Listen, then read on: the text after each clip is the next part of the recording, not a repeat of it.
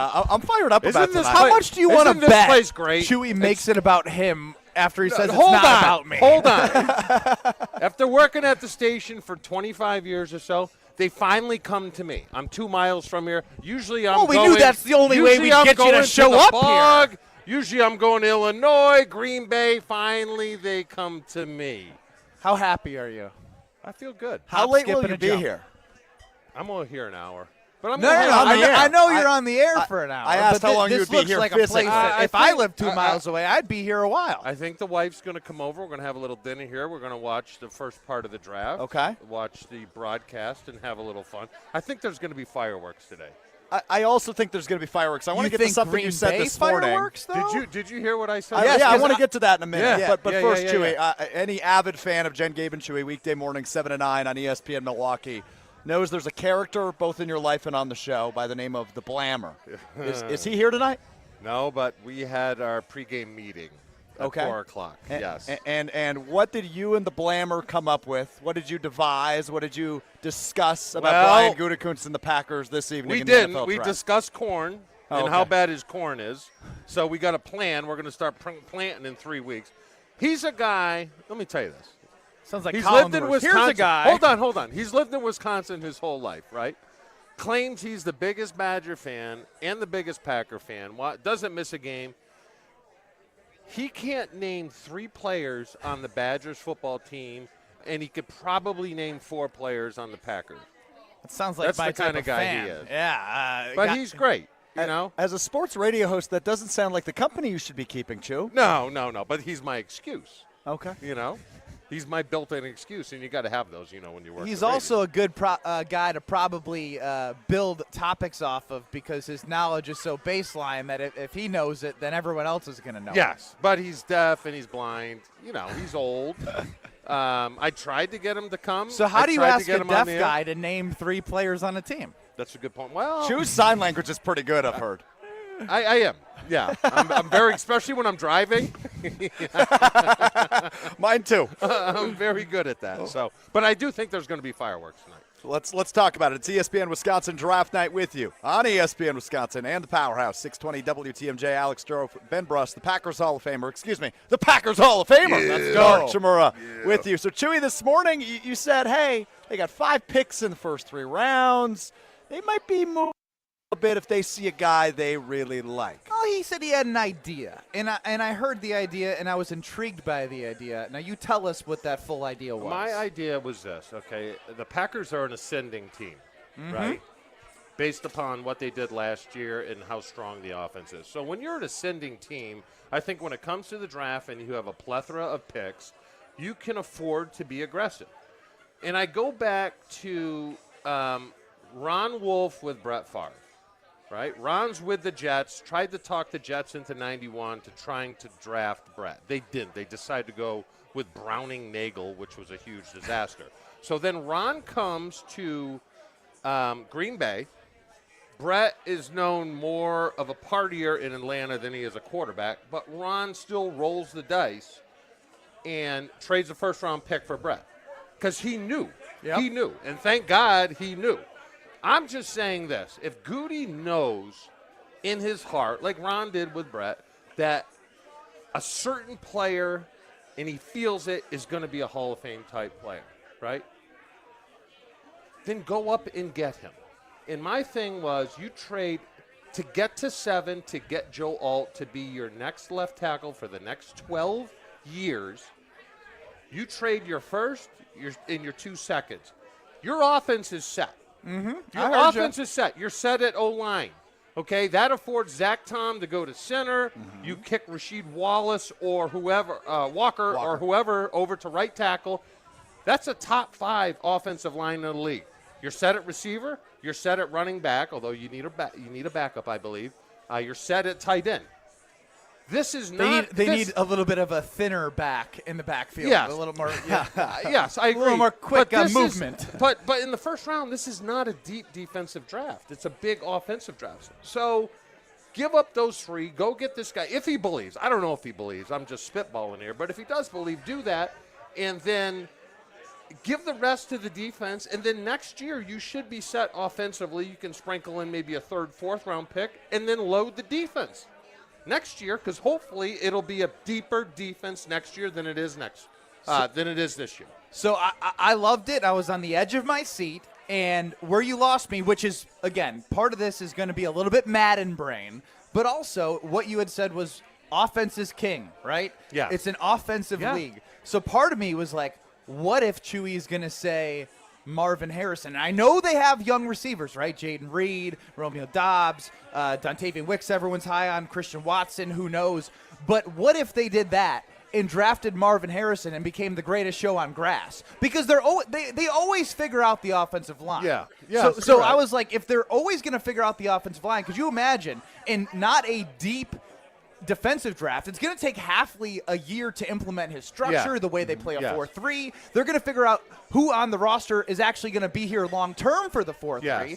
And then you can draft, bring guys in to fit what he's trying to do. Why not swing for the fences and make your team that much scarier? I agree with you there, Benny, but I would take, if you're bringing a top-notch receiver in, then get rid of one.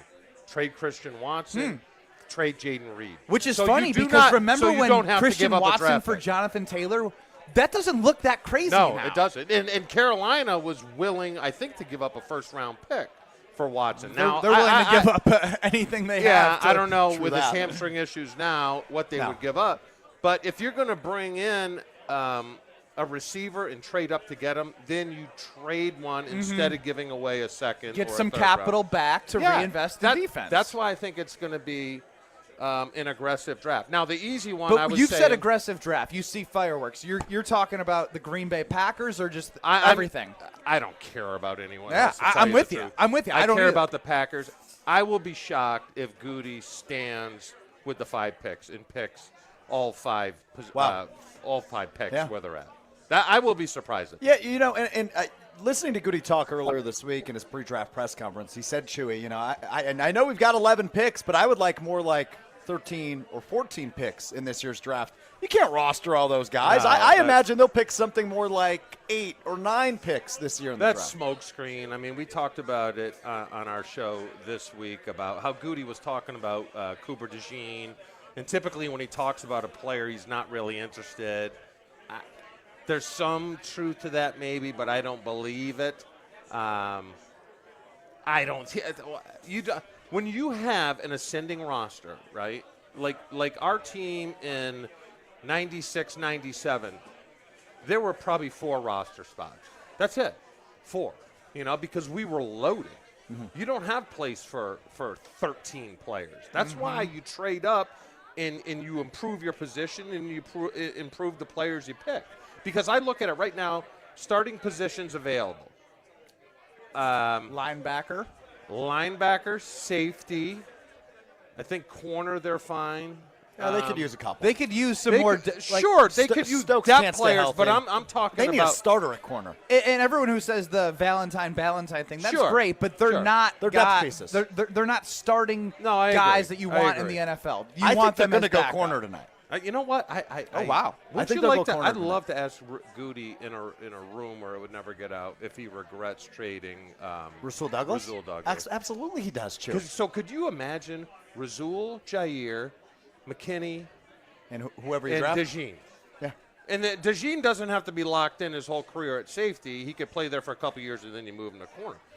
But Ron Wolf always built the defense upon defensive line and 1 safety and 2 corners, or a couple corners. I actually there are. The more I've been thinking about it, there's a lot of options for Goody.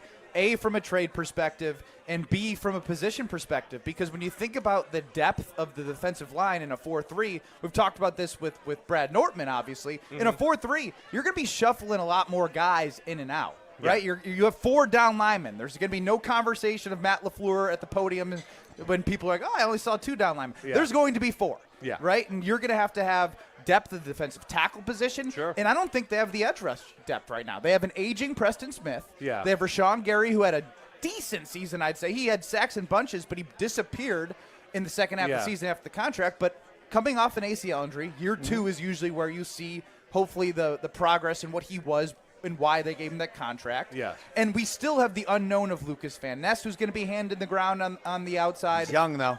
He's young, but my point is, that is a game-changing position. If he took a defensive end that he loves, I would be happy with that. With number one? Yes. With the first pick? But again, it's got to be someone who he grades that he likes. Well, to your point, Benny, and Chewy, you know this as well as anybody. With the Packers, it's never, hey, we need to attack this position in the first round. It is always best available player. Yeah. And I don't think they're going to stem away from that tonight. With measurables. Good RAS score. See, here's... How are your measurables? Oh, they were wonderful for the 6th round. Here's my thing about the 4-3. And... when I played in my career, there were 2 teams that played the 3-4. It was Pittsburgh and Carolina. Running the ball is much easier against a 4-3 than it is a 3-4 because when you run against a 3-4, it's man-on-man, right? The center well, how is... come the Packers couldn't stop that in a 3-4? That's what I'm worried about because... And my questions are the interior guys. They're not so much the edge guys, but Devontae Wyatt is going to have to be stout against double teams. And that's why Ron in his day, we didn't worry too much about the linebackers. Now, they were fine. They weren't superstars, but they were fine because all they had to do was clean up because Gilbert Brown is holding 2 blocks. Reggie White is holding 2 blocks. Santana Dotson held 2 blocks. When you can occupy guys and just let linebackers run, which is what they do in San Francisco, makes those linebackers look so much better. That's why I'm not really concerned about the linebackers, but guys like Devontae Wyatt and Rasheed Walker, and you heard Hafley say it this week. When a defensive coordinator starts talking about effort and saying, we're going to lead the league in effort, that means last year's team was lazy. Was lazy, and they can't. They're in for a rude awakening, and I think that's what they need. No doubt about it. He's the Packers Hall of Famer Mark Tauscher, Ben Brust, Alex Strouf with you. We're going to talk to a lot of guys that were drafted in the NFL tonight. Chewy's sitting right next to me right now. We're going to talk later with Gary Ellerson. We're going to talk to Mark Tauscher. We're going to talk to Brad Nortman. But only one guy we'll talk to all night was a former first-round draft pick of the Green Bay Packers. And he's got the most famous Sunday Night Football intro in the history of Sunday Night Football. And I think they spelled his name wrong in the NFL Legends thing. They spelled it Bulaga. Bulaga. Well, that's not what he said on Sunday Night Football. Beluga. Brian Bulaga, Iowa, joins us next. It's ESPN Wisconsin Draft Night, live from the Q Club of Wisconsin. You're listening to Draft Night coverage, live from Q Club of Wisconsin on ESPN Wisconsin. Wild Rock Golf in the Wisconsin Dells, a must-play every golf season. Wild Rock Golf features championship golf in the heart of Wisconsin. Wild Rock, a Herdston Fry masterpiece that's cut from the natural beauty of the Wisconsin Dells and offers stunning views from elevated tee boxes. Wild Rock presents spectacular greens that roll fast and true. Wild Rock Golf in the Wisconsin Dells, a unique gem that offers a challenge to avid golfers of all abilities. Book your tee time today for this must-play at wildrockgolf.com, wildrockgolf.com.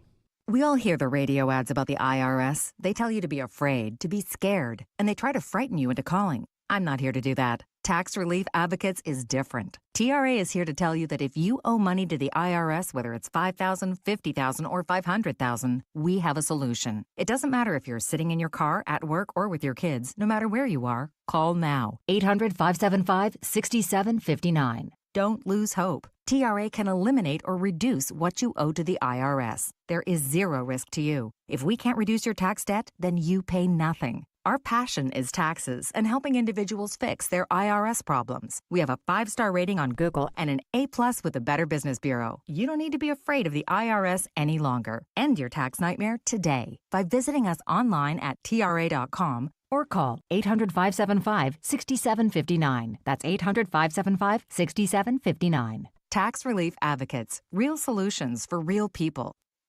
From the biggest plays on the court to the comments made in the locker room after, an in-depth recap of every Bucks game in 6 minutes. No more, no less. Bucks in 6 provides game recaps for every game. Hear the high-flying dunks from Giannis. Puts it on the floor, spins down the lane, and plunges it through. Or the deep threes from Dame. Dame time has arrived with 107. Bucks in 6 on the Bucks Plus Audio Network. Find it now on bucks.com/plus or on Spotify, Apple, and wherever you get your podcasts.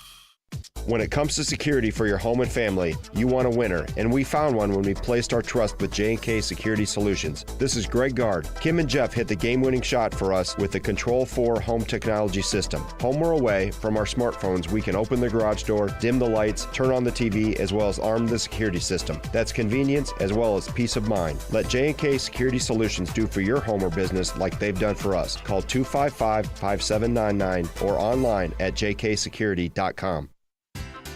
The host might be irrelevant, but the conversations aren't. Bears defensive end Montez Sweat earlier this week on a podcast with Chris Long. I'm not losing to Green Bay this year. I can't do it. Mr. Irrelevant with Alex Strouf. Instead of hanging out in the Bahamas and enjoying his offseason, he's complaining about the Packers. Rent-free. Mr. Irrelevant with Alex Strouf. Live on ESPN Madison's YouTube every Monday, Wednesday, and Friday. And available wherever you get your podcasts. You ever have one of those days when you just couldn't come up with the right answer? Well, I know one answer that pretty much solves all problems.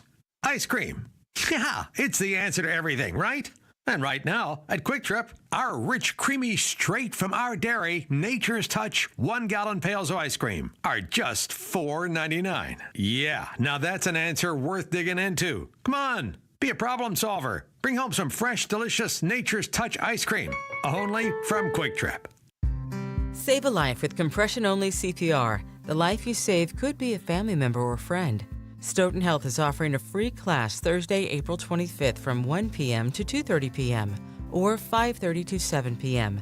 at the Community Health and Wellness Center at Stoughton Health on County Road B. Participants will learn how to perform compression-only CPR and practice on adult mannequins. To register for this free class, please visit stoughtonhealth.com and click on Classes and Events. This is Draft Night coverage live from Q Club of Wisconsin on ESPN Wisconsin.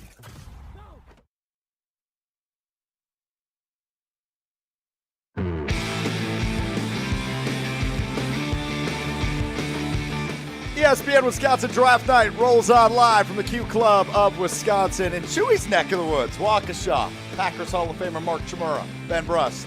With me, I'm Alex Strouf. And joining us now was a first-round pick in 2010 to the eventual Super Bowl champion, Green Bay Packers. In 2010, with the 23rd overall selection, the Green Bay Packers selected Brian Bulaga, Iowa, joining us now on ESPN Wisconsin Draft Night. Blue, what's this rumor I hear? Are you in Detroit announcing pick 41 for the Packers tomorrow? I am in Detroit, and I found out today that I got 2 picks. If Goody keeps them, I have 2 picks tomorrow in the second round. So I'll be a busy man tomorrow evening. Are there some nerves leading up to that? I mean, that's kind of a big spot. National television. The man was a first-round pick. Yeah, but he didn't have to speak on draft night. Now he's speaking to millions and millions of people. And to be fair, Brian Bulaga, Iowa, wasn't a lot of sentences. Does that mean Cooper DeJean's going 41? Nah, he ain't making that far. I mean, it would be pretty cool if he did. I think the biggest thing I'm nervous about is that, like, they kind of take me along like they would my first grader, make sure I don't mess up the name. I don't want to mess a kid's name up, like the biggest moment of his life, and I butcher his name or something like that. So I'm hoping they help me along with that.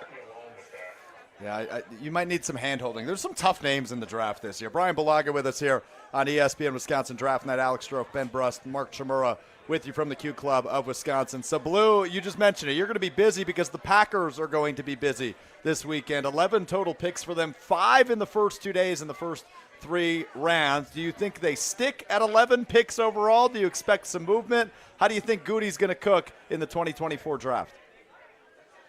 Yeah, I mean, I think it's such an interesting thing because obviously if he holds steady, I mean, he's going to have a lot of guys, a lot of picks, and a lot of guys coming into that locker room. And, if we look at the roster right now, I mean, who's going to replace who, right? I mean, we have a pretty young roster. We have a lot of talent on that roster. So if we bring in 11 picks, we'll just and then plus the free agent guys that they sign after the draft, and we'll just assume 70% of those guys are gamers, right? And they're ready to go. Who are they replacing on the roster at this point in time? So it makes me think that Goody's going to move a little bit. I think there's going to be some moving and grooving, especially if there's someone that he loves in round one because he's got the ammo to go up and get him. So it'll be interesting to see what he does.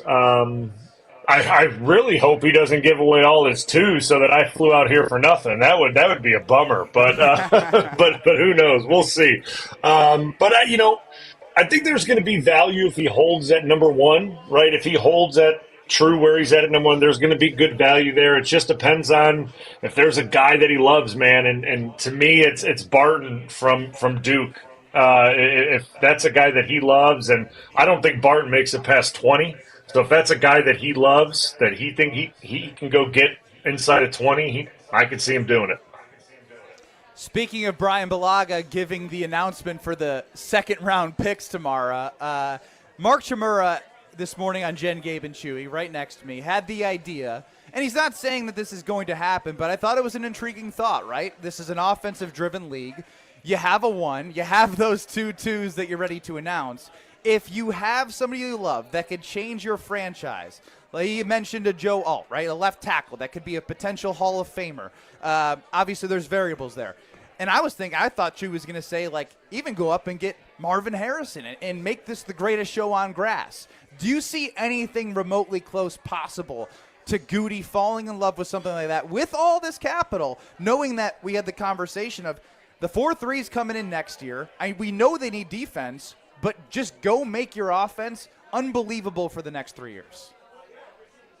Yeah, I mean, I think I look at it that the receiver position may not be one that he would give all that capital away to go get, right? Like, we have a pretty good room right now, and it's young, and I don't know if you want to mess up the chemistry in that, but for an offensive lineman, it just depends on the value. And listen, from everything that I've read, I've watched, he could be a franchise left tackle, which we all know is very valuable.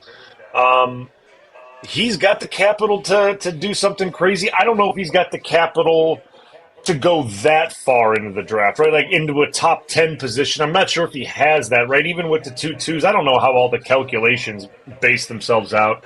I've never really understood that, but you would have to see if he's going to go that high in the draft. He'd have to give away something next year too, which Green Bay just normally doesn't do. But he certainly has it to get into that late teens to find a guy that he thinks that is really going to impact the team.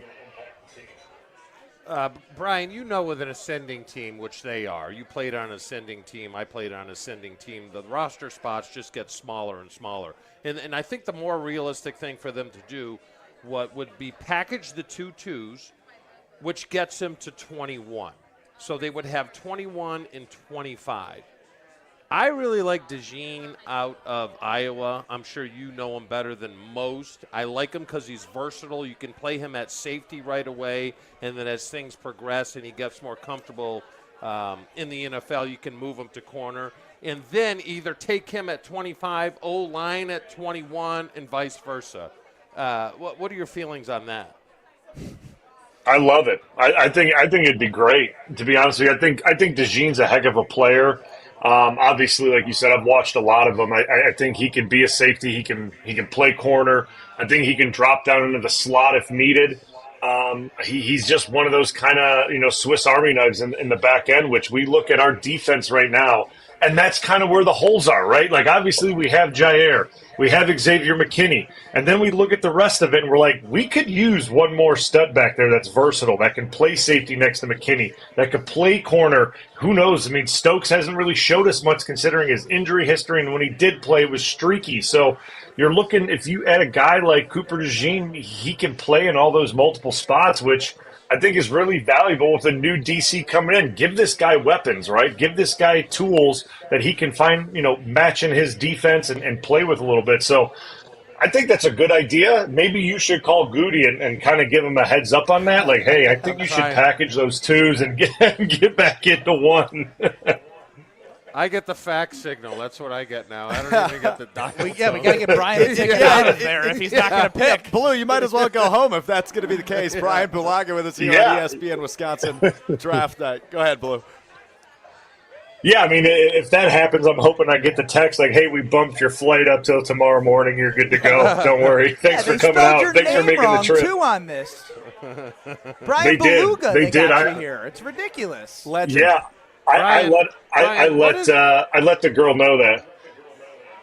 Brian, what is it about Green Bay and the way they develop offensive linemen? I played with Marco Rivera and Adam Timmerman, both late-round picks. Mike Wall, a supplemental pick. You played with guys that were mid to late-round draft picks that turned into great players.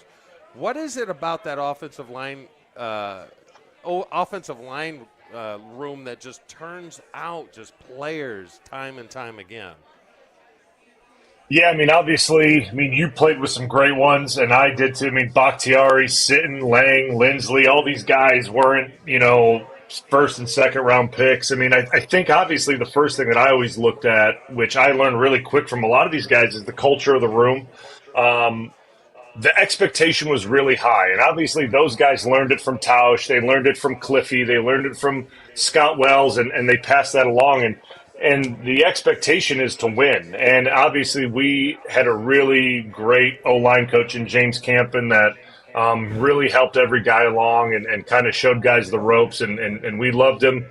And he taught us well. And we and as we, moved through, got older through, the years and new guys would come in, we try to pass those same values through and along. And it always helps too, right? Like if you want to play, and you got a Hall of Fame type quarterback or a Pro Bowl level type quarterback, you got to be ready to protect that guy and give it up for that guy. And I think there's a little extra motivation, like for, when you were there with Favre, when I was there with Rodgers, and now with this new group with Jordan Love, when there's a franchise guy back there, you got to protect guys, their want to, and the motivation level and the detailedness of their work goes up just a little bit more when if you do your job, the guy behind you that pulls all the strings will be able to do his. And I think it's just a culture that has been there for a long time, that it just has gotten passed down from team to team and guy to guy. 2011 was the last time the Packers went O-line in the first round. We'll see if tonight is the night. Brian, we hope you have some picks to announce tomorrow in Detroit. Enjoy it. We'll hear you next week with Homer. All right, guys, take it easy. Enjoy the show tonight. Greatest reality TV there is, right here. That's damn right, and I like reality TV. Do we hope that he makes the picks? Yeah. Because I like Chewy's package for the 21. I mean, 21 and 25 would be fun. It'd make for a really fun night tonight. You'd have a great night tonight. But it'd make for a kind of a boring first couple of hours tomorrow, and I'd feel bad for Blue because he's our friend, and we want him to he's out there for a reason. It's not about Blue. It's about making this team better. Well, Goodell can step aside for one pick and not get booed, and let Brian move up to the first round. Let him call out pick 25 tonight. Especially if DeJean is one of them. It's only perfect. It would be perfect. We go to Titletown. Coming up next, we'll check in with our Packers insider, Jason Wilde from Wilde and Tausch, and the Wisconsin State Journal joins us next. It's ESPN Wisconsin Draft Night live from the Q Club of Wisconsin. More green and gold draft talk coming up on ESPN Wisconsin.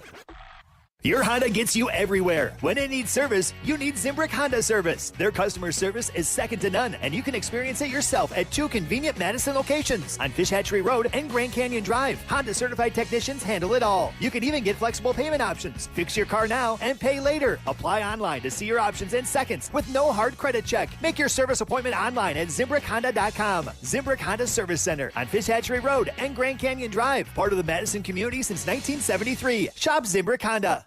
It's time for the Milwaukee Basketball Report on 100.5 ESPN. Brought to you by Bud Light. Lillard's going to tee up a three, and he splashes it through for the left wing. The choice to enjoy is easy. Easy to drink, easy to enjoy. Game 2 didn't go the Bucks' way, falling to the Indiana Pacers 125-108 at Fiserv Forum.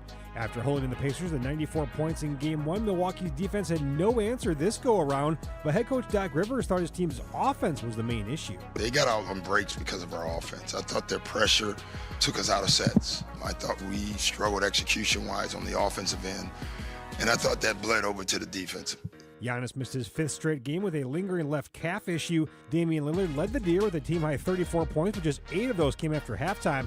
The best-of-7 series, now tied up at 1 game apiece, shifts to Indianapolis for Game 3 Friday afternoon. This has been your Milwaukee Basketball Report on Madison's home for Bucks basketball, 100.5 ESPN. Brought to you by Bud Light. Listen to Madison Money Guy every Saturday morning at 7 a.m. on 100.5 ESPN and ESPNWisconsin.com. I like to refer to inflation as the silent killer. It's an invisible risk. It's just the idea that things get more expensive over time. You're going to need milk and eggs when you're in your early 60s and when you're in your early 80s. You're going to get a loaf of bread, and it's going to be more expensive 20 years from now. Christian Finfrock is the Madison Money Guy. Call him today at 208-1800.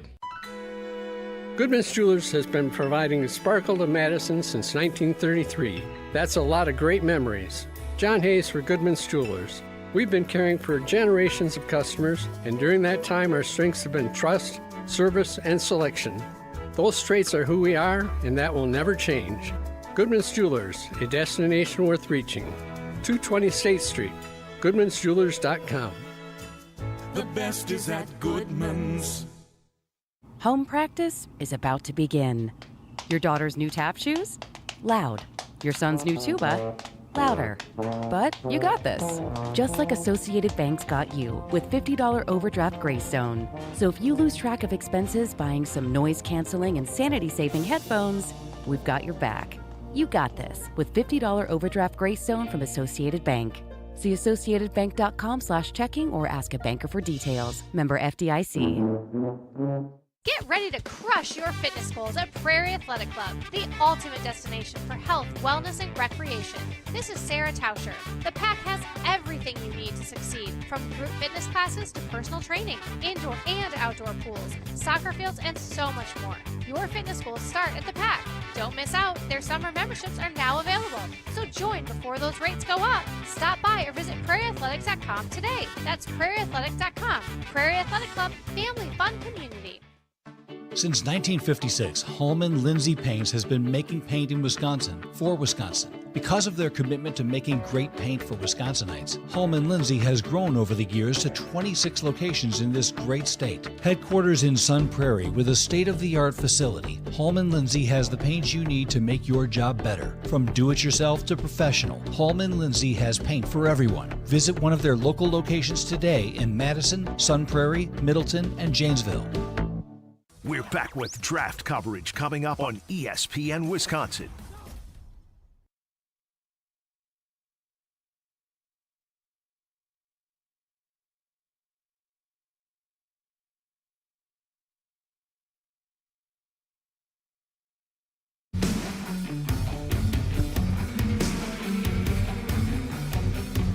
ESPN Wisconsin Draft Night rolls on at the Q Club of Wisconsin here in Waukesha, alongside the Packers Hall of Famer, Mark Tauscher.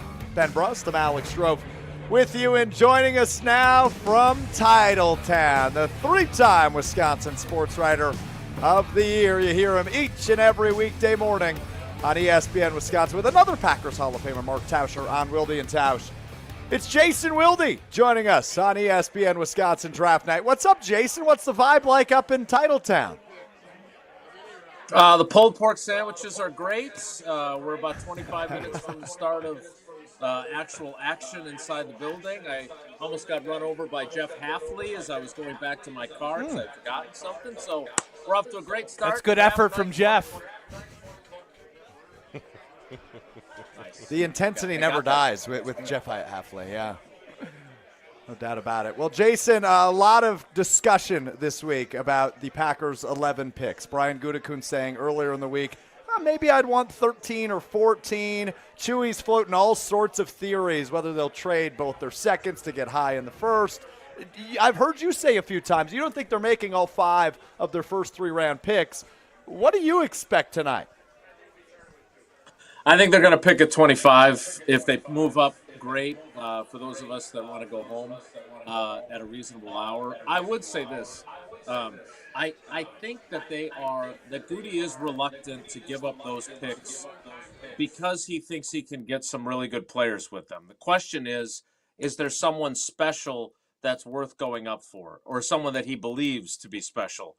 That's what he has to decide. I would love to give Brian Bulaga a hard time because they trade both their second-round picks and he has nothing to do tomorrow. I think that would be hilarious. He might not find that quite as amusing, but I don't think that's going to be the case. I think they may move around some tomorrow.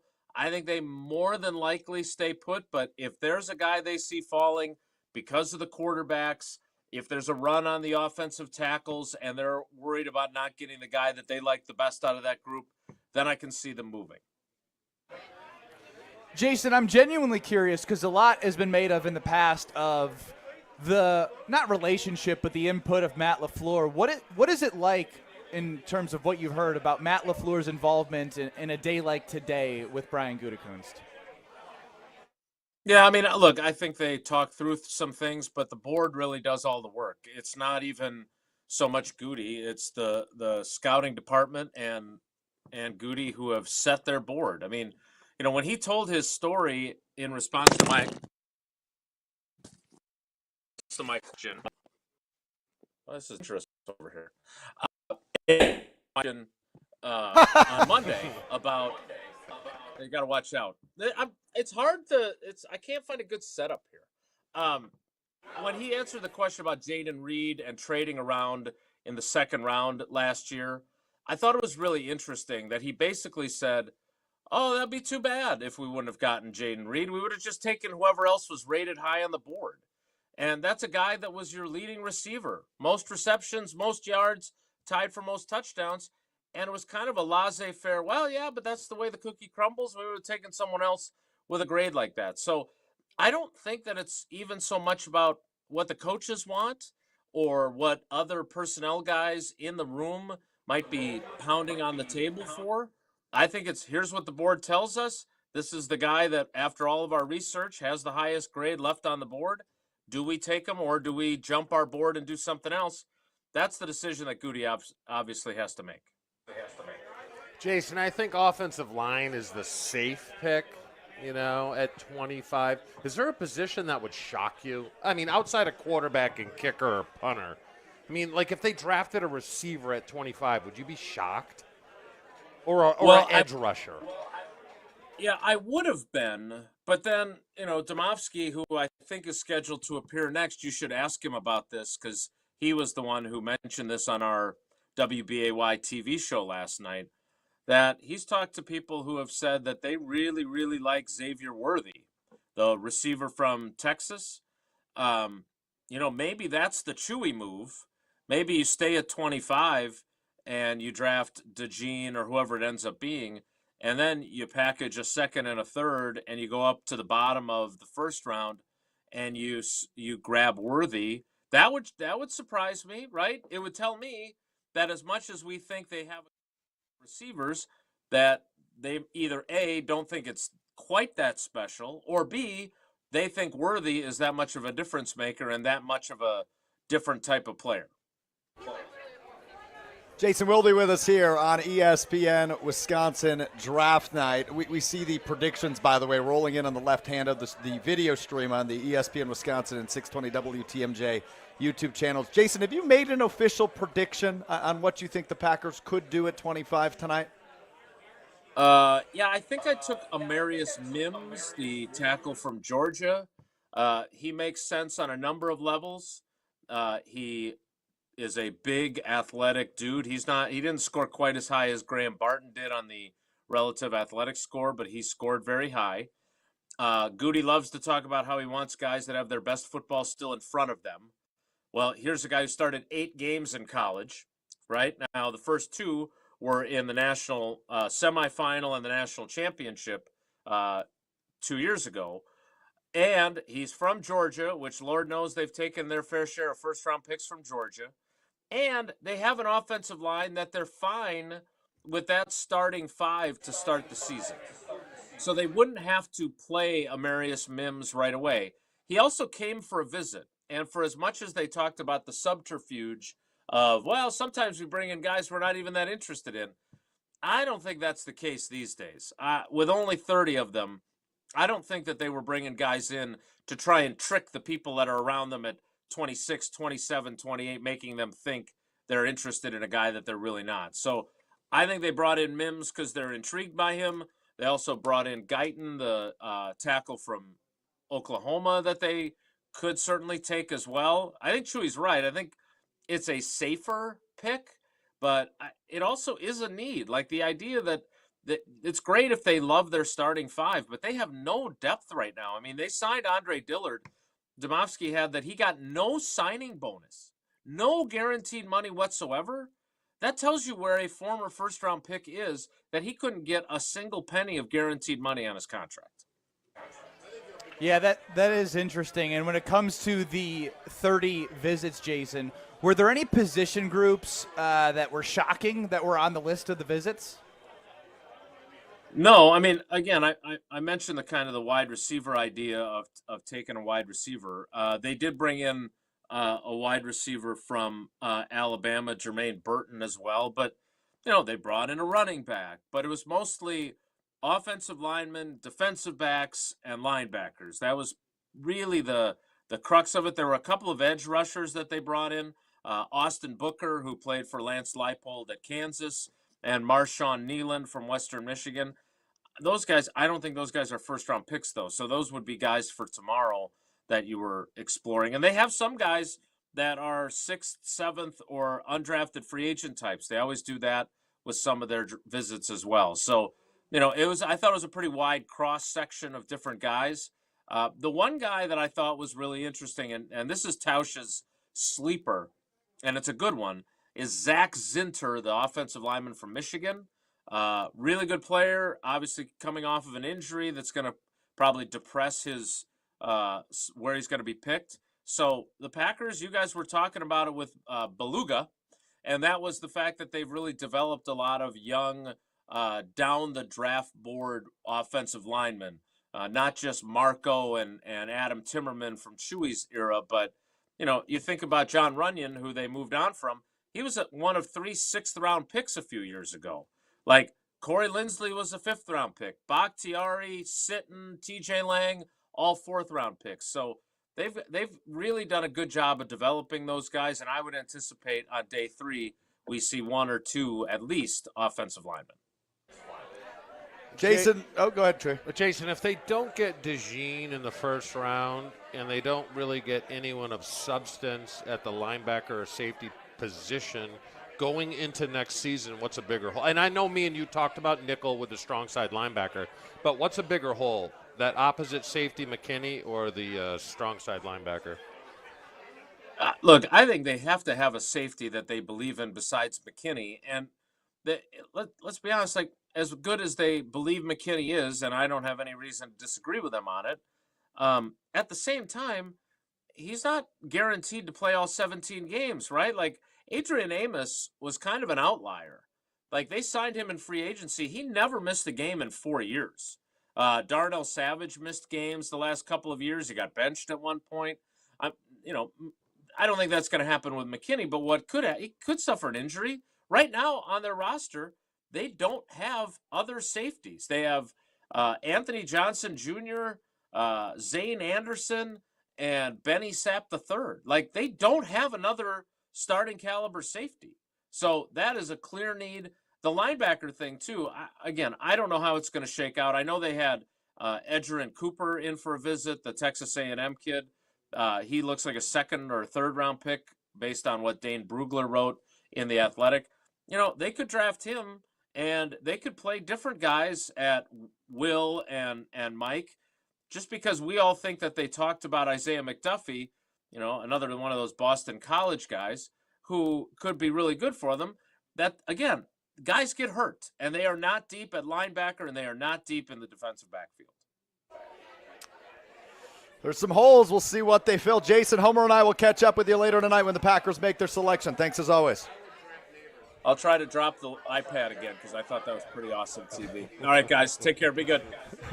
Best content we've had all night. Packers Hall of Famer Mark Chmura, Ben Brust, Alex Strouf with you from the Q Club of Wisconsin in Waukesha. We talked to another Packers insider. That's at Lambeau Field. Coming up next, ESPN NFL Nation reporter covering the Packers, Rob Demovsky, joins us next. It's ESPN Wisconsin Draft Night. Bob. More green and gold draft talk coming up on ESPN Wisconsin. Breaking news on ESPN Madison is presented by Metro Kia of Madison, Madison's trusted Kia dealer. Stop into Metro Kia on the east side of Madison or visit metrokiaofmadison.com. The pulse of the Milwaukee Bucks. straight from a Bucks legend. Can't get it off. Marcus Johnson will, though. Can't leave him alone for a 12. Tap into Here District with Marcus Johnson on Bucks Plus. Marcus and his son Chris offer a weekly beat on Bucks basketball. Get your questions answered and hear from the biggest names in basketball. Find Here District with Marcus Johnson at bucks.com/plus on the Bucks app or wherever you get your podcasts. Hi, this is Lee, inviting you to Ruth's Chris Steakhouse in Middleton. We got a great happy hour every day of the week from 4 o'clock to 7, and our patio during the summer is open too. If you're getting married, a special occasion, a birthday, anniversary, or even a business meeting, we've got all the accommodations right here at Ruth's Chris Steakhouse. You work hard and sometimes you're not sure what you want to do, where you want to spend your money. I want to encourage you to come into Ruth's Chris Steakhouse and say hello. It'd be a pleasure to meet you. Listen to Wilde and Tausch, presented by Pella Windows and Doors of Wisconsin on 100.5 ESPN. Yeah, this is for Mark Tauscher, or Tausch, as they say. Mark, I wrote you up. I scouted you. Last time I checked, you went in the 7th round, so I kind of overrated you with the 6th round grade. You were trying to destroy my career of 46 years, and I don't appreciate it. Wilde and Tausch, weekdays 9 to noon on 100.5 ESPN. Also brought to you by Hallman Lindsay Paints, Coors Light, Made to Chill, and American Family Insurance. Hey Wisconsin, it's construction season and the Wisconsin DOT wants to help you safely navigate work zones in your area. Check 511wi.gov or download the free 511 app to see current road work, closures, detours, and camera views on your route. Wherever your travels take you, know before you go with 511wi.gov. That's 511wi.gov. And remember, know before you go. Always park the phone while driving. Sponsored by the Wisconsin DOT. You ever have one of those days when you just couldn't come up with the right answer? Well, I know one answer that pretty much solves all problems. Ice cream. Yeah, it's the answer to everything, right? And right now, at Quick Trip, our rich, creamy, straight from our dairy, Nature's Touch 1-gallon pails of ice cream are just $4.99. Yeah, now that's an answer worth digging into. Come on, be a problem solver. Bring home some fresh, delicious Nature's Touch ice cream, only from Quick Trip. Since J&K Security Solutions opened in 1987, our attention to detail and customer service have been our strongest assets. I'm President Jeffrey Beckman.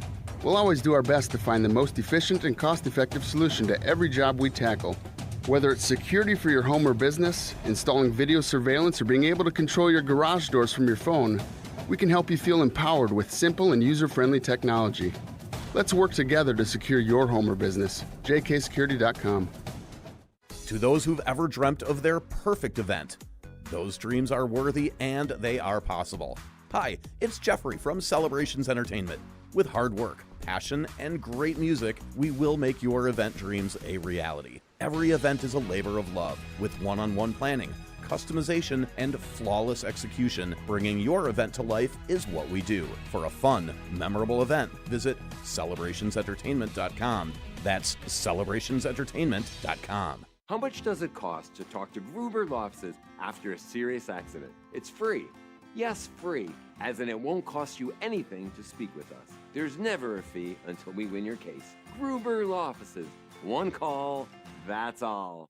You're listening to Draft Night coverage, live from Q Club of Wisconsin on ESPN Wisconsin.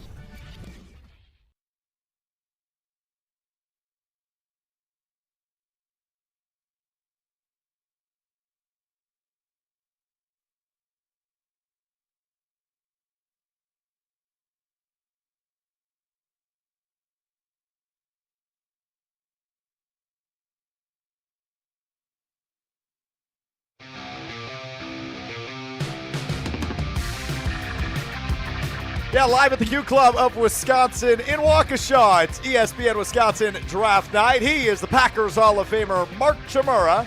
He is the Wisconsin basketball legend, Ben Brust. I'm Alex Strouf.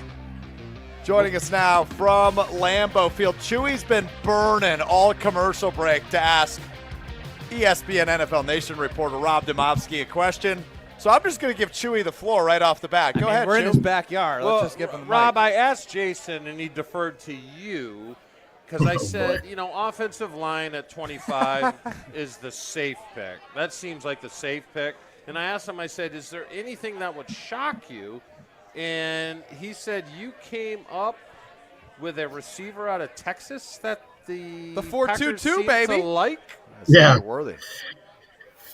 Chewy, as I was sort of doing my research and trying to figure out who they're going to pick, because that's about all you can do in the weeks leading up to this, I did have one person tell me that they really love Xavier Worthy. And I said, well, look, of all the years, you don't need a receiver, right?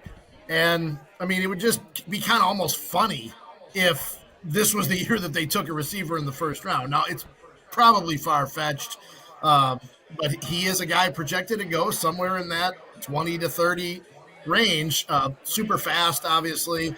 And it just, to me, it almost would be kind of funny if this was the year that they finally took a receiver. And look, I don't think they will, but think about it from a logical standpoint. From maybe it's sneaky, a bigger need than you think. And here's why. They've got a ton of really good receivers, right? Maybe, and I'm just speculating here, maybe they don't think that any one of those guys is a number one receiver. Maybe they think they got a lot of 2s and 3s, but maybe they feel like they still need a 1. And maybe, again, speculation, but maybe when they sent Christian Watson down to Madison to get his hamstring checked out, maybe they got, the news that maybe, boy, it's just going to have to be something he's going to have to deal with for the rest of his career, something like that. I'm putting 2 and 2 and 2 and 2 together and trying to come up with the right number. I still think it's a long shot, but let's just, as we get into this round here, let's just keep an eye on Xavier Worthy. They haven't drafted one since Javon Walker, Benny. I know. Right. We did have some fun today with the little snake drafting Packer players that have made impacts for the team. But now, Rob, you're a guy who is not right a lot. I'm a guy who's not right a lot. I heard you talk about Thanks, how Ben. you write your article and you have to make your pick on ESPN.com. So who did you pick so we know what to not look for? So the TV show and the story ran Tuesday night, so we had to have the picks in before that. The show was taped. I went with Cooper DeJean, the defensive back out of Iowa. I basically had a choice between him or Mims at that spot, Amarius Mims, the tackle. And I don't know, all along, going back to late February at the Combine and going forward, everybody just kept telling me, boy, Cooper DeJean, he's like the perfect Packer, right? And so I went with them. I realize it's a lot of people are picking him in the mock draft. I will say I got a little discouraged after Gutekunst's press conference when the one player that he was asked about specifically was Cooper DeJean by Matt Schneidman from The Athletic. And he didn't just say, well, he's a good player and we'll leave it at that. He actually went into a long explanation about what he likes about him and how versatile he is and things like that. So that made me think, well, I guess they're not going to take him because why else would Goody have talked about him in that detail? So who knows? But that was my pick. And if I don't get it right, I will be, I think, 0 for 12 since we started doing this at ESPN in 2014. I guess so. Yeah, but to your point, Rob, that's the one name that has consistently been brought up, whether it be the talking heads like us, the fan base, whatever. It seems like people are just fascinated with DeJean. And I don't know, sometimes when there's smoke, there's fire, but sometimes when there's smoke, somebody's outside having a cigarette. So I don't know. The other name you brought up there, though, Rob, is Amarius Mims. Out of Georgia. Obviously, Goody likes his Georgia players, and offensive line feels like a need. Do you think that's a more likely spot they go here in round 1 tonight? Probably. And, I mean, that's full disclosure. That's probably the boring pick for our television show, so I probably didn't do it partially because of that. Ty went to the more exciting player. But, yeah, I mean, tackle makes the most sense, right? Especially given how many good tackles there are at the top of this draft. And it sounds like, though, once you get past that group of first-round tackles, that maybe it's not as deep, in rounds 2, 3, and beyond. Maybe this isn't the year you get a David Bakhtiari in the 4th round like they did, way back when. It's a strong tackle group at the top. Rob, obviously the best scenario for the Packers would be for the 6 quarterbacks to go before 25. Yeah. Do you think that happens? Well, I mean, 4 are going for sure, right, Chewy? Yeah. And then I guess it depends on Bo Nix and Penix. Yeah. I don't know. I don't have a great feel for it. I quite frankly didn't spend a lot of time asking anybody about quarterbacks this draft cycle. Not quarterbacks at the top of the draft anyway. I do think that there's a decent chance these guys would take one, on day 3. Gutekunst even said he wants to get back in the business of drafting and developing quarterbacks and possibly to trade like they did back when you were playing. And it seemed like every year they drafted a quarterback, and some of those obviously turned into high draft picks that they were able to get back for him. But that would be ideal. Obviously, is if those quarterbacks go. I mean, I know there's been a lot of talk about the offensive lineman from Duke, Barton. To me, from what I was told, the Cowboys really like him. Like if that was the guy the Packers liked, obviously they're picking at 25. The Cowboys are picking at 24. They're probably not going to get him there if they stay put. It sounds like Dallas really likes him from what I was told. But yeah, I mean, the more quarterbacks and the more receivers that go ahead of 25, probably the better it is for the Packers. We're going to get funky for a second here, Rob, because Chewy this morning talked about the potential of the 2 second-round picks and 25 to move up to get a potential Hall of Fame type guy if you're in love with like a Joe Alt. He went left tackle. Yeah. And when he teased it, I was thinking, I'm actually thinking a little crazier. What if you go get the stud wide receiver Marvin Harrison and make this the greatest show on grass, because this offensive line always figures itself out. Which idea do you like better? Likely both not going to happen. Well, sure. I mean, if you told me that Marvin Harrison Jr. would be on this team, that'd be really interesting for everybody. But you know what, Ben? Like, you'd have to probably give up the 2 2s. I don't have the value chart in front of me, but you'd probably have to throw your 1 in next year as well. And there's no way Goody's ever given up a first round pick. No, I don't. Yep. Again, I don't have Didn't the chart have my in front value of me, chart in front of me either. The 1 in the story gets you to 7. 7? Yeah, he gone. In a story I did a week or so ago, I did talk about what it would take to get to like 10, and it was like obviously 25, 41, and maybe 50 something would get you there. But Goody even said this year, I think it was at the owners' meetings, maybe it was at the combine. He's like, to make a move up into the top 10, if it's not for a quarterback, it's not worth it. No, that's probably accurate. Rob Demovsky, ESPN NFL Nation reporter with us on ESPN Wisconsin Draft Night. Rob, enjoy the chaos. We look forward to reading you on ESPN.com, seeing you on ESPN, and talking to you later this week as the Packers draft goes on. We appreciate the time. All right, guys, have a great night. We'll be seeing you. And Chewy and Brust, this is the end of the road for you fellas. So before I let you go, first, Chewy, I want to start with you. There is a gentleman over there wearing your jersey, and it looks unsigned. So I can give you a pen if you'd like to go give him a scribble. But your official prediction, what do the Packers do tonight? His shirt might fall apart if I sign it. That's the problem. My prediction, I'm going to stick with them trading the 2 2s to move up to 21. And they will take DeJean either at 21 and 25, and they'll take an O lineman with the other. I like it. Benny Brust.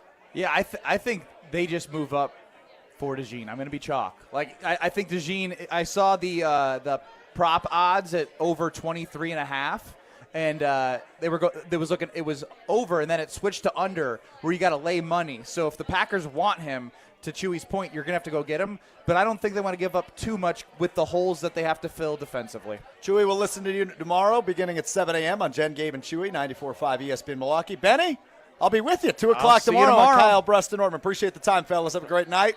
Homer and Gary Ellerson join me coming up next as the NFL Draft gets underway from Detroit. It's ESPN Wisconsin Draft Night.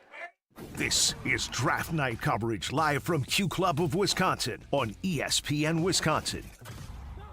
Wild Rock Golf in the Wisconsin Dells, a must-play every golf season. Wild Rock Golf features championship golf in the heart of Wisconsin. Wild Rock, a Herdston Fry masterpiece that's cut from the natural beauty of the Wisconsin Dells and offers stunning views from elevated tee boxes. Wild Rock presents spectacular greens that roll fast and true.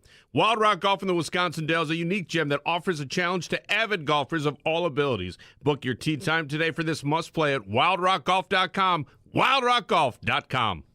At Blaine's Farm and Fleet, we get you tires and batteries, trust and care, because we get you. So get out on the road and stay safe with quality automotive parts and service at unbeatable prices. Right now, select tires are buy 3, get 1 free with up to $100 consumer rebate on select Cooper tires when you buy 4 by the end of April. All Trico wiper blades are buy 1, get 1 half price. Plus doorbusters like assorted Rust-Oleum 2X spray paints, just $4.99. Tires and batteries, trust and care at Blaine's Farm and Fleet. Hey Madison, it's Dan Andrews from Simon Chevrolet in Mount Horeb. By now you know that you're only minutes away from a better buying experience at Simon Chevrolet in Mount Horeb. But what is a better buying experience? It's a car buying experience that is custom to what you want and need. We can be your trusted expert, or we can be hands-off until you're ready to purchase. If you're in the market for a new or new-to-you Chevy truck or SUV, make the short drive to Simon Chevrolet in Mount Horeb and see the difference a better buying experience can make. Since 1956, Holman Lindsay Paints has been making paint in Wisconsin for Wisconsin. Because of their commitment to making great paint for Wisconsinites, Holman Lindsay has grown over the years to 26 locations in this great state. Headquarters in Sun Prairie with a state-of-the-art facility, Holman Lindsay has the paint you need to make your job better. From do-it-yourself to professional, Holman Lindsay has paint for everyone. Visit one of their local locations today in Madison, Sun Prairie, Middleton, and Janesville. Hi, this is Dave Kane. You're listening to Madison's Home of the Bucks, a good Karma brand radio station, 100.5 ESPN WTLX, Monona, Madison. The Jordan Love era is here, and the title window is open. Here's Love.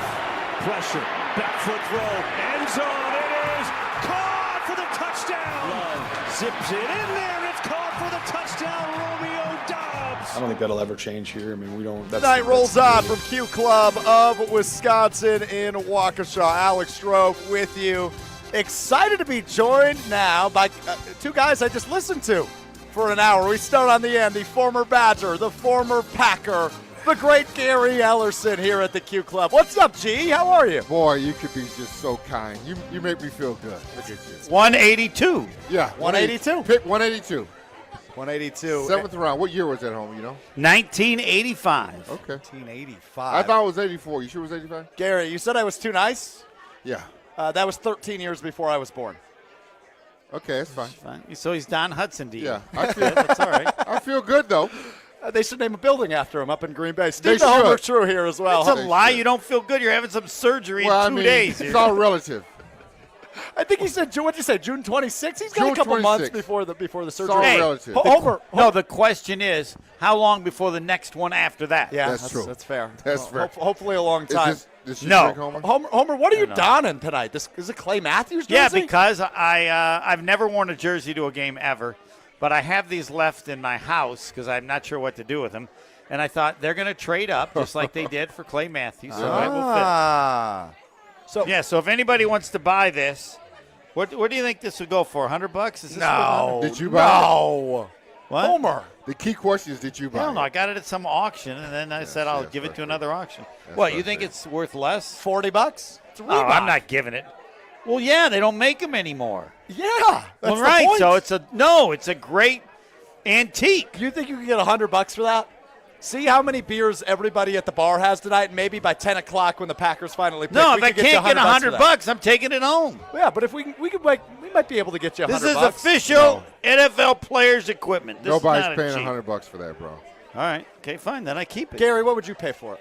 Not $100. Yeah, I mean, not even 40. Yeah, I don't think so. It smells like Homer. Do you have what? You don't own a No, I washer don't and a have. dryer? What, because I wear it once. Yeah, it's in there, bro. So do you have any of your jerseys? Like Prego. How Yeah. much? Okay. Yeah. How much for one of those? Well, more than $100. What? It just sits at home. You're never going to do anything with it. That's the beauty of it. Oh, that's the beauty of Yeah. it. I'm gonna pass it down to my grandkids. I got 2 grandboys right now. One of them want it. My granddaughter may even want it. I got granddaughter too. You haven't even asked him yet. Well, I'm gonna will it to him. How much money did Homer and I have to pool to get that off you?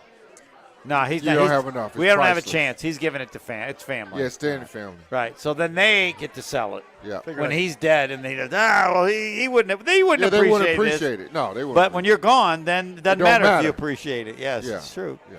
Figured I'd give it a shot. All right.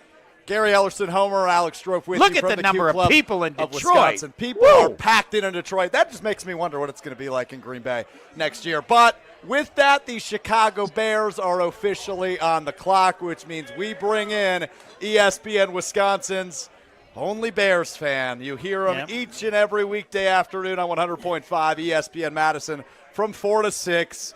Jim Rutledge joins us now. No one on understands ESPN losing like a Bears fan, so Draft Night. we're not capable of making them. Jimmy, I'm ready. how we feeling? It's changing. I'm good. My fortunes are changing. Oh, look at those fingernails. He's got his fingernails painted like Caleb Williams. Hey, man, if the best QB in the North is going to paint his fingernails, I'm down. The best QB in the North. He hasn't taken a snap yet, Rutledge. Look, man, I'm just repeating everything you said last year about Jordan Love, who had done bupkis in the NFL for 3 seasons, didn't have the pedigree that Caleb Williams had. I'm just taking your optimism, and I'm co-opting it. I'm taking it for myself this year. I'm pulling a stroke. You can pull a Strouf as much as you want. At least it worked out for Strouf. Caleb Williams is getting drafted to the city that kills quarterbacks. No, he'll be the best quarterback since Sid Luckman. There's no doubt about that. That's a high bar. No. You don't think so? Well, he'll be better than Jay Cutler. How about that? Yeah. Well, who's better since Sid Luckman than he will be? Because he didn't have to be very good. McMahon got a title. So you say he'll be better than Jay Cutler. Yeah, he'll be better than Jay Cutler. But McMahon wasn't a good quarterback, though. True. Also got a title with We're talking about with that defense, I could have won. Exactly. Come on. Jim Rutledge. He's very smart. On ESPN Wisconsin Draft Night. So, Jimmy, you've got the fingernails painted. You've got the Bears hat on. Who painted his fingernails? His daughter, or who did that? Yeah, my daughter. Jimmy? Yep. My youngest one, my 7-year-old. So it's not the greatest quality. It's not bad.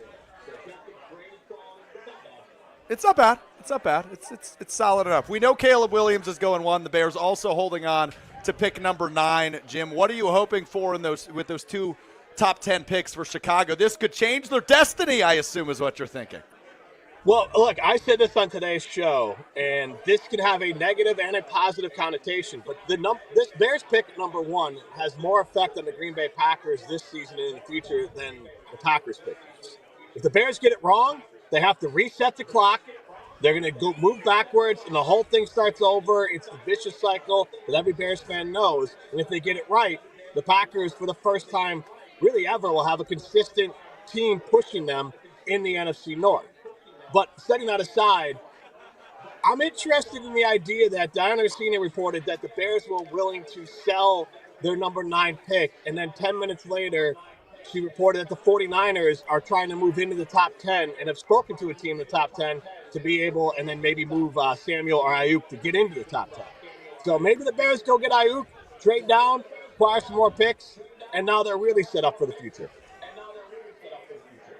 Yeah, I think that's what they do at 9. I think they trade out at 9. I think they trade down. I don't know about Ayuk, but I think they just get more picks. I would agree. That's where it makes sense to me. If you've got a young team, you're starting over, let's collect all the picks that you can relatively high, because they'll get high picks. Because the quarterbacks determines everything. Right. And he's not ready yet.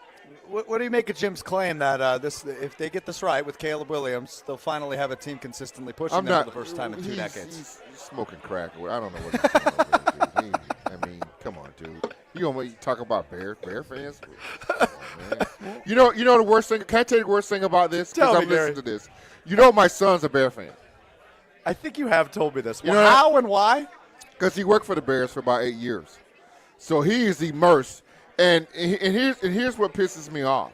I go over to his house, my son, the other day, and my grandson says, Papa, can you come to my room?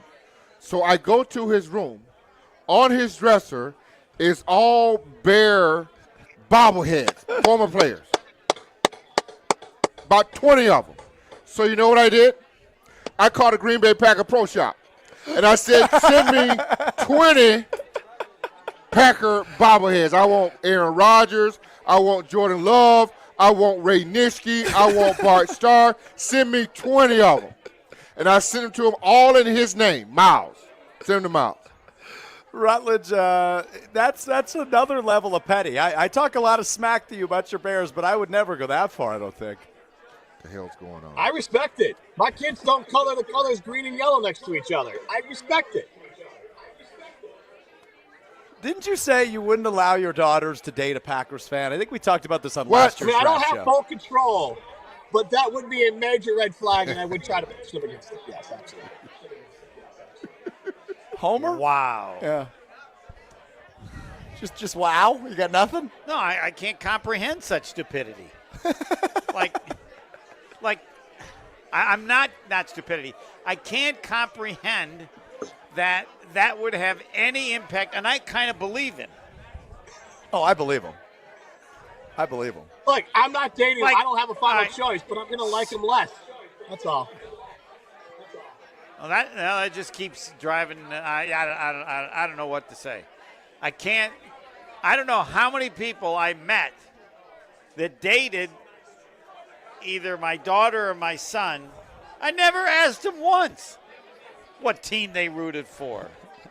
I am. You are? Damn right. Why? Your son's a Bears fan. Exactly.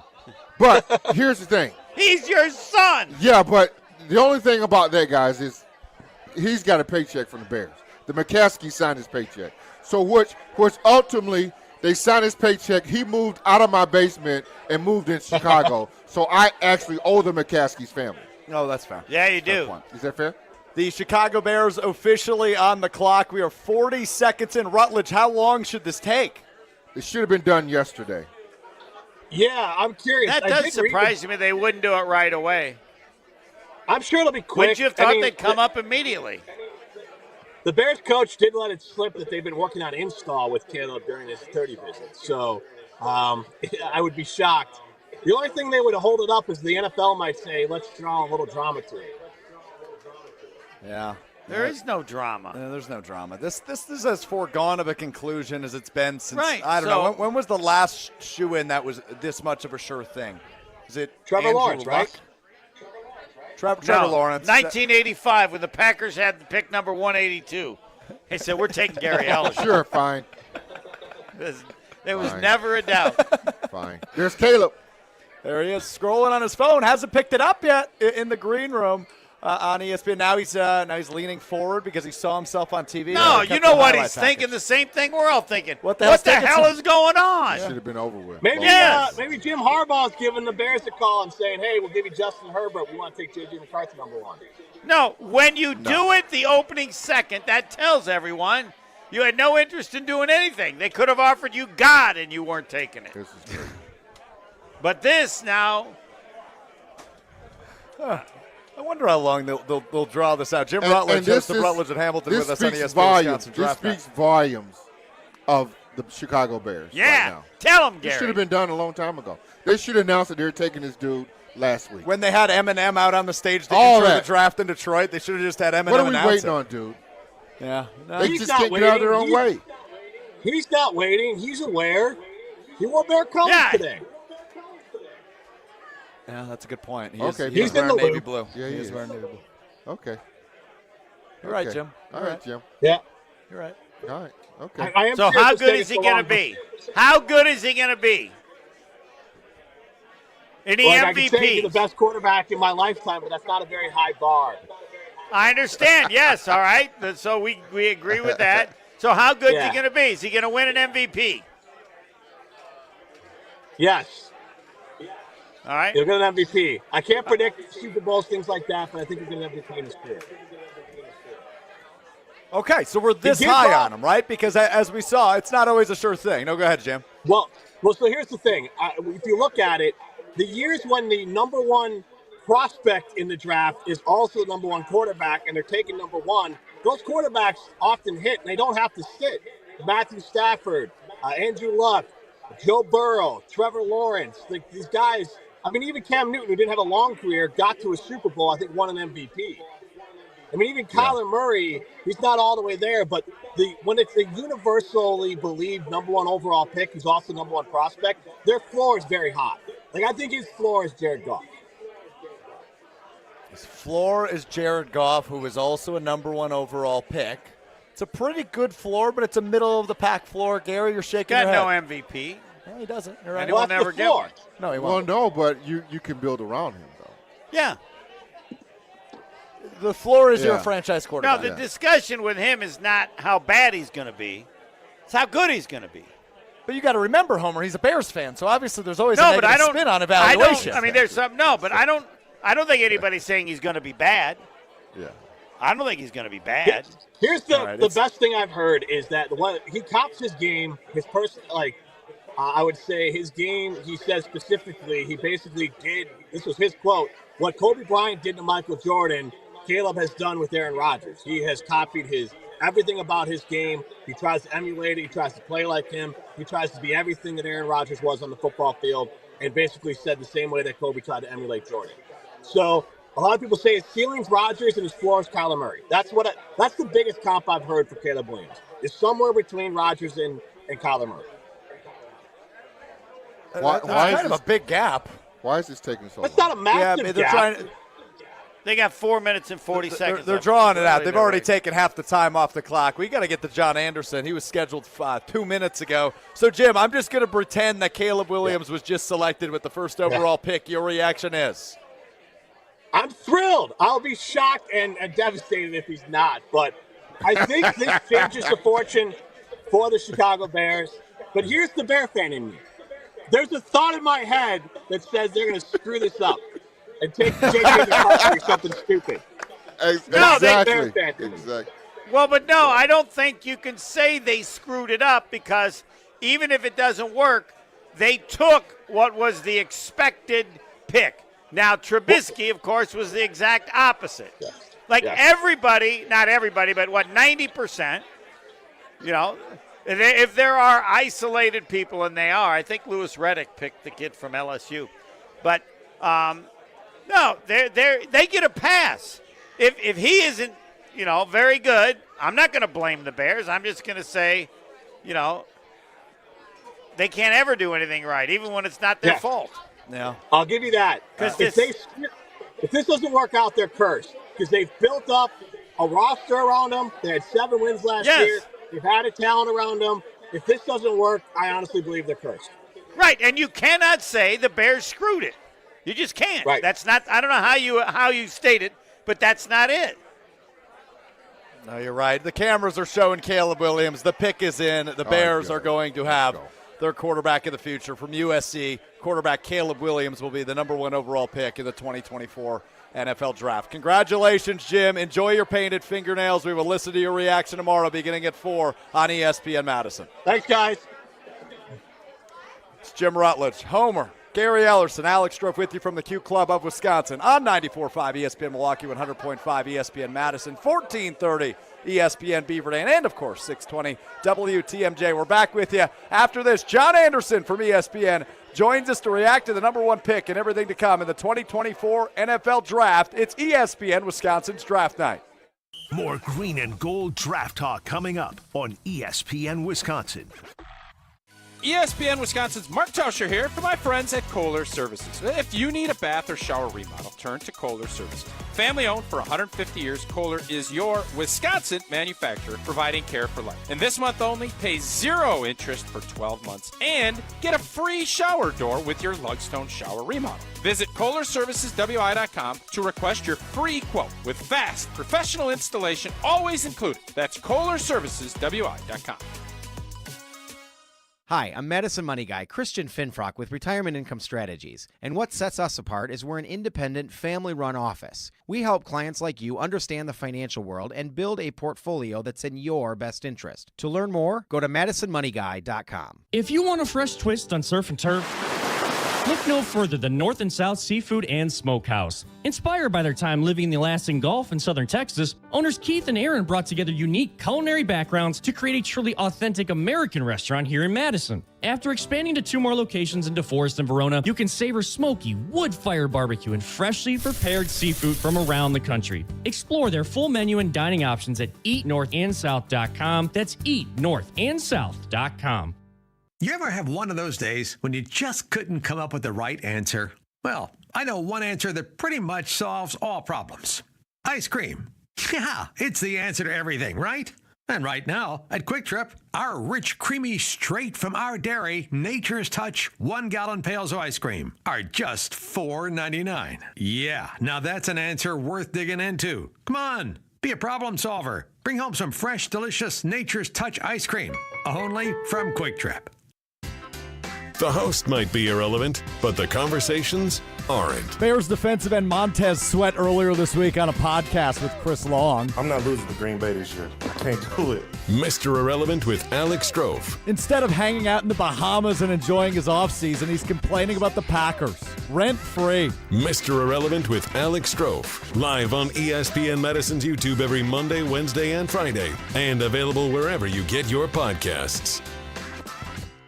Hey, Drew Scott here, and I'm Jonathan Scott, reminding you that life's better with a home policy from American Family Insurance. They can help you get just the right protection at just the right price and help you save when you bundle home and auto. Kind of like Goldilocks and the Three Bears. It'll be just right for you. We love a custom build. American Family Insurance. Insure carefully, dream fearlessly. Get a quote and find an agent at amfam.com. Products not available in every state. Visit amfam.com to learn how discounts may apply to you. American Family Mutual Insurance Company SI and its operating company 6000 American Parkway, Madison, Wisconsin.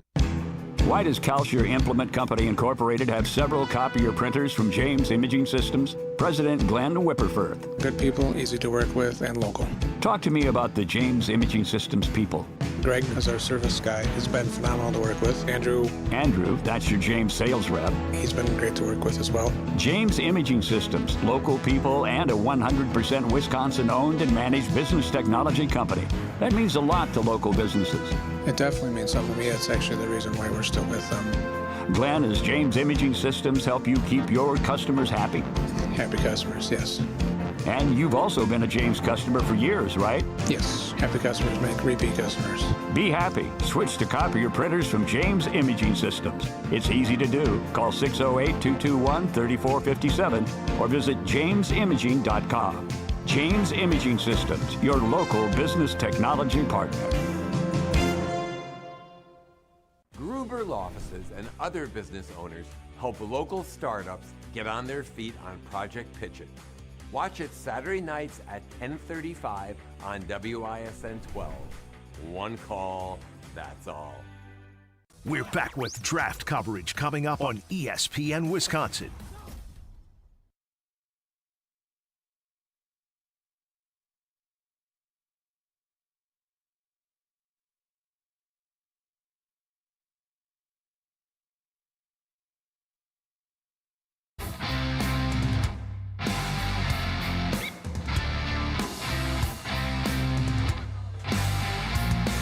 Caleb Williams is in the NFC North. The Chicago Bears officially select USC quarterback Caleb Williams with the number 1 overall pick in the 2024 NFL Draft. We are live at the Q Club of Wisconsin for ESPN Wisconsin Draft Night across ESPN Wisconsin and 620 WTMJ. I'm Alex Strouf with you alongside Steve the Homer True is with me all night.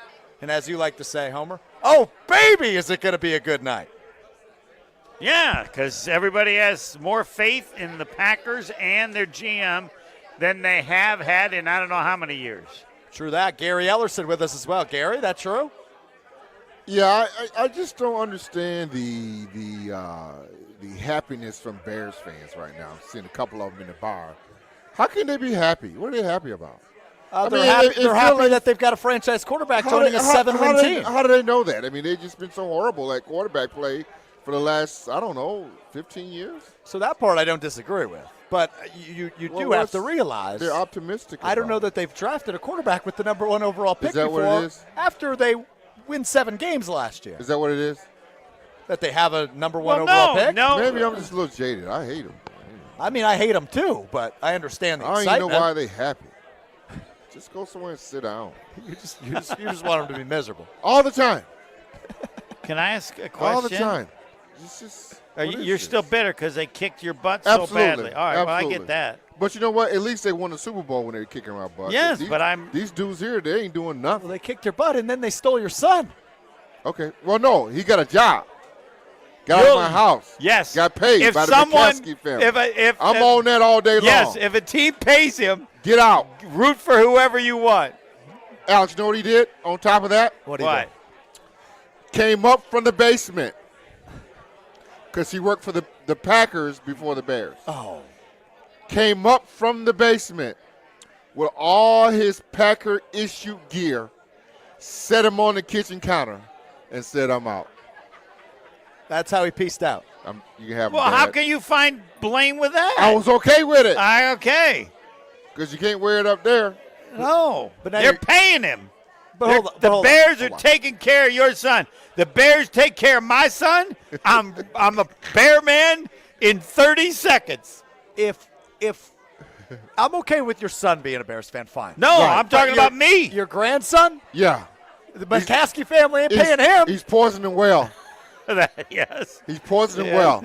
Yeah, but he's got a father that's doing great now because of the Bears. That doesn't pass along to you letting his son do what he wants. Alex, let me ask you this.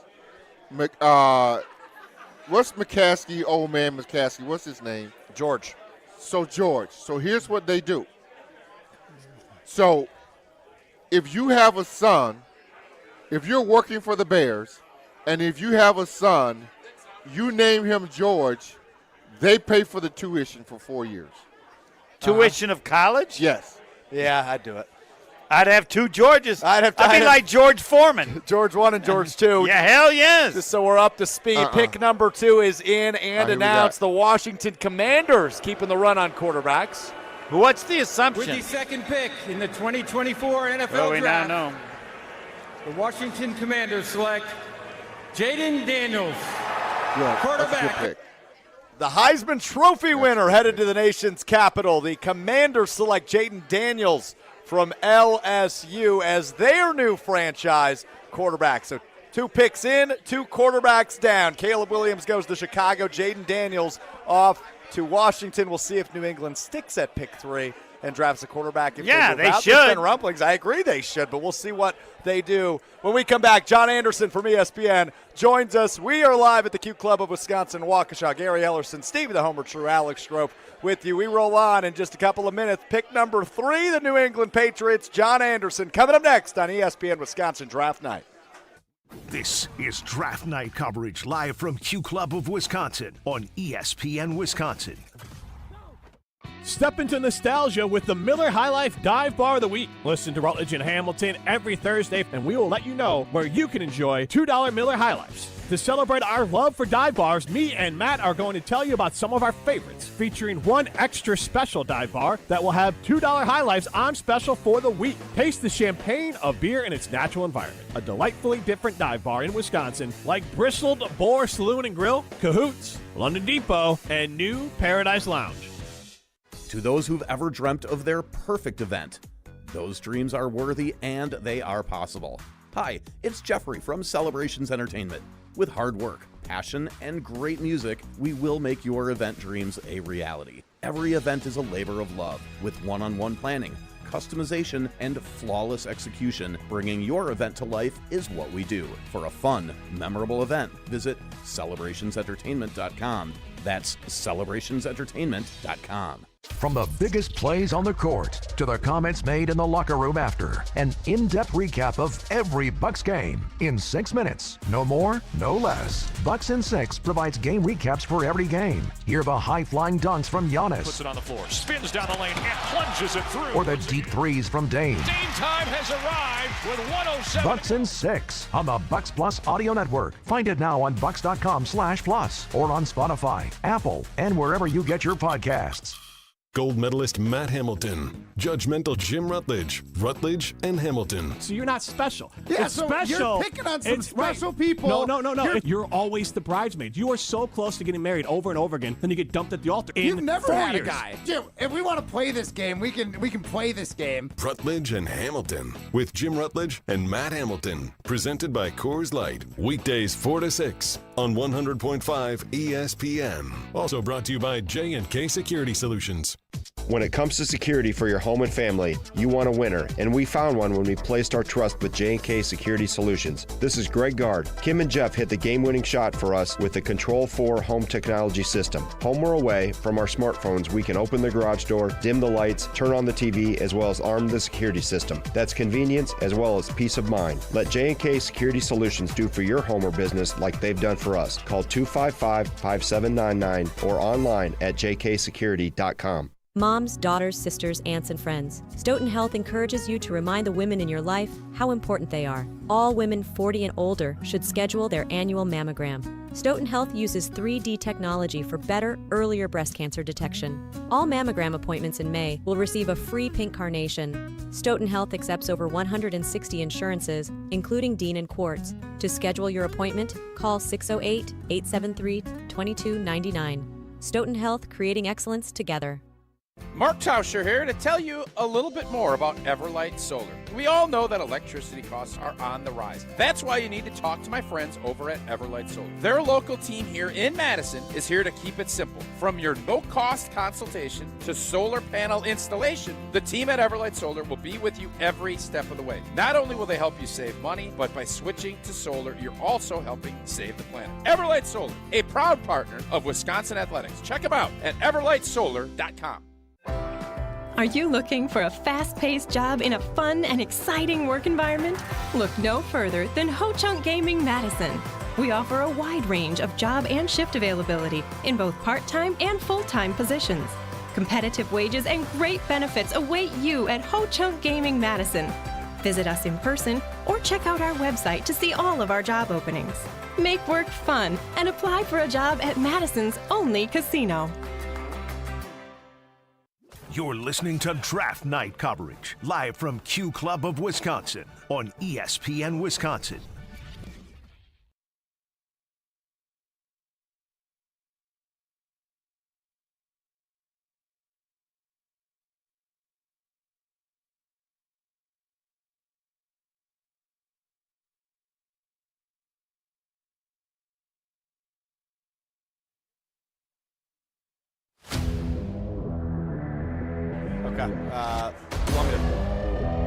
For NFL Draft, the New England Patriots select Drake May, quarterback, North Carolina.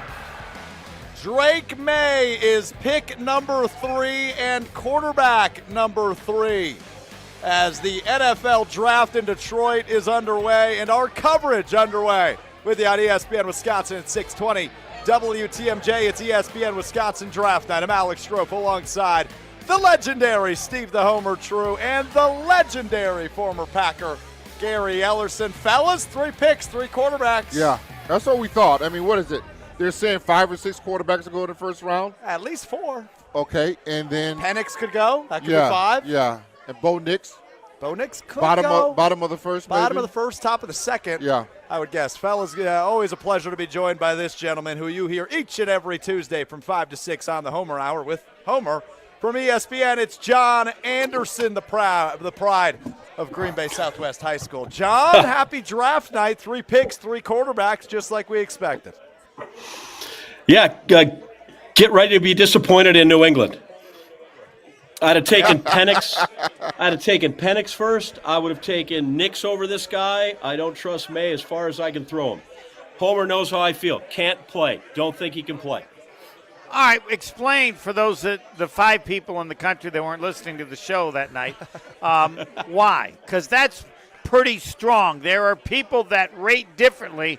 I don't know of anybody that has rated May as poorly as you have. Why? I watched him play a bunch. Show me that North Carolina was outstanding at any point in this guy's career. At one point where that team in the last 2 years under his quarterbacking didn't disappoint.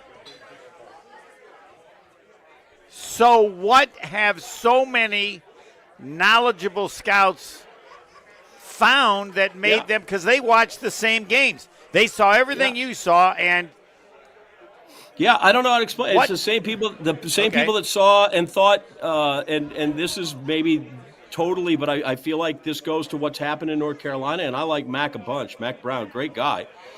Show me a Mac Brown quarterback that's excelled. Trubisky? No. That's a fair point. Sam Howell? No. Who's our guy that led Texas to the national championship? Got drafted in the first round. Vince Young? Yes, Vince Young. Has he succeeded yet? No. No, he's done. I just don't. I don't like what. I just don't. I've never seen anybody come out of that system that's played particularly well. I don't think he overwhelmed anybody. Right? There were times where I watched Jaden Daniels, and I get that he's still raw sometimes. I mean, I sat there and watched him just run rings around people time and time again. Watched him in Missouri on 3rd and 17. I'm like, just get him off the field. I'm like, dang, it's first down again. Like that guy, he makes plays all the time. And I haven't seen anything out of May that, okay, great. Maybe he lights him up throwing in shorts on pro day, and maybe he's really good at bench pressing 200 pounds and looks the part. And maybe I could be super, super wrong. But I bet against Sergio Garcia how many times in a major, and I was wrong once and right 140 times.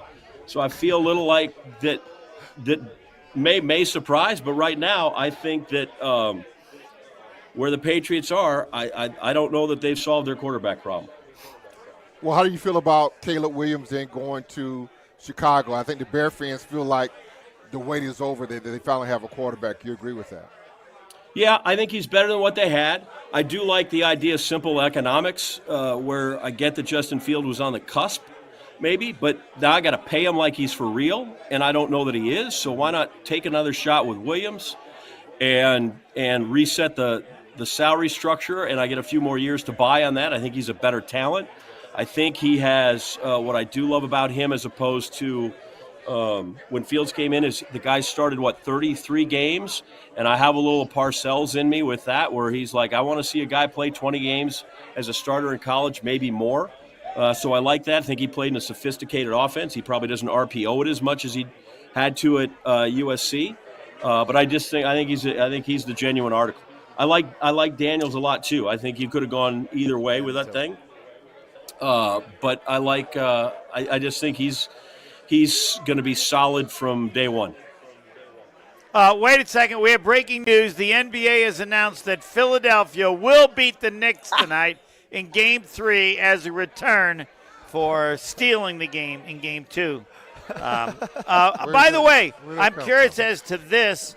It's Homer, dude. It's Homer. Just let him go. It's Homer. Now, this was done for nothing except John Anderson. What? Okay, fine. Audience of one for Steve the Homer. That's correct. Audience John Anderson is that important.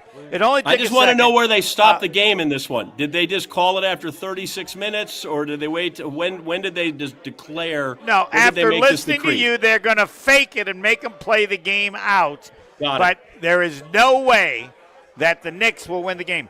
Speaking of back to May, because this is about the draft, a person who I respect wrote, played in air raid systems and needs to learn timing of the NFL offenses, should not play as a rookie. Even if he didn't play as a rookie, would you like May? Or is it bigger than that? I may give him a better shot if he doesn't have to play right away and he can sit and learn and do some reps. But no, I don't know that I love him. Okay. What's Jay, what's the green eggs and ham? What am I on, green eggs and ham? I don't know that I like him in a boat. I do not like him, I don't like him with a mouse, whatever that is. Green eggs and ham. No, you don't have to. We get it. That's the first green eggs and ham reference I've ever experienced in 40 years in this That's business. unbelievable. That is Just to interrupt real quick, Arizona stays put at pick number 4. The Cardinals go wide receiver. They don't want another bite of the quarterback apple like we expected. Harrison. With the 4th pick in the 2024 NFL Draft, the Arizona Cardinals select Marvin Harrison Jr. So we've had literally nothing even close to a surprise. No, not yet. But Chargers at 5, they desperately need a receiver. Is this where maybe Rome Odunze goes? Do they trade back because they know they can get him a bit later in the first round? What do the Chargers do here, John? What's the correct play at pick 5? Do you think they can get more and still land a guy like Odunze? Come on, Harbaugh, J.J. McCarthy. You got the guts to take him. Come on. Yeah, that's right. not happening. Yeah, he's gonna trade back for 3 picks. No, he's not gonna take. Yeah, get rid of Justin Herbert for 3 other picks. No. What he should do here is take Neighbors take the best wide receiver and make your quarterback better. Nobody loves running backs. They need a running game, but nobody loves running backs. He may go take some big offensive lineman because people love to do that at some point, but they've traded off or gotten rid of everybody that can catch a ball in San Diego, so I'd go ahead Los Angeles. I forget where they play anymore. Still California, you're right. Yeah, but that would fit. I'd take the LSU kid. Yeah, Malik Neighbors. He is the second best receiver in this draft, debatably maybe even the best receiver in this draft, and they've got nobody to throw the ball to, does Jim Harbaugh and company out in Los Angeles. John, before we let you go, Packers holding pick 25 as it stands right now, but they have 5 picks in the first 3 rounds. What do you want to see the hometown team do tonight in round 1 of the NFL draft? I want them to pick where they're supposed to be. Right? I don't think you got to trade all over the board. I think that's already shown. I think what happens is people get into this whole trade stuff. Oh, this is going to move and this is going to move. It's because we have so much time to talk about the draft. And you can't put out draft 2.0 and 3.0 unless it looks different than 1.0. So now we start talking ourselves into all these other things. And I think these other people right now like where they're positioned and think they can get what they want to get. So that's why I think there's a little less work there. So I want the Packers to pick at 25. I want them to get a decent offensive lineman. Maybe a corner, but I'd rather take an offensive lineman from there. And then with those 5 picks, I think they have to come up with 4 contributors. And then out of the next 6, they got to come up with 2 guys that can be contributors. That's where they got to hit. I think they get one missing here, just because I think to pick 5 for 5 would be a hell of a thing. So I want to see them come out with 4 guys that can contribute, whether that's starters in rotation, if you're a defensive lineman, that kind of thing. But that's what I think they need to come out of here with, and I'd start with giving me somebody that can protect the most important guy on my team right now, which is Jordan Love. All right, I got one quick one for you. Will Drake May be better than Mac Jones? Yeah, that's one of the all-time great prop bets. I would so stay away from that because I think he is Mac Jones. Yeah, I feel the same way. Actually, and I think J.J. McCarthy – and I Everybody think is. And I think J.J. McCarthy might be a Mac Jones impersonator. How about that? There's a couple of those in this draft. You think Drake May will be better than J.J. McCarthy? Did I hear that right? Probably. It'll be about the same, I think is what he's saying. All right. It'll be about the same. That's not a ringing endorsement. No, it's certainly Neither not. one of those guys overwhelmed. Wow. John and I feel very similarly. Homer sees him making the big touchdown drive in the Rose Bowl to beat Alabama, and I see him throwing 2 horrible picks against TCU the year before. Yeah. But that drive is, to me, why he's at the level that he's at. Now, other things have made it grow a little bit, but Yeah, no, I think you're right about that. John Anderson from ESPN. We'll listen to you Tuesday with Steve the Homer on the Homer Hour on ESPN Milwaukee. We appreciate the time, my friend. Thanks so much. Very good. Gary Ellerson, I'm almost over the Mizzou loss to Wisconsin, but not quite yet. Good to talk to you. All right, buddy. Let's talk again. You got to talk about that game, it sounds like. We need to get an Ellerson-Anderson meeting of the minds. We'll get it in. Tell him. We'll get it in. The game didn't mean diddly. They weren't very good. That's okay. No, I'm saying beating Missouri. Come on. They weren't very good. Twice. Home and away. Fine. You want to win in the Big Ten. Yeah, I mean, Mizzou, man. Is that a basketball school? I don't know. They're a wrestling school, I think. Is that what it is? Kind of was that. They were pretty good then. Yeah, anyway. Gary Ellerson, Steve the Homer True, Alex Strouf with you from the Q Club of Wisconsin here on ESPN Wisconsin Draft Night. Pick 5 still not in for the Los Angeles Chargers, so we'll step aside when we come back. We are joined by Packers Hall of Famer Mark Tauscher to talk all things green and gold. Coming up next, it's ESPN Wisconsin Draft Night live of Wisconsin. This is Draft Night coverage live from Q Club of Wisconsin on ESPN Wisconsin. Hi, this is Lee, inviting you to Ruth's Chris Steakhouse in Middleton. We got a great happy hour every day of the week from 4 o'clock to 7, and our patio during the summer is open too. If you're getting married, special occasion, a birthday, anniversary, or even a business meeting, we've got all the accommodations right here at Ruth's Chris Steakhouse. You work hard and sometimes you're not sure what you want to do, where you want to spend your money. I want to encourage you to come into Ruth's Chris Steakhouse and say hello. It'd be a pleasure to meet you. You ever have one of those days when you just couldn't come up with the right answer? Well, I know one answer that pretty much solves all problems. Ice cream. Yeah, it's the answer to everything, right? And right now, at Quick Trip, our rich, creamy, straight from our dairy, Nature's Touch 1-gallon pails of ice cream are just $4.99. Yeah, now that's an answer worth digging into. Come on, be a problem solver. Bring home some fresh, delicious Nature's Touch ice cream, only from Quick Trip. Since 1956, Holman Lindsay Paints has been making paint in Wisconsin for Wisconsin. Because of their commitment to making great paint for Wisconsinites, Holman Lindsay has grown over the years to 26 locations in this great state. Headquarters in Sun Prairie with a state-of-the-art facility, Holman Lindsay has the paint you need to make your job better. From do-it-yourself to professional, Holman Lindsay has paint for everyone. Visit one of their local locations today in Madison, Sun Prairie, Middleton, and Janesville. The host might be irrelevant, but the conversations aren't. Bears defensive end Montez Sweat earlier this week on a podcast with Chris Long. I'm not losing to Green Bay this year. I can't do it. Mr. Irrelevant with Alex Strouf. Instead of hanging out in the Bahamas and enjoying his offseason, he's complaining about the Packers. Rent-free. Mr. Irrelevant with Alex Strouf. Live on ESPN Madison's YouTube every Monday, Wednesday, and Friday. And available wherever you get your podcasts. Protect your dream home with American Family Insurance. And you can weather any storm. You'll also save up to 25% by bundling home, auto, and life. American Family Insurance. Get a quote. Find an agent at amfam.com. Products not available in every state. Discounts may not apply to all coverages on an auto or home policy. Discounts do not apply to life insurance policies. Visit amfam.com to learn how discounts may apply to you. American Family Mutual Insurance Company, SI, and its operating companies, American Family Life Insurance Company, 6000 American Parkway, Madison, Wisconsin.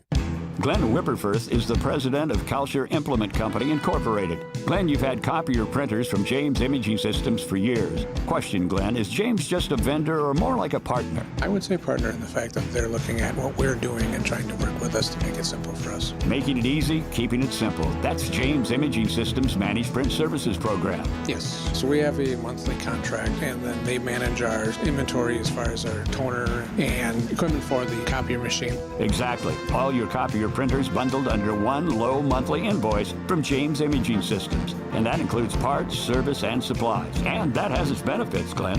The benefit is that we have the supplies when we need them, and it keeps our business flowing. Make it easy, keep it simple with the Managed Print Services Program from James Imaging Systems. Call 608-221-3457 or visit jamesimaging.com. James Imaging Systems, your local business technology partner.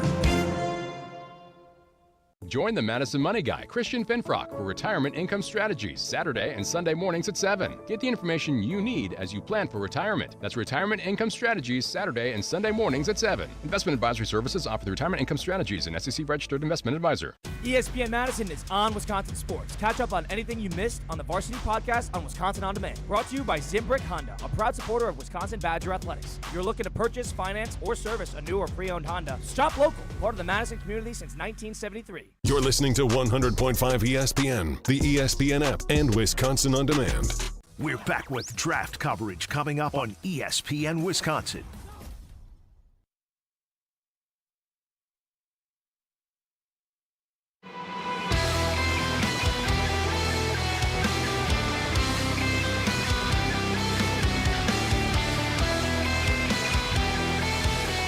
ESPN Wisconsin Draft Night rolls on live from the Q Club of Wisconsin. He is the former Packer, former Badger, Gary Ellerson. Here. He is the GOAT, Steve the Homer True. Go! Each and every weekday on the Go! Homer Hour. GOAT. I'm Alex Strouf with you. We are joined now by another former Badger, another former Packer, who you hear on ESPN at Wisconsin each and every weekday morning from 9 to noon alongside the three-time Wisconsin Sports Writer of the Year, Jason Wilde.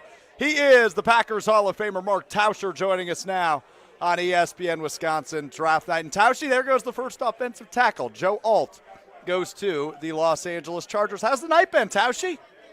Yeah, don't you think this has kind of been bleh? Like, so far, yeah. You see all these mocks, and I really thought Arizona, I know they took the wideout that they wanted, but if McCarthy was really as valued as he was, didn't you think somebody would have blown their doors off with some type of offer? But so far it's chalk. I hope that things get a little more exciting. It's just more fun when you do it. But I think what the Chargers did, there's all kinds of rumors. The ESPN bet the odds were that they were going to take a quarterback that dropped like from 3,000 to 500. So it's a good, solid pick, and I think you find out early, and you saw the hit rate that you have with offensive linemen in the first round compared to quarterbacks in other spots. So, so far, kind of blah and nothing super exciting, nothing out of the ordinary what we expected. Even Harbaugh didn't do anything. Come on. Yeah, count on him.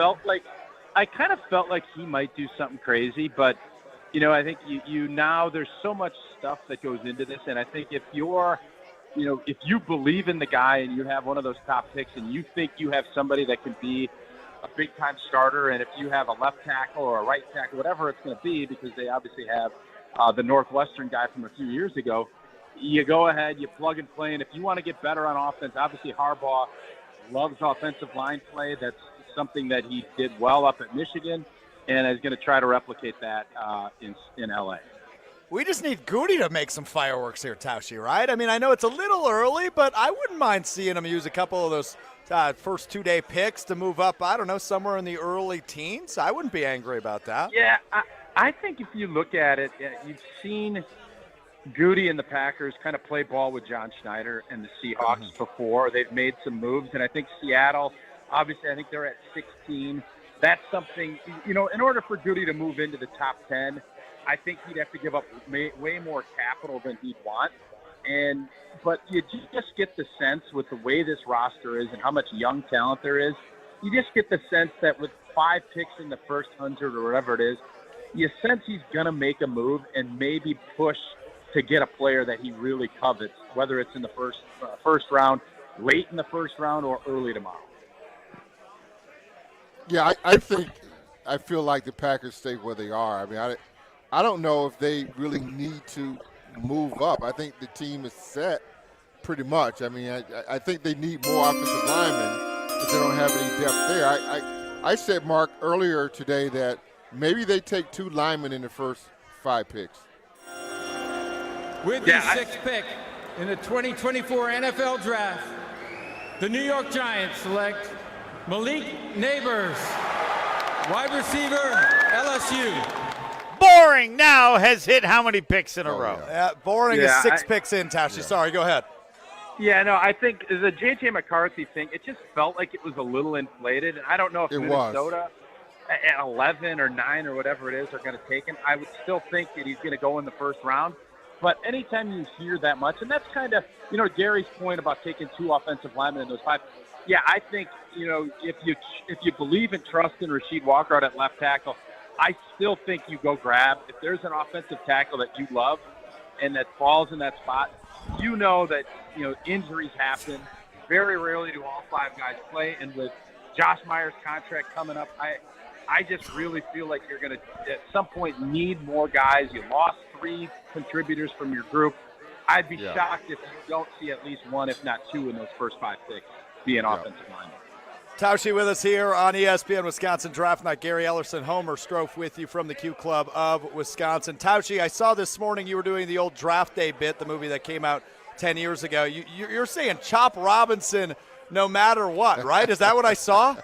Well, I'll say this. I don't necessarily know. I mean, I think Green Bay's in this great position where they don't have to. I mean, there's obviously some spot safety, offensive line that you'd want.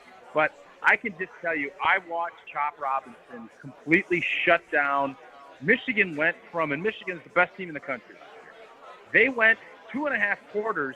They didn't even try to throw the football because they were afraid Chop was going to. They knew the only way they'd lose the game is if they had a strip sack or a big play, hit quarterback, ball come up in the air.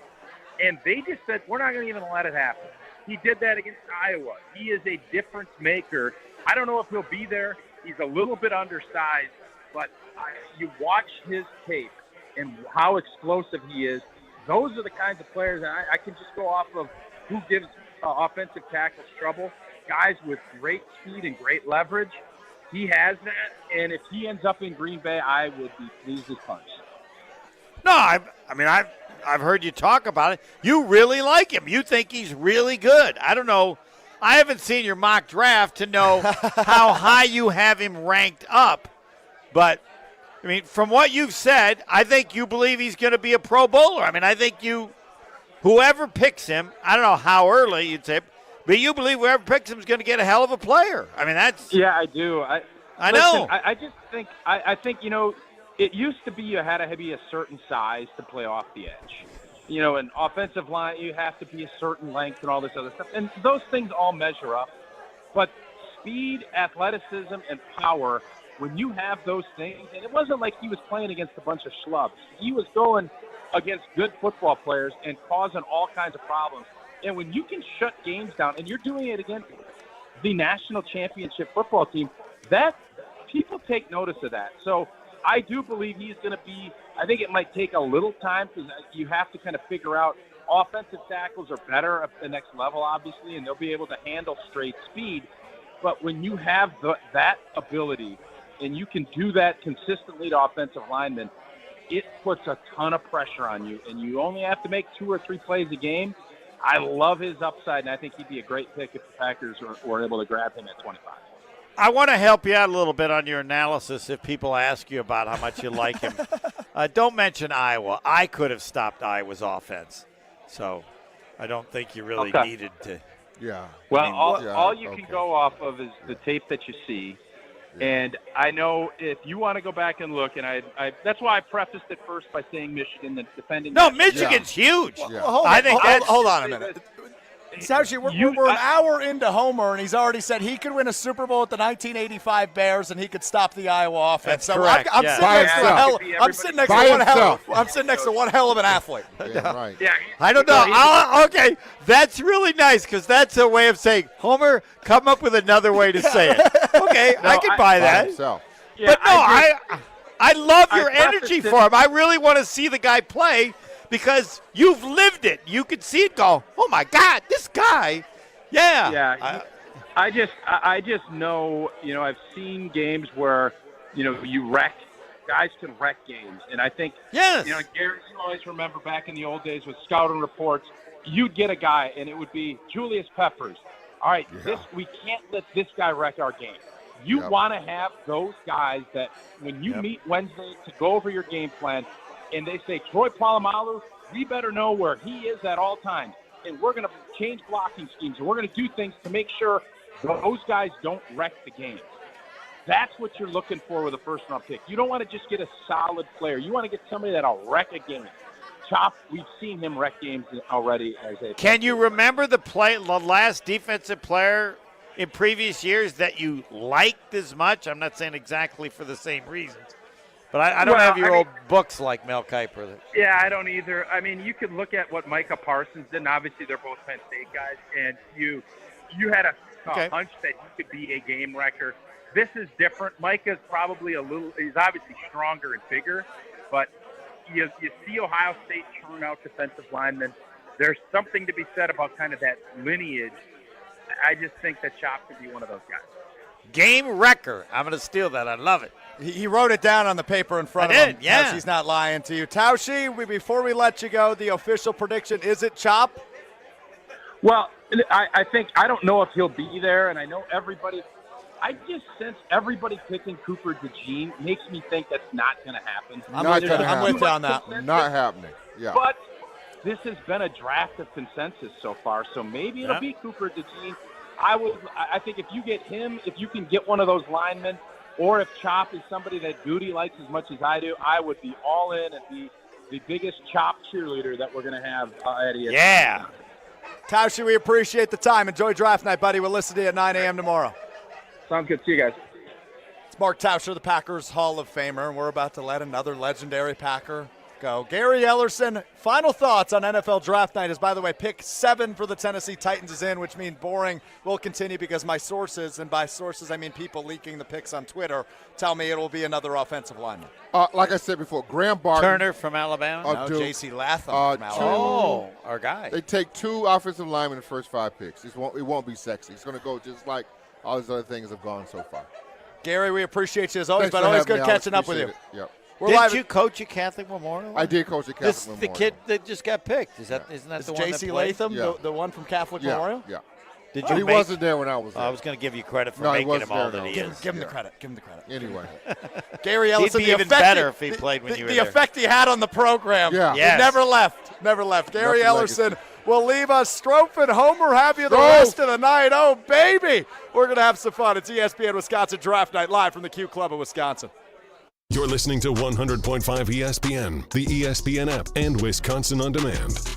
More green and gold draft talk coming up on ESPN Wisconsin. If you're a motorist of the four-wheel variety, please watch out for those of us in Wisconsin who do their traveling on two wheels. Adjust your mirrors to reduce your blind spots. Allow motorcyclists a full lane width. Use your turn signal when merging or changing lanes. And allow more following distance between you and the motorcycle. Motorists and motorcyclists can work together to achieve zero preventable deaths on Wisconsin roads. Zero in Wisconsin. Together we can save lives. Learn more at zeroinwisconsin.gov. Wisconsin DOT. Listen to Wilde and Tausch, presented by Pella Windows and Doors of Wisconsin on 100.5 ESPN. Yeah, this is for Mark Tauscher, or Tausch, as they say. Mark, I wrote you up. I scouted you. Last time I checked, you went in the 7th round, so I kind of overrated you with the 6th round grade. You were trying to destroy my career of 46 years, and I don't appreciate it. Wilde and Tausch, weekdays 9 to noon on 100.5 ESPN. Also brought to you by Hallman Lindsay Paints, Coors Light, Made to Chill, and American Family Insurance. Since J&K Security Solutions opened in 1987, our attention to detail and customer service have been our strongest assets. I'm President Jeffrey Beckman. We'll always do our best to find the most efficient and cost-effective solution to every job we tackle. Whether it's security for your home or business, installing video surveillance, or being able to control your garage doors from your phone, we can help you feel empowered with simple and user-friendly technology. Let's work together to secure your home or business. jksecurity.com. To those who've ever dreamt of their perfect event, those dreams are worthy and they are possible. Hi, it's Jeffrey from Celebrations Entertainment. With hard work, passion, and great music, we will make your event dreams a reality. Every event is a labor of love, with one-on-one planning, customization, and flawless execution. Bringing your event to life is what we do. For a fun, memorable event, visit celebrationsentertainment.com. That's celebrationsentertainment.com. Hey, this is Eric Name of The Athletic. You're listening to Madison's Home of the Bucks, 100.5 ESPN, WTLX Monona, Madison, a Good Karma Brands radio station.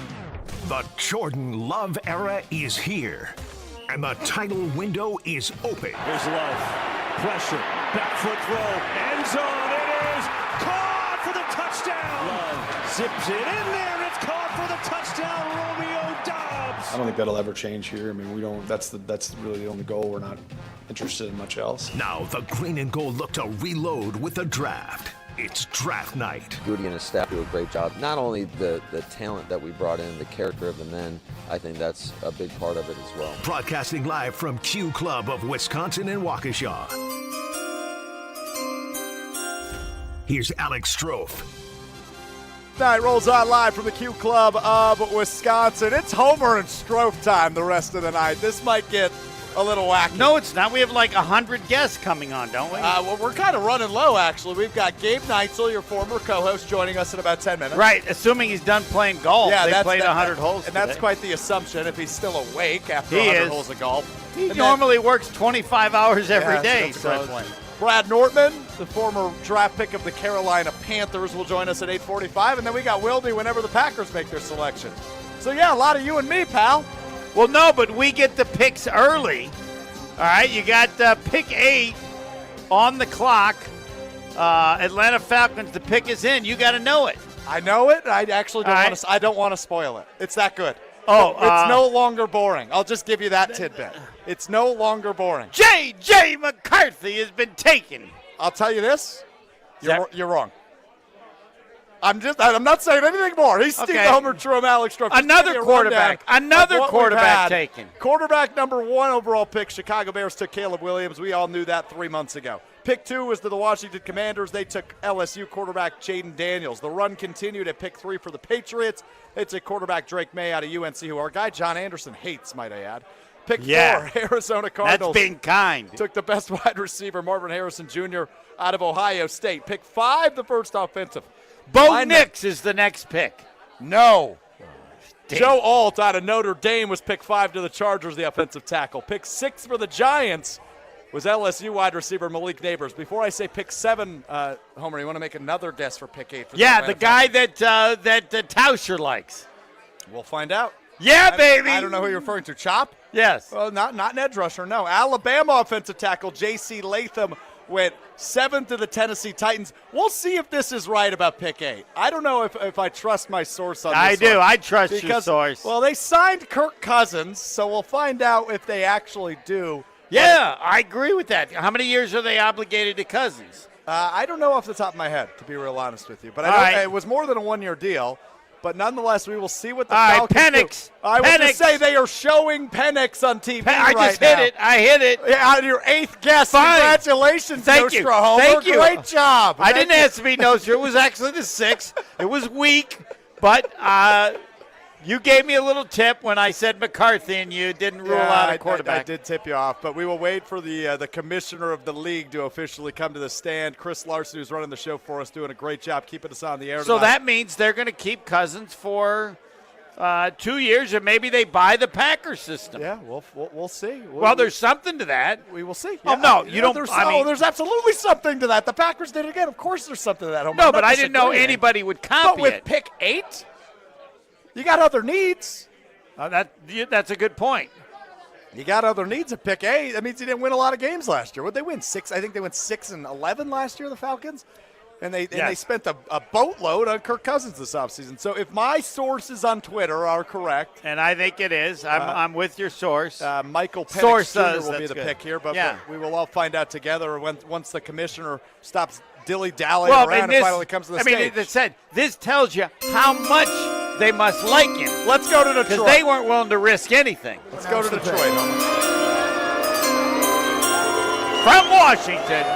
With the 8th pick in the 2024 NFL Draft, the Atlanta Falcons select Michael Penix Jr., quarterback of Washington.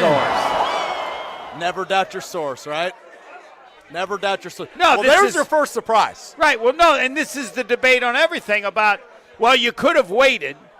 Yeah, you could have waited. Well, but this tells you how good they think he is. But what do they think about J.J. McCarthy then? Because everybody fell in love with him the last few months. Right. Well, they don't. They don't even think it's close. I mean, the fact that they would do this, and they're not willing to gamble anything. I mean, we don't have it. Your source would have to tell us where it was thought that he would probably go, because there were certain question marks. One, he's like an old man, right? And he was always hurt. Mm-hmm. They didn't care about any of that. No. I like Penix. John You Anderson like him said it that earlier. much? I don't like him at pick 8, but shoot, if I did the evaluation that I did not do, that the Atlanta Falcons did, and I said, with those 3 guys gone, Williams, Daniels, May, he's the next best option. We got pick 8. We're not going to risk it because we know there's going to be a run on quarterbacks now. McCarthy's still going to go in the first round. But Bo Nix might still go in the first round. We'd have to look. And this is, to me, where you look at that, all these different mock drafts to see where they had Penix, to tell you how aggressive. I mean, this almost seems like, to me, Trubisky. Yeah, I think that's a good comparison. And now he could end up being better than Trubisky, but there's nobody that had him going, not just about this quick. Yeah. Yeah, well, here we go. Pick 9 on the clock. Again, Homer, the Chicago Bears. Do you think they stay put here? Do they go get Rome Odunze, who Michael Penix threw a lot of touchdown passes to this past year? I originally thought they were going to trade, but nobody's traded. Nobody's doing anything. We're 8 picks and over an hour in, no trades. So I would. How bad? I'm proud to say I don't know much about the Bears. How bad is their offensive line? It's not horrible, but similar to the Packers, but not as good as the Packers. They could upgrade. Right. Especially at tackle. When you bring in a quarterback like this, I don't know who Turner is the one, right? Or not? Yeah. Who's? Well, Turner's there, yeah. You could go tackle. JT Latham's gone. Joe Alt is gone, so you're kind of falling off a little bit of a cliff here. They could use a receiver, though. Long-term option. Because you've got Keenan Allen, you've got DJ Moore, but those aren't long-term options. Right. You got your quarterback. You might as well get him his favorite weapon here at 9. Yes. Yeah. So we're in agreement. Yes, the Rome kid from Odunze. Washington. Rome Odunze. We'll Yeah. go back-to-back Washington. Yes, Yeah. but nothing matters until we hear from the source. We're down to 247. The source knows. Okay, hold on a minute. Come on, look at your your clear this source. up. I don't have a source, Homer. Yeah, you do. He's got 19,000 followers I don't on care. Twitter. That's not my source. First of all, when you have a source, don't tell people too much about the source. Well, it's a public source. I'll tell everybody. No one about it. else I'm telling knows you that about but it. you. I'm telling you about it. Don't tell It's at anybody else. Pretty Fine, Ricky 213. forget it. He doesn't know what he's talking about. The source is the source. The source is the source. Yes. Pretty Ricky 213. Ricky spelled Rickey 213. Shout out to Colin You're Russo. much nicer from than ESPN everybody Madison. else. Well, Colin Russo came on my show last week, Homer, when this guy had like 3,000 followers, and he's saying, "Oh, you got to follow Pretty Ricky. He knows everything." Dude reported the Amon-Ra St. Brown deal 28 hours Right, before but it happened. on these picks, he's been about, 6 minutes ahead? Yeah, or is that? and he just reported who Chicago's taking, and he agrees with us. No trades in the top 10? I mean, I don't have an answer. It just means that, again, you have to assess all the mock drafts and all the crap. I mean, you got to come up with something. Oh, but Ian Rappaport just tweeting, sources, the Jets are working a trade at pick 10. Yeah, they're nuts. No, if they don't do anything, I don't. Yeah, what are they going to do for the former Packers quarterback, Aaron Rodgers? It's very, very fascinating. The party is bumping here at Q Club of Wisconsin in Waukesha. People are playing pool. People are having beers. People are eating food. It's a heck of a time. And we heard the group of the old white guys, hey, we finally got one right. I love that. Let's go back to Detroit. Selection. Here's Roger Goodell. With the ninth pick in the 2024 NFL Draft, the Chicago Bears select Rome Odunze. Hey, we got one right. We got one right. Me and Homer are just like the old white men in the corner of the Q Club. Look at us go. That's true. We got one right. Rome Odunze and Caleb Williams coming to the NFC North to play for the Chicago Bears. He's gonna have some receivers. Keenan Allen, DJ Moore, Rome Yes. Odunze. Is that scary as a Packers fan? No. I mean, they're going to have to show it. Plus, he's a first-year quarterback. But I mean, it's clearly better. I mean, again, I would emphasize, they've done what anybody would have done. There's nothing surprised. They've taken what are believed to be two outstanding players, and there's no, as I would say, there's no Mitch Trubisky. Oh, we've got a trade in Detroit, and it again involves an NFC North team. The Minnesota Vikings. JJ, baby. The first trade of the NFL Draft at pick number 10. Minnesota on the clock when we return. Will it be JJ? 1,000% when I find out what your source says. We'll all find out together with Gabe Neitzel as well. Jen, Gabe, and Chewy joins us on the other side. It's ESPN Wisconsin's Draft Night live for the Q Club of Wisconsin. More green and gold draft talk coming up on ESPN Wisconsin. If you're looking for a special piece of jewelry for any occasion, Condon Jewelers is always there for you. Condon Jewelers has the best selection of jewelry you'll ever find and guaranteed to have the lowest prices in the Madison area. Free shipping is always available. Visit CondonJeweler.com or call 241-3406 and ask for Jim, the owner, who's at the store every day. Shop locally. Condon Jewelers, the jeweler on the east side, the jeweler on your side. The biggest names in the basketball world. Dame Dollar Lillard. Having fun and honest conversations. He puts it in the shoe, right? And sets the tone for brothers and sisters and family. Every week, Thanasis Adetokounmpo sits down with special guests on Thanalysis Show. Presented by Curbless Ready-to-Drink Cocktails. Fantastic. Find Thanalysis Show on Spotify, Apple, or wherever you get your podcasts. And on YouTube by searching Thanalysis Show. Mark Tauscher here to tell you a little bit more about Everlight Solar. We all know that electricity costs are on the rise. That's why you need to talk to my friends over at Everlight Solar. Their local team here in Madison is here to keep it simple. From your no-cost consultation to solar panel installation, the team at Everlight Solar will be with you every step of the way. Not only will they help you save money, but by switching to solar, you're also helping save the planet. Everlight Solar, a proud partner of Wisconsin Athletics. Check them out at everlightsolar.com. Is shoulder pain keeping you from doing the activities you enjoy most? Join Stoughton Health and Ortho Team Clinic's Dr. Ashish Raval, board certified in both orthopedic surgery and sports medicine, for an informative, free online event, Thursday, May 2nd at 5:30 p.m. He'll discuss the causes of shoulder pain and both surgical and non-surgical pain relief options. To register for this free virtual event, visit stoughtonhealth.com, then click on Classes and Events. Stoughton Health, creating excellence together. You ever have one of those days when you just couldn't come up with the right answer? Well, I know one answer that pretty much solves all problems. Ice cream. Yeah, it's the answer to everything, right?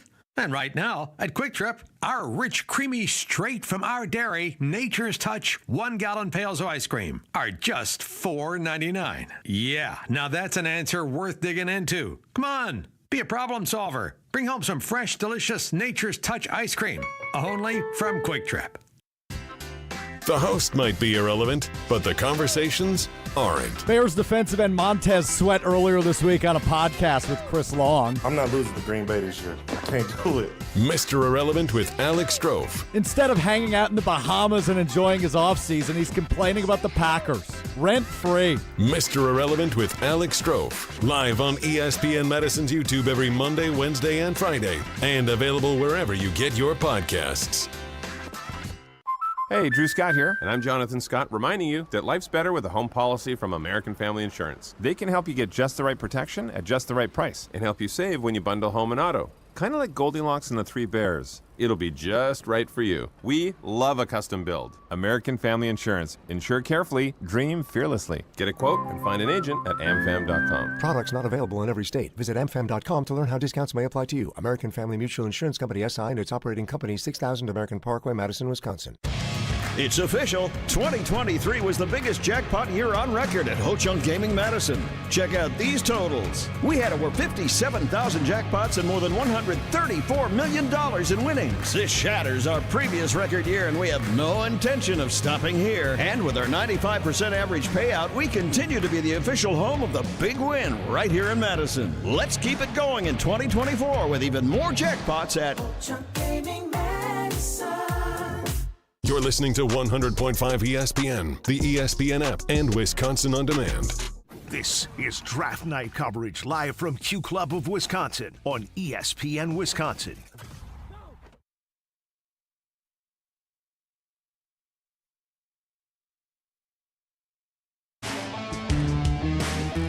ESPN Wisconsin Draft Night continues from the Q Club of Wisconsin here in Waukesha. Homer and Strouf with you the rest of the night, but excited to be joined now by, what'd you say, he works 25 hours a day? On a slow day. You hear him each and every weekday morning, except today because he was a little busy. We'll get to that momentarily. On Jen, Gabe, and Chewy from 7 to 9 on 94.5 ESPN at Milwaukee. Gabe Neitzel freshly off the course after golfing 100 holes for the MAC Fun today. Gabe, how you feeling? Feeling great, boys. Feeling great. How are you guys? How is everybody out at the Q Club? I miss the Q Club. I need to head out there soon. And by soon, do you mean in the next half an hour? No, not tonight. I'm talking about, maybe a different Thursday. Head out there with Chewy, his neighbor, the Blammer. Have Blammer hold court, tell some great stories. Yeah, Blammer didn't make an appearance tonight, Gabe, so I would like you to bring that up with Chewy at some point. I was a little disappointed, but nonetheless, no surprises so far in the NFL draft. Our first one is about to come as the Minnesota Vikings trade into pick number 10. We'll see if they go with And when did you get off the course to where you could start following everything? So we got off the course maybe 25 minutes ago. We started a little bit late. Had the frost delay, so we didn't really tee off. Our first tee shot was hit at 9:05.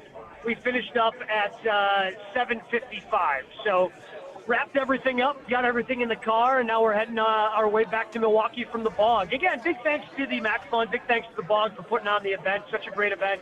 There were only about 20. There are 22 of us that play in this 100-hole event that they've had every year since 2017 or 18. And this year, the 22 of us were able to raise over $200,000 in the fight against childhood cancer. So, again, it's just such a great event. The Bog does a great job donating golf course for the day. A big reason why it's such a great moneymaker for the MAC Fund. And again, all their money goes, directly to cancer research for pediatric cancers and blood disorders for kids. Was it dark when you finished? The sun was set. I wouldn't say it was dark. It was tough to find my golf ball to hit it into 18. But, I don't know. It wasn't dark like it is now.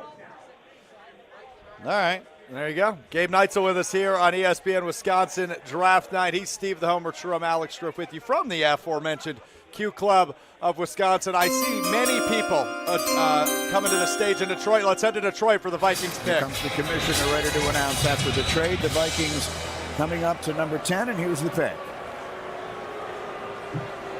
To help make the Minnesota Vikings selection, we are honored to have with us the surviving mother, brothers, and nephew of fallen hero, United States Army Sergeant Zachary Ewing.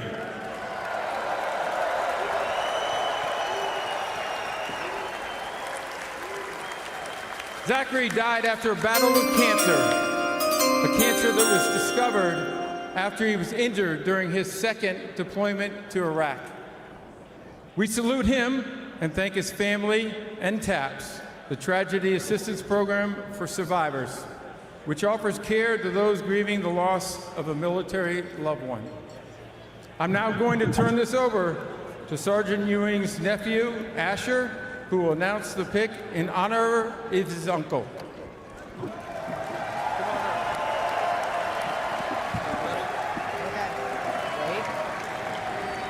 With the 10th pick in the 2024 NFL Draft, the Minnesota Vikings select J.J. McCarthy, quarterback, Michigan. Well, there you go. The first time in NFL history 5 quarterbacks have been selected in the top 10. First time in NFL history. Gabe Neitzel, 2 new quarterbacks coming to the NFC North. Yeah, I mean, if you listen to Jen, Gabe, and Chewy, you knew that 5 were going to go in the first round. Adam Schefter had told us that yesterday. He was very confident that 5 were going to go in the first round. Obviously, the surprise being that, Michael Penix ends up going to Atlanta after they signed, Kirk Cousins earlier this offseason. But, I mean, J.J. McCarthy had been linked to Minnesota. Clearly, Caleb Williams is going to Chicago. So, I mean, those 2, I guess, aren't a shock to me. I'm surprised. Obviously, Minnesota felt like they had to move up the 1 spot in order to secure their quarterback, not just for the future, of the present. They don't have really anybody on that roster. So J.J. McCarthy, if he's got to develop, I don't think they're going to have that luxury. He's going to have to play right away just based on what they have currently. We haven't gotten yet what you had to give up for the trade. Has that been out? Has your source got that yet? My source does not have that yet. They flipped picks, if I'm not mistaken. Right. So the Jets at pick 11 now. I don't know what else. I will get that to you when I. But I mean, I think that's huge because that means they weren't willing to give up that much. They only moved up 1 pick.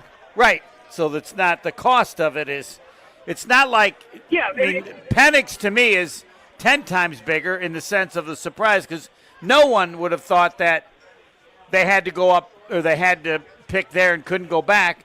And Minnesota liked him, but not enough to move up a couple spots and have to pay obviously more. The cost goes up dramatically for each pick. Yeah, well, I mean, they were obviously to move up the 1 spot because the Jets aren't taking a quarterback. To move up the 1 spot, they were probably scared that Vegas was going to try to move up or Denver, one of those teams that sits behind them, who would maybe try to sneak in, especially after Penix went. That made J.J. McCarthy a much hotter commodity for those teams that are quarterback needy in the mid-teens. Gabe Neitzel with us here on ESPN. They give up their other pick? Don't the Vikings have another one? The question was, would they give up, was it 23? So the Jets and Vikings swapped picks 10 and 11. The Vikings add a 4th and 5th, while the Vikings get an additional 6th rounder as well. Oh, that's nothing. That's nothing. That's nothing. Way to go, Jets. They're as stupid as we've always thought. Yeah. That's nothing. And we will see. Gabe Neitzel. So doesn't that say there probably weren't that many other teams interested? Because if there were others, then they could have gone and played them against each other. Oh, absolutely. To try to drive up that price, yeah. Right. That price is. So we're about halfway now at pick 11. We're about halfway to the Packers' pick at pick 25. Gabe, do you think they stay put at 25 with the abundance of picks they have in the first 2 days? I mean, it kind of seems like that. The way that Brian Gutekunst was talking about thinking he could get, 5 of his top 50 on his board with the picks they currently have. I mean, if they sneak up, it seems like they'd be more willing to use a 4th-round pick, maybe a 5th-round pick, and move up a couple, kind of just like what the Vikings did. Yep. But the fact that this many quarterbacks are going this early is only good for the Packers because they're clearly not taking one. Now they're rooting for one of those other teams that I just mentioned, the Raiders, the Broncos, to take Bo Nix, because that just means more good players are going to continue to fall at 25. And if one of those guys continues to fall, that makes them, to me, more likely to maybe get aggressive and move up to, 21 or something to maybe get one of those defenders, one of those offensive linemen that they're looking at. Or if they're a multiple that they have at a level, then they don't have to move up because they're like, 2 or 3 people. They like them all. Hey, we're in Fat City. Yeah, it always comes down to if they like somebody that much, then you got to move up to get them. And I don't know who that would be, but yeah, Will, I'm shocked that the Vikings gave up no more than that. It is. Oh, I'm it right is there surprising. with you. Like that doesn't seem like much. Let's go back to Detroit for the Jets pick. Who will be Rodgers' In the new teammate? 2024 NFL Draft, the New York Jets Turner. select Olu Fashanu, tackle, Penn State. Offensive line.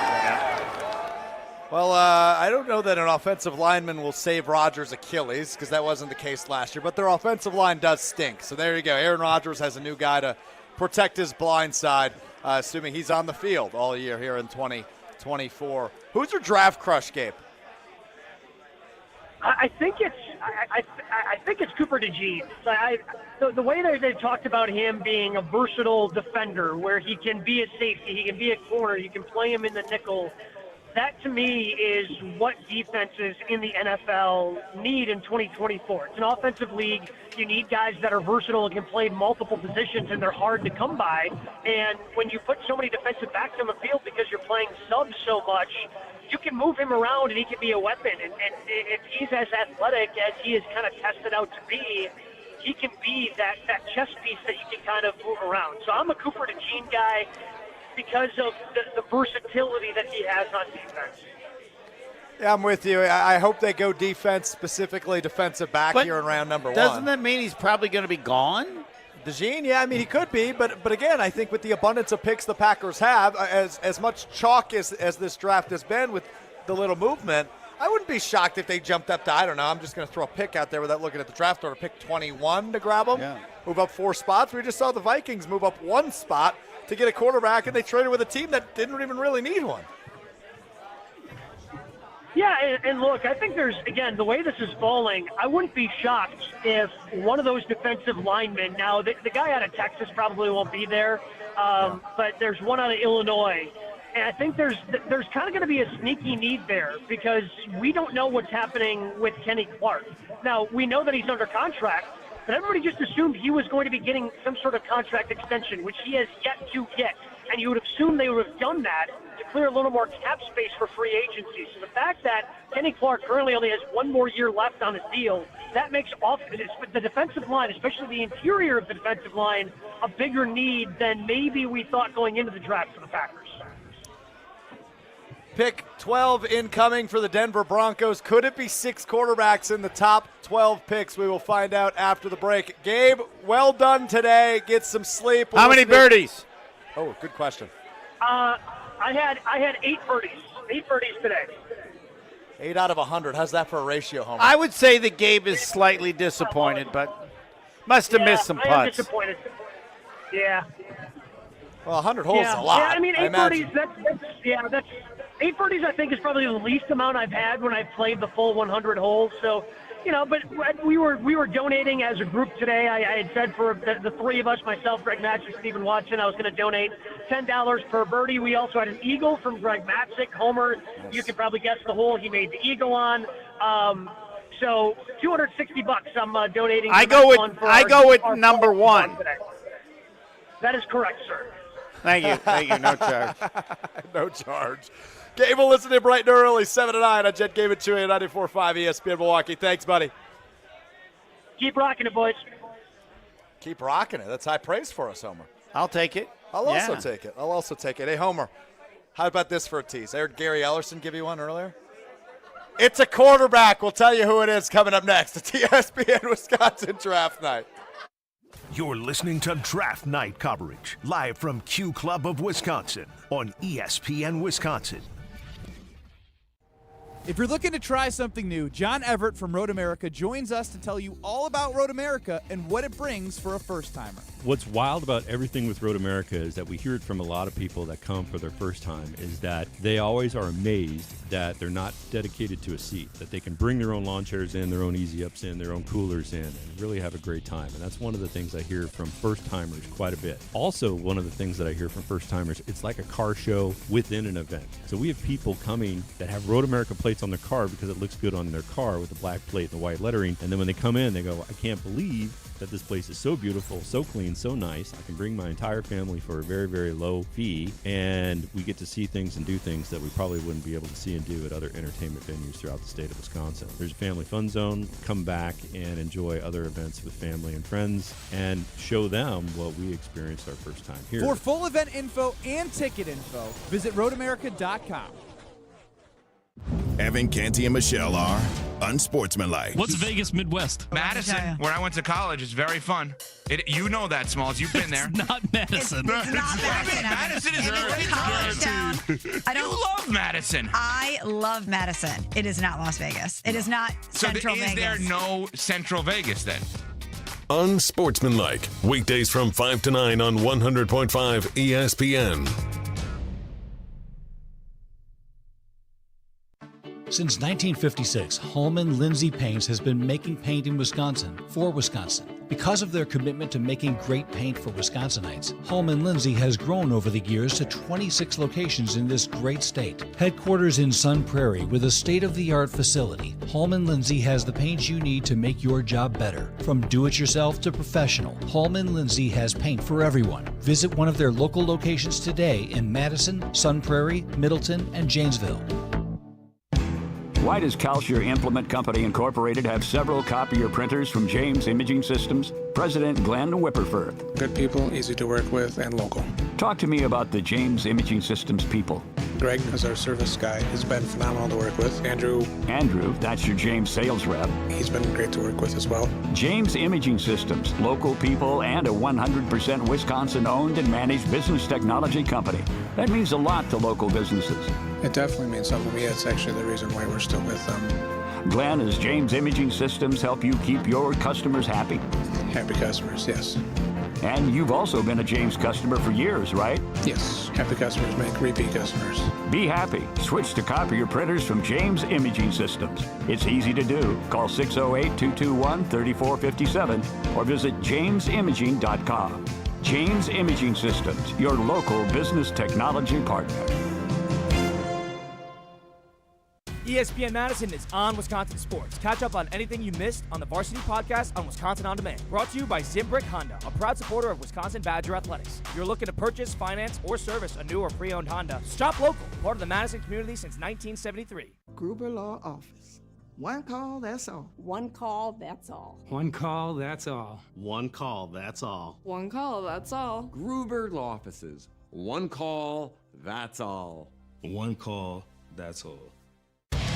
It's official. 2023 was the biggest jackpot year on record at Ho-Chunk Gaming Madison. Check out these totals. We had over 57,000 jackpots and more than $134 million in winnings. This shatters our previous record year, and we have no intention of stopping here. And with our 95% average payout, we continue to be the official home of the big win right here in Madison. Let's keep it going in 2024 with even more jackpots at Ho-Chunk Gaming Madison.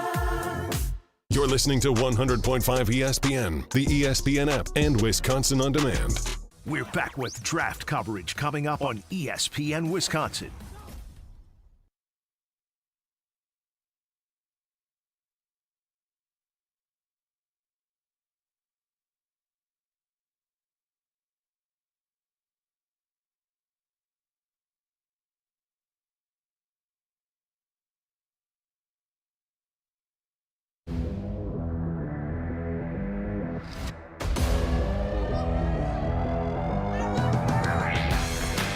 ESPN Wisconsin Draft Night, live from the Q Club of Wisconsin. Homer and Strouf with you the rest of the night.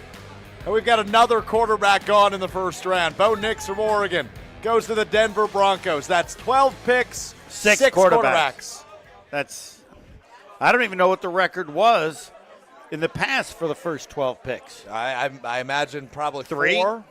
I don't know. I will have to look. But definitely 4 because that year where it was Rosen and Darnold and Mayfield. I think that was 4 in the first 12. 2017 Trubisky, Mahomes, Watson would have to be up there, I would guess. But 6 and 12 is bananas and not a lot of movement. The only trade of the night is the Minnesota Vikings moving to 11 from the Jets. They just pick swap. The Jets move back to 11, pick an offensive lineman out of Penn State, Olu Fashanu, to protect Aaron Rodgers' blind side. Otherwise, the lineup so far tonight, Caleb Williams goes 1 to the Chicago Bears. We've known that one all along. Jaden Daniels, the reigning Heisman Trophy winner, goes 2nd to the Commanders. Drake May from UNC goes to the Patriots. Marvin Harrison Jr., the wideout from Ohio State, goes 4th to the Cardinals. Joe Alton, offensive tackle from Notre Dame, goes to the Chargers at 5. Malik Neighbors, the wide receiver out of LSU, goes 6th to the Giants. J.C. Latham, formerly of Catholic Memorial, the offensive tackle from Alabama, goes 7th to the Titans. Michael Penix Jr. from Washington, quarterback, goes to the Atlanta Falcons. His college teammate Roma Dunze, the wide receiver, goes to the Bears at 9. J.J. McCarthy from Michigan goes at 10 to the Minnesota Vikings, coming to the NFC North. Olu Fashanu, as I mentioned, from Penn State at 11 to the Jets. And Bo Nix, the quarterback from Oregon, at 12 to the Denver Broncos. Maybe the last team that needs a quarterback. The Raiders are on the clock, but they're not going to take Spencer Rattler here, Homer. No, there's no one to take now. I need your source, and then you can say us if it's crazy or not. You don't even have to be particular. What do you want me to say? Tell you position? What do you want? No. Did you go or wow in terms of the person? For the Raiders pick? Yeah. I went, all right. All right, okay. I mean, I think he's a great player, but it makes sense at 13. Correct. That's then we don't need to give the name. Let's go to Detroit. The Las Vegas Raiders select Brock Bowers, tight end, Georgia. I mean, I saw something. He's the best player in the draft. Yeah, I mean, the sheet I have in front of me says he's number 3 behind Malik Neighbors and Marvin Harrison Jr. Yep. So, I mean, I think that's a great pick, but it doesn't help when you got nobody throwing you the football. Your options in Vegas right now are Aiden O'Connell or Gardner Minshew. No, but I just think it's a great pick. That's what you do. Best player available. Yes, that's what the Packers always do. And possibly by a large margin. Yeah. I mean, I don't know how often in the draft that you've had somebody picked as late as 13 in which a legitimate number of people have said might be the best player in the draft. Yeah, not many. No, I mean, usually you might go 6, 7. Yeah. There's not really a debate. The debate is how great he's going to be. Not, but he has this. I never heard a but for anything. It was just a question of how good can he be? Yeah, how good can he be? No, I would say, based on what I've seen, I expect him. You can put me down for this. Okay, I'll write it down right now. I expect him to be in the Hall of Fame. Wow. Yep.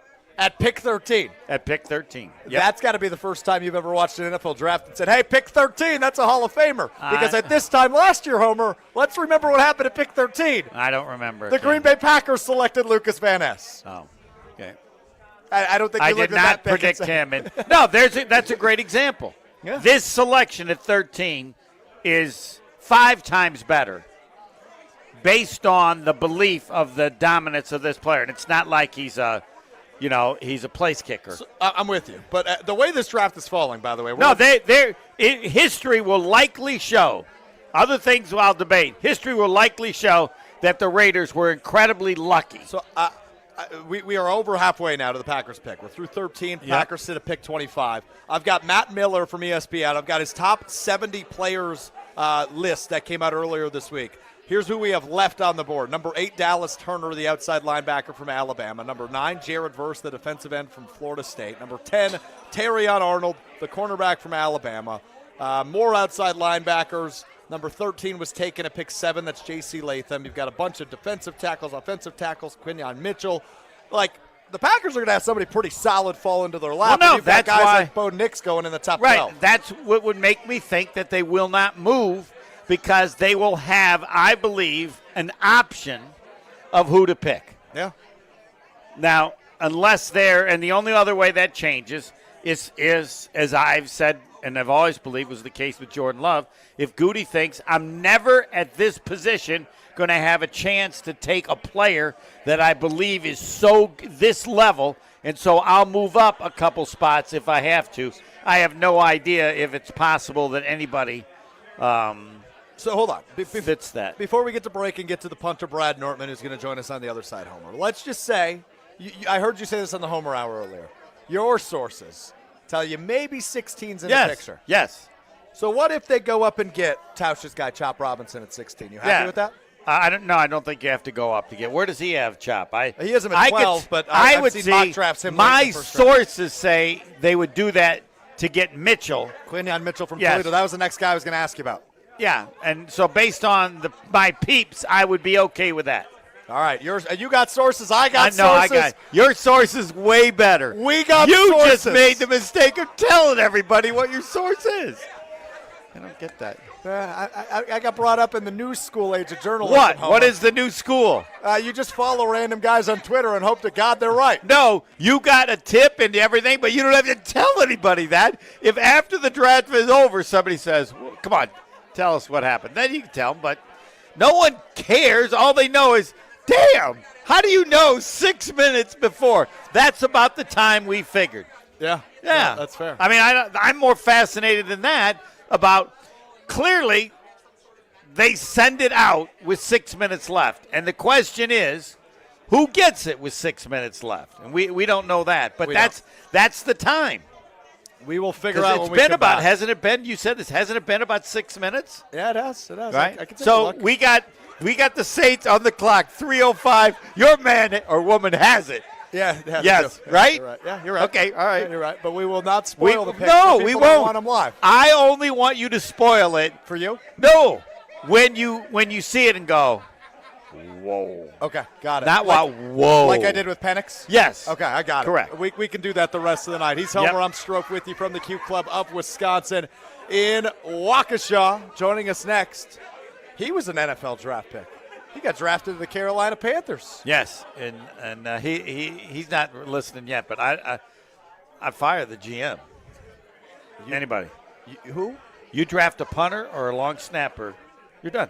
I mean, I tend to agree with you. I just don't think Brad will because he got drafted and he his story is amazing. He was clearly really good, but I'm just saying as a GM, I said it about Goody when he did it with a long snapper. Now, this guy from Iowa was a really good punter, but everybody mentions Ray Guy. Yeah, Ray Guy was 100 years ago. So there's been one guy in the last 100 years that maybe you would have taken. This is not about kickers because the place kicker is important to make field goals. Oh, yeah, Anders Carlson did so well last year. Well, but I'm saying that position. Now, he screwed it up. But I think Brad Nortman had a pretty darn good career. So I'd say there's two punters in the last 100 years who drafted. You are not allowed to compare him to Ray Guy. No, you can't go there. I just fine. He's better than Ray Guy. Yeah, go ahead. Rename it the Brad Nortman Award. Yes, fine. You've lost all credibility, though you've been very nice to him. Even he will admit it's inappropriate for him to be compared to Ray Guy. You ask him. I will ask him, and we will ask him if it's okay to draft the punter. Coming up next, Brad Nortman join Homer. Join me, Alex Strouf. It's ESPN Wisconsin Draft Night live from the Q Club of Wisconsin. This is Draft Night coverage live from Q Club of Wisconsin on ESPN Wisconsin. Breaking news on ESPN Madison is presented by Metro Kia of Madison, Madison's trusted Kia dealer. Stop into Metro Kia on the east side of Madison or visit metrokiaofmadison.com. Hi, I'm Madison Money Guy, Christian Finfrock with Retirement Income Strategies. And what sets us apart is we're an independent, family-run office. We help clients like you understand the financial world and build a portfolio that's in your best interest. To learn more, go to MadisonMoneyGuy.com. Hey Badgers, spring is right around the corner and so is the annual Crazy Legs Classic. Register today for the 8K run or 2-mile walk on April 27th and celebrate 175 years of UW-Madison. The Crazy Legs Classic is presented by J.D. McCormick Properties, Odyssey Greek Yogurt, Mueller Sports Medicine, and WMTV 15. For more information and to register, visit crazylegsclassic.com. That's crazylegsclassic.com.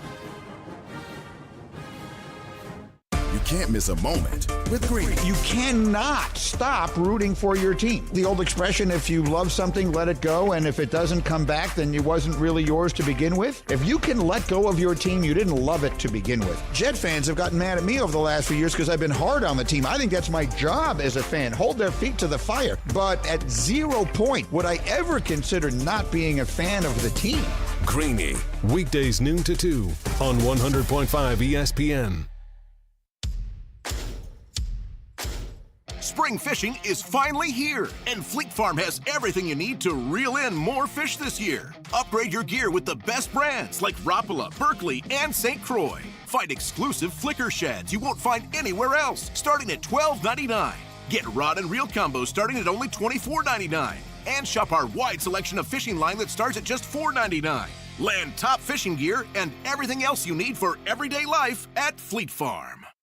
When it comes to security for your home and family, you want a winner, and we found one when we placed our trust with J&K Security Solutions. This is Greg Gard. Kim and Jeff hit the game-winning shot for us with the Control 4 home technology system. Home or away, from our smartphones, we can open the garage door, dim the lights, turn on the TV, as well as arm the security system. That's convenience as well as peace of mind. Let J&K Security Solutions do for your home or business like they've done for us. Call 255-5799 or online at jksecurity.com.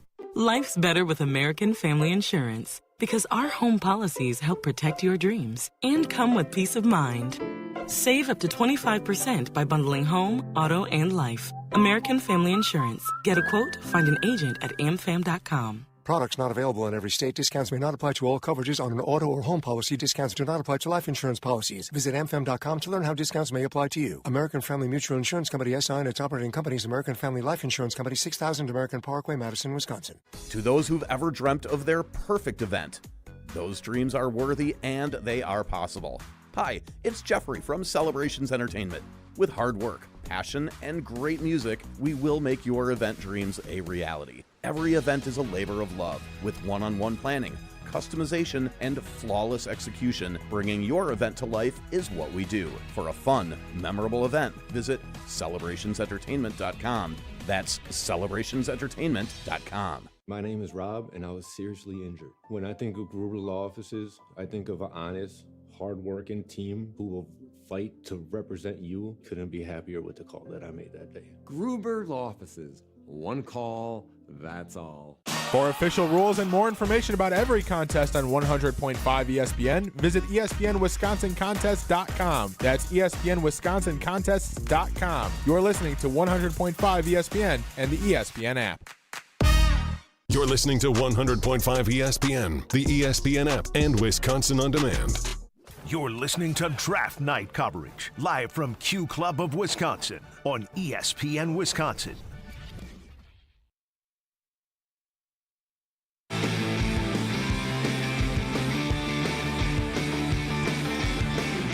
I didn't think ESPN Wisconsin Draft Night would bring me into an argument about Ray Guy, but that's what you get when you put us together. Homer and Strouf with you, live from the Q Club of Wisconsin. You done talking about Ray Guy? You spent that entire commercial break reading his Wikipedia.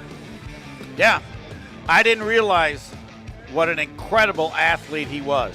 And he was a first-round draft choice. 51 years ago. I know. How many times has a punter been drafted in the first round since? Was Janikowski a kicker or a punter? He was a kicker. Okay, he was a first. I don't believe it's ever happened since. You're probably right, and he is in the Hall of Fame. Only punter. I will defer to whatever our punter says about Ray Guy. Whatever he declares, because I know damn well he knows all about him. Yeah, joining us now, you hear him weekdays from 2 to 5 on ESPN Wisconsin. Kyle Bruston Nortman. He is the Nortman of that equation. Brad Nortman, the former NFL punter, joins us now. Bradley, did you catch any of our conversation there? Chime in on whatever you wish. Unfortunately, I did. I have to cover my ears after that blasphemy that I heard from Homer. Never draft a punter. Never draft a punter. That's wrong in all the ways. First of all, he is right about one thing. I should not be compared to Ray Guy. Ray Guy is the Michael Jordan of punters. He is one of one. The Michael Jordan of punters. He is. Even when I was learning how to punt, they would still pull his film. Before punting form was even a thing, they would still pull Ray Guy film. But absolutely, Punter should still be drafted. Now, let's be honest. Round 3, round 4, I'm okay with that not being a thing. Round 6, round 7, it's important to have your guy. Not all punters are created equal. And Homer, how about this? You can use this on your show, on the Homer Hour. 100 yards of field position, 100 yards of field position equals 7 points in the NFL. Who do you think gets you that field position? The punter. You're off. No. This is what I say. When your team stinks, punters become more important because you can't count on your defense stopping anybody. Field position becomes important when your team stinks. You agree with that, right? Because if whatever the field position is your offense is good or the defense is good, they'll deal with the damn field position. But if one side or both sides stink, then yeah, your punter's important because we got a better chance with our bad defense of stopping them from going 80 yards than 40. Homer, would you agree that the San Francisco 49ers and the Kansas City Chiefs have good offenses? Kansas City wasn't as good this year, but for whatever point you want to make, because yes, it was I'll a agree punter. with. It was a punter battle in the Super Bowl for about 3 quarters.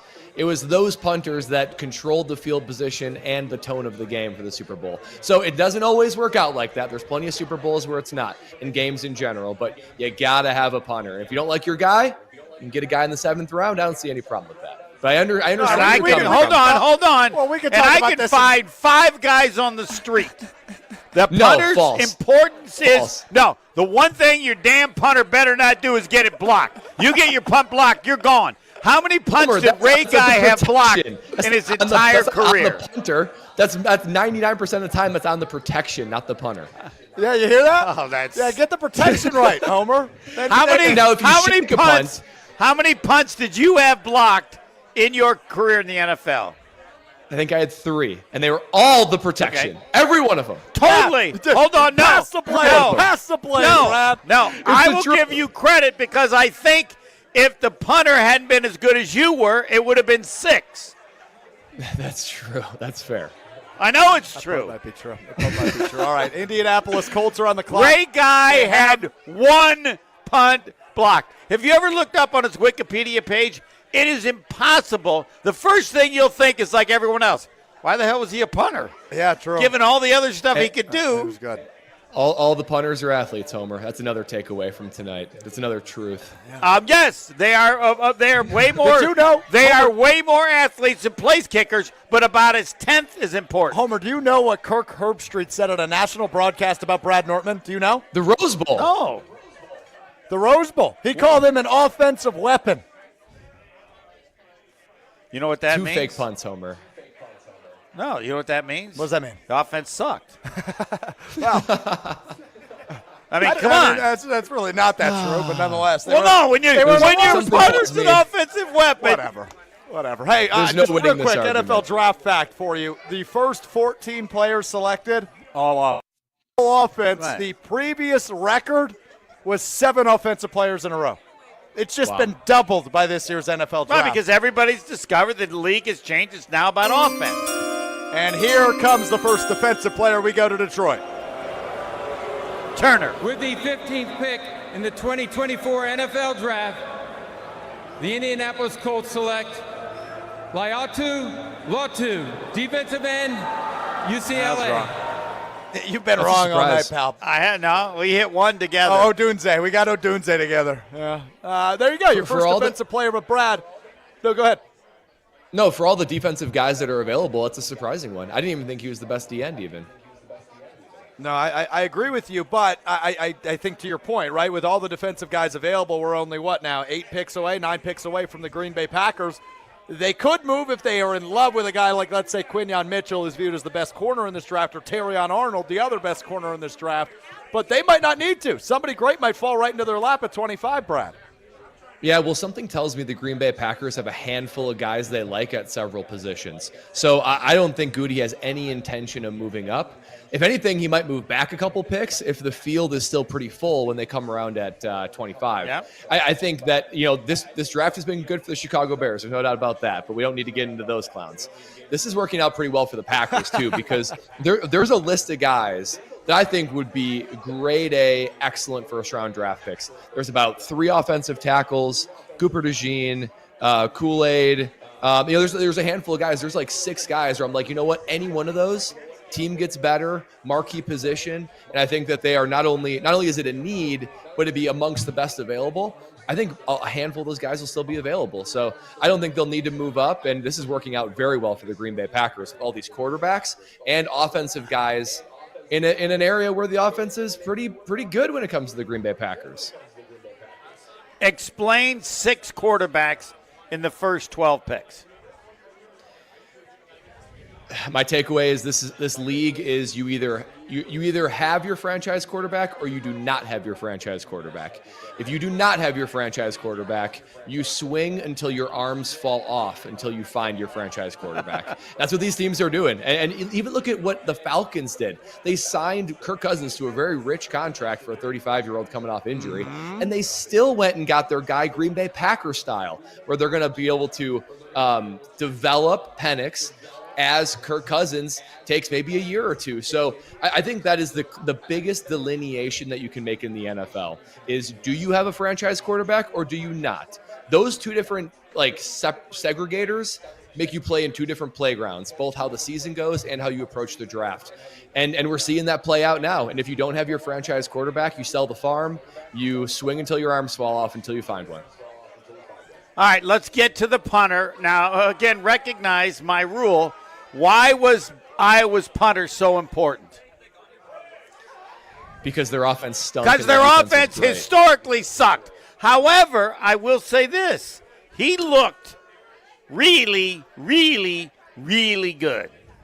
How good do you believe he was, and does he justify a selection in a round much sooner than normal for punters because he is that good? I'm going to define sooner than normal for punters as 4th round or earlier. Usually in the 5th round, you see a run of kickers, and then 6th round, you see a run of punters. Right. So I don't think he'll be there in round 6. I think he'll go in round 5. Round 4, 3, or 2. Look, this is where I'm on your side. I don't think a punter is that important that you need to get a guy in that kind of premium. Now, here's what I want to know. Him, how good do you think he is? Do you think he's really special? Or not? He is really special. He's special. He's special. And it's because of what he can do. Okay, when you're a college punter, usually you can do like one thing. I can kick it far. I can kick it high. I can kick it directionally. In the NFL, they ask you to do all 3. That is where most guys tend to falter, is that the standard is much higher. If it were, you guys know I'm an analogy guy.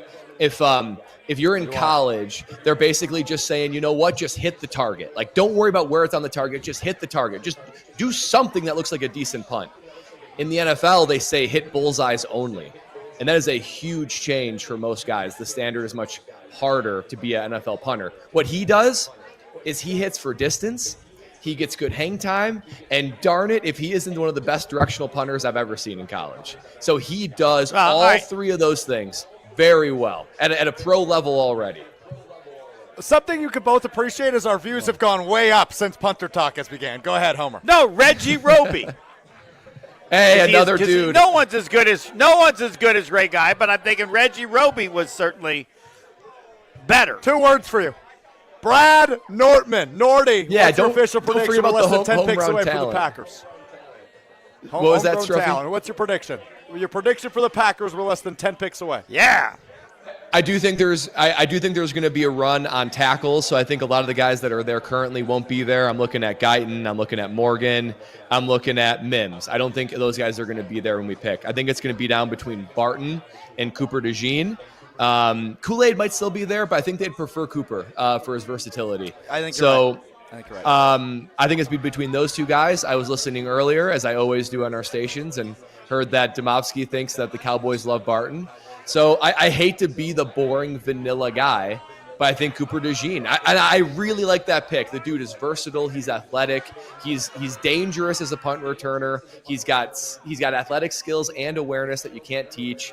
And it's a need, let's be honest. I mean, think about Cooper DeJean, McKinney, and Jair Alexander in the secondary. Like that is a good quality secondary of 3 guys that are high caliber players. So I think it's going to be Cooper DeJean, and I'm going to applaud it when it happens. All right, that sounds like chalk. A lot of this draft has been, minus some of the quarterback picks. 6 in the top 12, 14 straight offensive players to start the NFL draft. Bradley, I'll be with you, but we'll be listening to you tomorrow beginning at 2 o'clock. Kyle Brust, Norman on ESPN Wisconsin. Thanks as always, pal. Thanks, guys. Appreciate it. All right, Homer, we're less than 10 picks away. We're going to get weird in the 9 o'clock hour, you and me. Really? Jason Wilde's gonna interrupt us and join us at some point when we get closer to the Packers pick. But until then, we're flying solo. Homer and Strouf with you at ESPN Wisconsin Draft Night Live. We got to know another punter. I'm Ben Jewett. More green and gold draft talk coming up on ESPN Wisconsin. Are you looking for a fast-paced job in a fun and exciting work environment? Look no further than Ho-Chunk Gaming Madison. We offer a wide range of job and shift availability in both part-time and full-time positions. Competitive wages and great benefits await you at Ho-Chunk Gaming Madison. Visit us in person or check out our website to see all of our job openings. Make work fun and apply for a job at Madison's only casino. Waiting to see a general surgeon? With Stoughton Health, it's always easy access, with most appointments within a week. And with over 160 insurances accepted, you're covered and in good hands. For more information, visit stoughtonhealth.com. Stoughton Health, creating excellence together. Want to join the fastest growing home solar company in the nation and work in the fastest growing industry in the world? Everlight Solar has open positions in the Madison area and in their newly open Milwaukee location. As Wisconsin's largest home solar company, Everlight Solar offers great opportunities to gain new skills and advance your career. Don't miss the chance to join the Everlight Solar team. Visit everlightsolar.com to apply today. Save money, save the planet, and start with Everlight Solar. This update is sponsored by UW Credit Union. For every stage of life, UW Credit Union is here for every you. Every Brewers regular season Friday home game at American Family Field, ticketed fans 21 and over who sit in the Miller Lite beer pen in the left field lounge bleachers will receive a free Brewers can holder courtesy of Miller Lite. Join UW Credit Union at uwcu.org. Insured by NCUA. For official rules and more information about every contest on 100.5 ESPN, visit ESPNWisconsinContests.com. That's ESPNWisconsinContests.com. You're listening to 100.5 ESPN and the ESPN app. This is Derek Engler. You're listening to a Good Karma Brands radio station, 100.5 ESPN WTLX Monona, Madison. The Jordan Love era is here, and the title window is open. Here's Love. Pressure. Back foot throw. End zone. It is caught for the touchdown. Love zips it in there. It's caught for the touchdown. Romeo Doubs. I don't think that'll ever change here. I mean, we don't. That's really the only goal. We're not interested in much else. Now the green and gold look to reload with the draft. It's draft night. Goody and his staff do a great job. Not only the talent that we brought in, the character of the men, I think that's a big part of it as well. Broadcasting live from Q Club of Wisconsin and Waukesha. Here's Alex Strouf. ESPN Wisconsin Draft Night continues live from Q Club of Wisconsin here in Waukesha. The Homer and Strouf Hour. Give me an oh baby, Homer. Oh baby! By the is. way, I've just decided I am going to place a bet on MVP for the LA Chargers quarterback. Why is that? Because I think Harbaugh will make it that much better and is committed to using all his skills. Let's go to Thank Detroit. you to our men and women who serve in the United States military. Your sacrifices to defend our country's freedom do not go unnoticed. Thank you so much. With the 16th pick in the 2024 NFL Draft, the Seattle Seahawks select Byron Murphy, defensive tackle. There's another Texas. defensive player. Halfway through the first round of the draft, 16 picks in, 14 offense, I was wrong about 2 in a row that. defense. Thought they might deal with Seattle. Not the case. Not the case. Your sources are incorrect. Mm-hmm. Your sources are incorrect. Not like your source. My source has been spot on. By the way, he had Byron Murphy to the Seahawks 11 minutes ago. Right. 11 minutes ago. 11 minutes ago. I thought it was 6 minutes. Now we're at 11. Wow. They're dragging this out. We are 2 hours into the NFL draft, just halfway through the first round of the NFL draft. On to pick 17, the Jacksonville Jaguars are on the clock out in Detroit. Homer, I keep saying it. I can't believe that somebody so great is going to fall right into the Packers' lap. Quinyon Mitchell's still on the board. Oh, here you go. Minnesota back into the first round. They have traded with Jacksonville for pick 17. Another NFC North pick coming up. I have no idea what they're going to do. I don't either. I guess what the hell do they need? Everything? The worst team in the division, right, at this point? You'd put them fourth? I put Chicago over them, no problem now with Caleb Williams and Roma Dunze. It'll be close. But that'll be a good wager to consider as well. Maybe. I mean, it's just you got to figure it out. It could be Mitchell. It's just the player. The defensive player from Texas. This is when you look at somebody who ranks all the players. Yeah. And there's somebody that's so high, we have to get him. Now, maybe given what they had to pay to move up one, I wonder what they're paying here. Yeah, when you look at it, Dallas Turner from Alabama ranks number 8 on Matt Miller's list. He's still out there. Jared Verse ranks number 9 from Florida State. The defensive end still there. Terrion Arnold from Alabama, viewed as maybe the top corner debatably with Quinyon Mitchell out of Toledo as the 2 top corners all available. The guy had 11 minutes. The source must have this too. The source, not the guy. Correct. We don't know if it's male or female, which means we probably do, but we don't want you to know that we know. So it could be. Yeah. Create as many. It's got to, because the last one was 11 minutes. How much time do? Let me check. By the way, the 76ers did win as I predicted. You did. You actually didn't predict that. You said the NBA announced that. Yes, but they didn't announce it, but they executed. They did execute. Yes, they did execute. And I'm not even sure they won so easily. I'm not sure that justifies giving them a win. Vikings pick is in Detroit. The Minnesota Vikings select Dallas Turner, linebacker, Alabama. On the NFL site, they have had Turner as the best available for, I think, the last 10 picks. Yeah, and that adds up. He's viewed as that. The Jacksonville Jaguars trade their pick to the Minnesota Vikings. The Vikings pick up Dallas Turner, the outside linebacker for Alabama. So in a draft that started with 14 straight offensive selections, starting with Caleb Williams all the way to the Saints at pick 14 for Talius Fuaga, the offensive tackle out of Oregon State. We're now 4 defense in a row? 3 defense in a row. 15, 16, 17. Indianapolis, Seattle, Minnesota, you're right. On to pick 18. Oregon State guy's an offensive tackle. The Cincinnati Bengals now on the clock, and they need some help on the offensive side of the ball. But we will see if this defensive run continues. ESPN does the source Mitchell, mention what the Vikings had to give up to move? The source doesn't report the trade assets. He just reports that the trade happened. All right. That work for you? Yeah. Whatever the source has, yeah.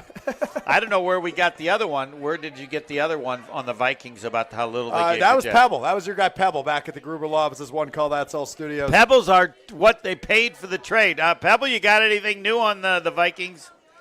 I haven't seen anything yet, Homer. I'll keep looking, though. All right. Pebble, you just break in with when Yes. you find it, because Here we Homer go. is going to be Vikings chopping get at the the bit. 17th pick, while the Jaguars get the 23rd pick this year, a 5th-round pick this year, a 3rd-round pick in 2025, and a 4th-round pick in 2025. Now that makes more sense. That's a little bit better than Yeah. the earlier trade. Yeah, they had a ton Now, of if I was the Vikings working with the Jets, yeah, okay, when they accept or are talking about so little, I'd go, forget the trade. Yeah. No, I no totally reason agree. to give up And the anything. Jets are drafting. And I didn't understand that and one. then but the that's Vikings fine. probably went, well, wait a minute. We're giving up so little, and that prevents anything weird happening that hurts us. So, they're asking for a 6-pack of Mountain Dew. Well, granted, we may not have to give it, but it's still just a 6-pack of Mountain Dew. I mean, so. hey, if I'm the Jets, I like my Mountain Dew, Homer. I'll take that. All right. I'll take that. maybe a bag of Lay's thrown in there. 17 picks into the NFL draft, 4 of them in the NFC North, only the 2 teams in the NFC North. The Bears with 2 picks in the top 10, they go offense for both of them. They get their quarterback of the future, Caleb Williams out of USC. They also get a young stud wide receiver out of Washington, Roma Dunze, with pick number 9. The very next pick, pick 10, the Vikings traded into with the New York Jets. They took their quarterback of the future out of Michigan, J.J. McCarthy. And at pick 17, they get Dallas Turner, the outside linebacker from Alabama. At pick 10, I want to go back to Pebble in the Gruber Law Office's One Call That's All studio. He's the biggest Michigan Wolverines fan I know. Pebble, will J.J. McCarthy make it in the NFL, and will he make the Minnesota Vikings better? I think it's a perfect situation for him just because of the offensive line that's behind or in front of him, and also, too, just because of the receivers that he's going to be throwing to. He's got all the intangibles, I think. That's true. He's got the athleticism, the playmaking ability. Can he throw left, Pebble? Can he throw to his left? I just think it's going to be a great fit, I think, for the Vikings. He's the perfect situation, actually. Top half offensive line in the NFL, maybe top pass catching core in the NFL. So I think it's the perfect situation. Can he throw to his left side? Do we know that? He can throw to his left side, yeah. Okay. All right. That's the knock I've seen on him. But there he goes at pick 10 to the Minnesota Vikings. So Vikings with 2 first-round picks. The Bears with 2 first-round picks. We await the Packers' first-round pick. Coming up at pick 25, we're through 17 of them. Just 8 picks away. Homer, hit me with an oh, baby. Oh, baby. So Barton's still around? Barton's still around. Mitchell's still around? Mitchell, Arnold, DeJean. One of those guys has fallen to Goody's lap. Correct. Yes. And we don't even have to move. Now, if he likes them all equally. And Packers got pick 8 tomorrow, with pick 41 overall. I mean, this is good. I've said this a long time, Homer. Yes. Right? And Goody, I trust. I've trusted Goody since 2020 in the first round when everybody ripped him to shreds for picking the quarterback of the future, Jordan Love. That was the moment I decided, hey, Goody, I believe in you. Last year, everybody sat around and said, oh, the Packers are rebuilding. Oh, the Packers are going to fall apart. But what does Gutekunst do, Homer? He cooks the NFL draft weekend. He's got rookie after rookie after rookie after rookie. Right. Improving that team last year. They win a playoff game on the road. And now everybody's drafted offense. I get it's an offensive league, but they already have their quarterback. They already have their young studs at receiver. They already have their young studs at tight end. They need defense. They're going to get defense, or they're going to get one of the best offensive linemen at 25. Yeah, I think that's it. And unless there are a run of players that the Packers like, it would appear that, yes, they're going to get a defensive player who could start, and then I just think they'd love someone who's a left tackle because they got to know they need more coverage. But they can, and they always take tackles, and so they could easily take a tackle they like so much who'd be more likely to play right tackle. But I don't know. Like, all right, what do they do with an injury at left tackle? Not much right now. They will have an answer. But Goody and Ted Thompson was the same way. They get their guys in third, Yes. fourth, fifth round. Yes. I don't know that they need a tackle in round 1. If that's the history of their success is such that they don't. And I love Graham Barton. I think Graham Barton's debatably the best offensive lineman in this draft. He's well versed out of Duke. Right. He's played all 3 positions in college. Packers love guys like that, and he tested phenomenally. Goody loves his relative athletic score, the You know what RAS. Goody also loves, as Jason Willie said, defensive guys from Georgia. 1 offensive pick in his 7 drafts. Yeah, that was Jordan Love. Or 1 first-round offensive pick. Every other first-round pick for Goody, defense. I imagine we might see some of the same coming up. We roll on after this. It's ESPN Wisconsin Draft Night live from the Cube Club of Wisconsin. Homer and Strouf with you. More green and gold draft talk coming up on ESPN Wisconsin. Bandana? Check. Boots? Check. Gloves? Check. As a motorcycle rider in Wisconsin, you may go to great lengths to protect your image. Just be sure you're protecting yourself, too. Wear a Department of Transportation-approved helmet. Perform safety checks on your motorcycle. Know the traffic laws and don't take risks. Motorists and motorcyclists can work together to achieve 0 preventable deaths on Wisconsin roads. 0 in Wisconsin. Together, we can save lives. Learn more at zeroinwisconsin.gov. Wisconsin DOT. Transform your home with Ridgetop Exteriors. With over 22 years of service excellence, we specialize in roofing, siding, windows, doors, and gutters. Visit us today at ridgetopexteriors.com. That's ridgetopexteriors.com. Find your trusted, local, affordable partner here at Ridgetop Exteriors. Condon Jewelers, the jeweler on the east side, the jeweler on your side. When you see Diamond Jim, you can count on him to be on your side. Selection beyond compare with on-site repair, so you can wear your jewelry with pride. Condon Jewelers, the jeweler on the east side, the jeweler on your side. Hey Badgers, spring is right around the corner and so is the annual Crazy Legs Classic. Register today for the 8K run or 2-mile walk on April 27th and celebrate 175 years of UW-Madison. The Crazy Legs Classic is presented by J.D. McCormick Properties, Odyssey Greek Yogurt, Mueller Sports Medicine, and WMTV 15. For more information and to register, visit crazylegsclassic.com. That's crazylegsclassic.com. Listen to Wilde and Tausch, presented by Pella Windows and Doors of Wisconsin on 100.5 ESPN. Yeah, this is for Mark Tauscher, or Tausch, as they say. Mark, I wrote you up. I scouted you. Last time I checked, you went in the 7th round, so I kind of overrated you with the 6th round grade. You are trying to destroy my career of 46 years, and I don't appreciate it. Wilde and Tausch, weekdays 9 to noon on 100.5 ESPN. Also brought to you by Pullman Lindsay Paints, Coors Light, Made to Chill, and American Family Insurance. Since J&K Security Solutions opened in 1987, our attention to detail and customer service have been our strongest assets. I'm President Jeffrey Beckman. We'll always do our best to find the most efficient and cost-effective solution to every job we tackle. Whether it's security for your home or business, installing video surveillance, or being able to control your garage doors from your phone, we can help you feel empowered with simple and user-friendly technology.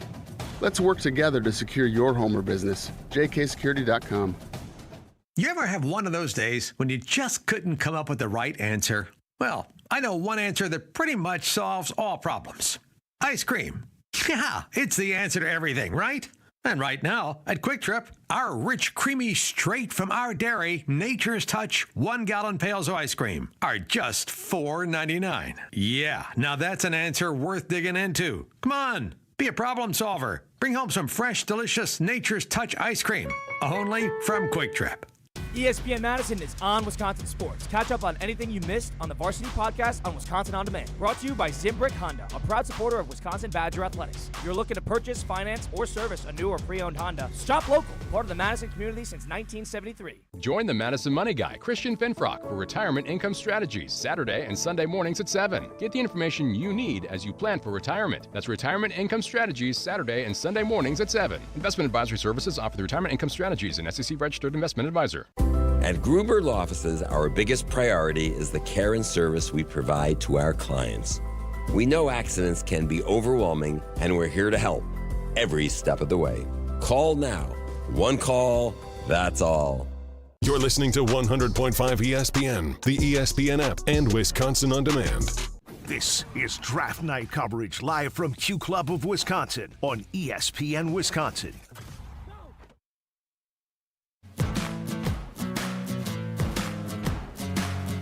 ESPN Wisconsin Draft Night rolls on from the Q Club of Wisconsin. Homer and Strouf with you here in Waukesha. The party rolling on here at the Q Club. As the picks kind of flying by now, the Los Angeles Rams just a couple years removed from their Super Bowl win on the clock as it stands.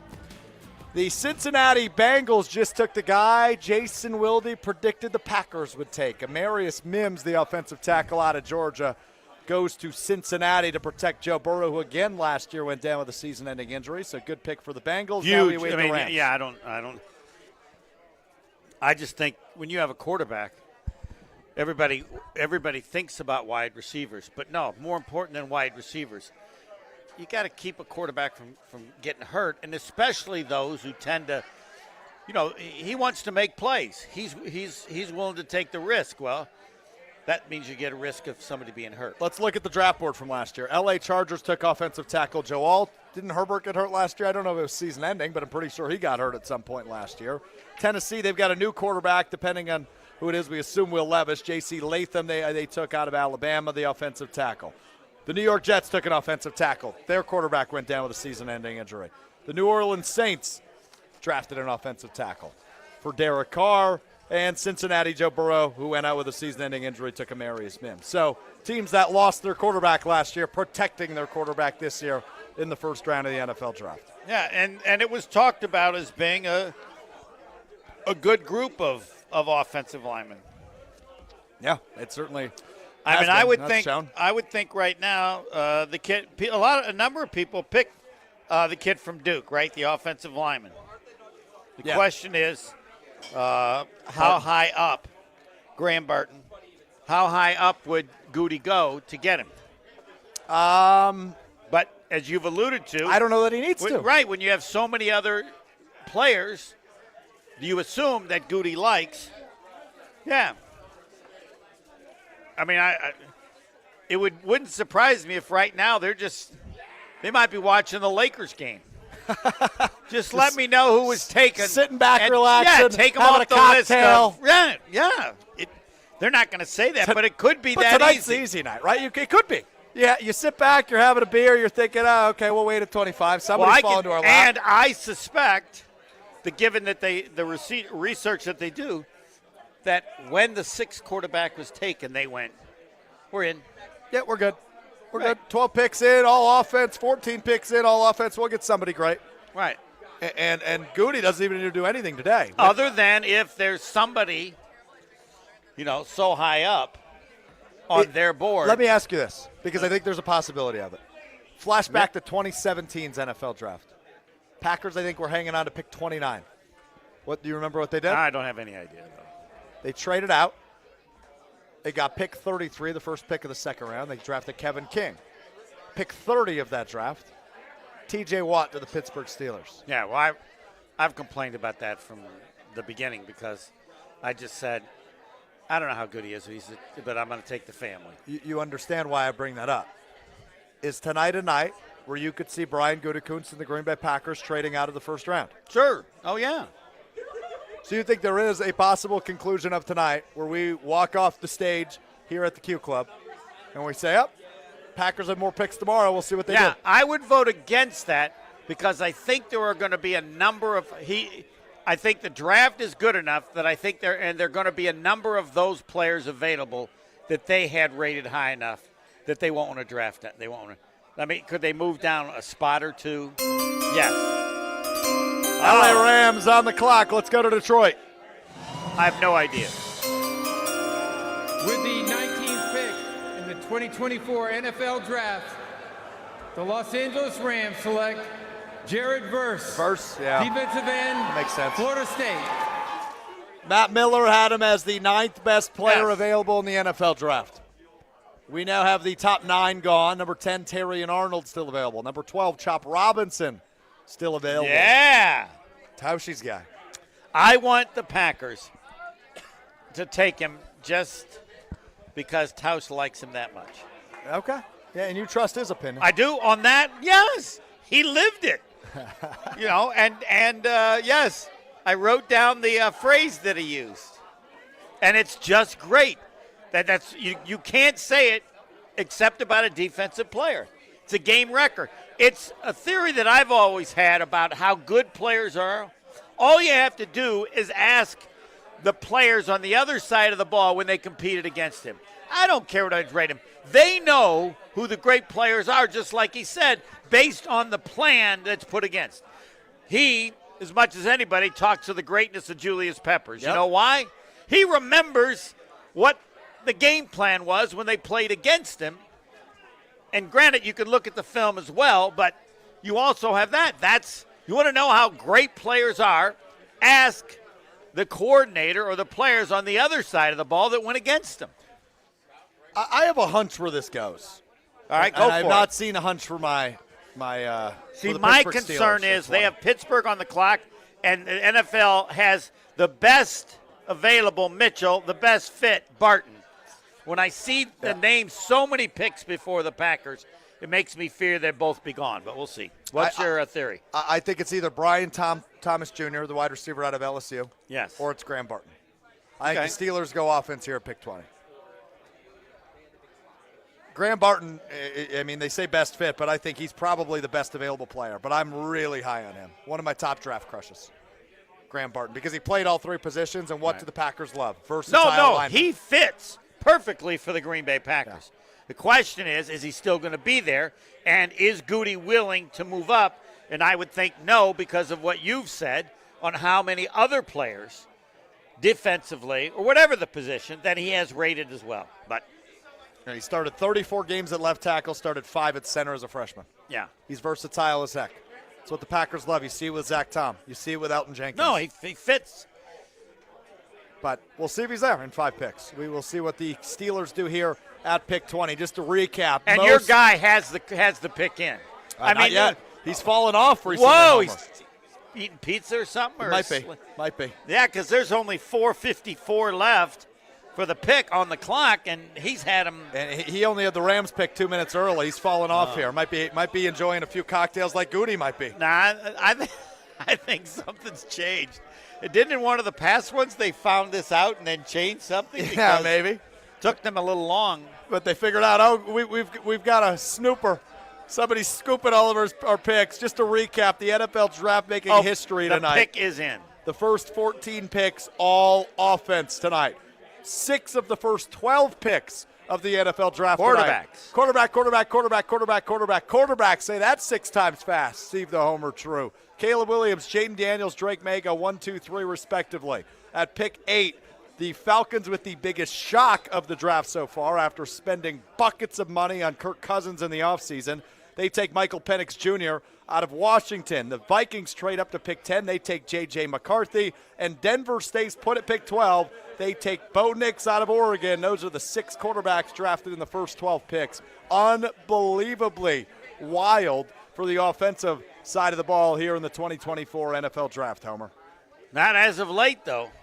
No, but a lot of defense, but you look at it, pick 20 incoming. We imagine the Steelers will go offense. They could go Quinyon Mitchell, who, according to Mel Kiper Jr., is the best available player on the board remaining right now. But the last couple of picks, 4 of the last 5 picks to be exact, have been defense. 15, 16, 17, and 19 to the Rams, all defense. Just a couple of picks away. They got a from mess the Green Bay in the Packers. offensive line, don't they? Who, the Rams? No, the Steelers. The Steelers, no, they're okay on offensive line. They could use a center and a tackle, but, I mean, couldn't most teams use a center and a tackle? Yes. The Green Bay Packers being one of them? But, no, it's just a question of how early you pick. I mean, the success of the Packers in terms of where they've drafted those players that have been good would tell you they're not going to take offensive linemen in the first round. Can I ask you a question? Yes. You're very plugged in on the Packers. I feel really. like we've that's not true. You talk to people who are plugged in on the Packers? How's no, that? I do not. The people that we talk to that are plugged on the Packers would be Jason Wilde. Yeah, I count him. We're going to talk to him in a little bit when the Packers make their selection from Lambeau Field. But there's an incredible consistency of Goody doing things. Yes, there is. And that. But my he issue, went different with paying the big money for the free agent, so maybe this year's different. But he's been very consistent on the analysis. My question for you, yes, is I'm at least personally I'm more worried about Josh Myers at center than I am Rasheed Walker at left tackle. So does it make more sense to draft a guy like Graham Barton, plug him in at center, keep Walker at left tackle, keep Tom at right tackle? Well, the greatness, and this is why they do it. The greatness of Barton is you don't have to make that decision. He could help you in many. I mean, that's why he's perfect. He could help in that. No, we're going to go. You could kick Tom inside and put him at right tackle. Right. That's why he loves. I mean, Goody doing it. But that the key to Barton is, whatever your problem is, he solves it. Because he can go one place and Zach Tom can go somewhere else. No, I think their concern at left tackle is greater. As the board stands right now, who do you want the Packers to take if they stay at 25? Is it Barton, if he's there? Or is it DeJean? DeJean? No, I would take Barton. Okay. What about Quinyon Mitchell too. Mitchell over Barton? Or Barton no, over Mitchell? Barton would be first. Okay. Barton tops Homer's big board here on ESPN Wisconsin. That is perfectly put, yes. Yep. And Quinyon Mitchell would be two? Yes. What about Terrion Arnold? He's viewed by Matt Miller as the best corner. Yes. I think, again, the issue is All those are good choices. I'd go Mitchell, Arnold, DeJean in that order. History says I'm an idiot to say Barton. Why does history say that? Because he never does it. No, Gabe was forced. I'm not saying what Goody should do. I'm what saying you not want. you. No, what I want? What I want would be Barton, yes. Okay. But I think he'll be gone. I think so, too. But we will see. The pick We is will. in for the Pittsburgh Steelers. We'll take a break. When we come back, we're inching closer to the Packers pick. Actually, let's go to Detroit first for the Pittsburgh Steelers selection. Tonight, 32 young men will embark on their NFL career striving to make an impact on the field. But their impacts will be felt far beyond their field, but in their communities. No one embodied that more than Walter Payton. And today, the league's highest honor, the Walter Payton NFL Man of the Year Award, presented by Nationwide, recognized his lasting legacy. Tonight, we are proud to welcome the 2023 Walter Payton NFL Man of the Year winner, Cam Hayward.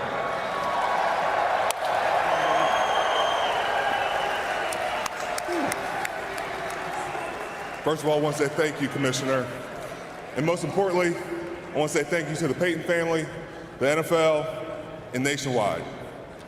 The NFL draft is special. To my fellow NFL players and the prospects joining the league this week, I want to challenge you. Use your platform to brighten someone's day. The opportunity before you is a gift. And by coming here and being in this league, seize that moment. Be better in our communities, be better for our league and our world. Thank you so much.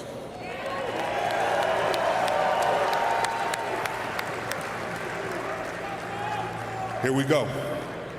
And with the 20th pick in the 2024 NFL Draft, the Pittsburgh Steelers select Troy Fautanu, tackle, Washington.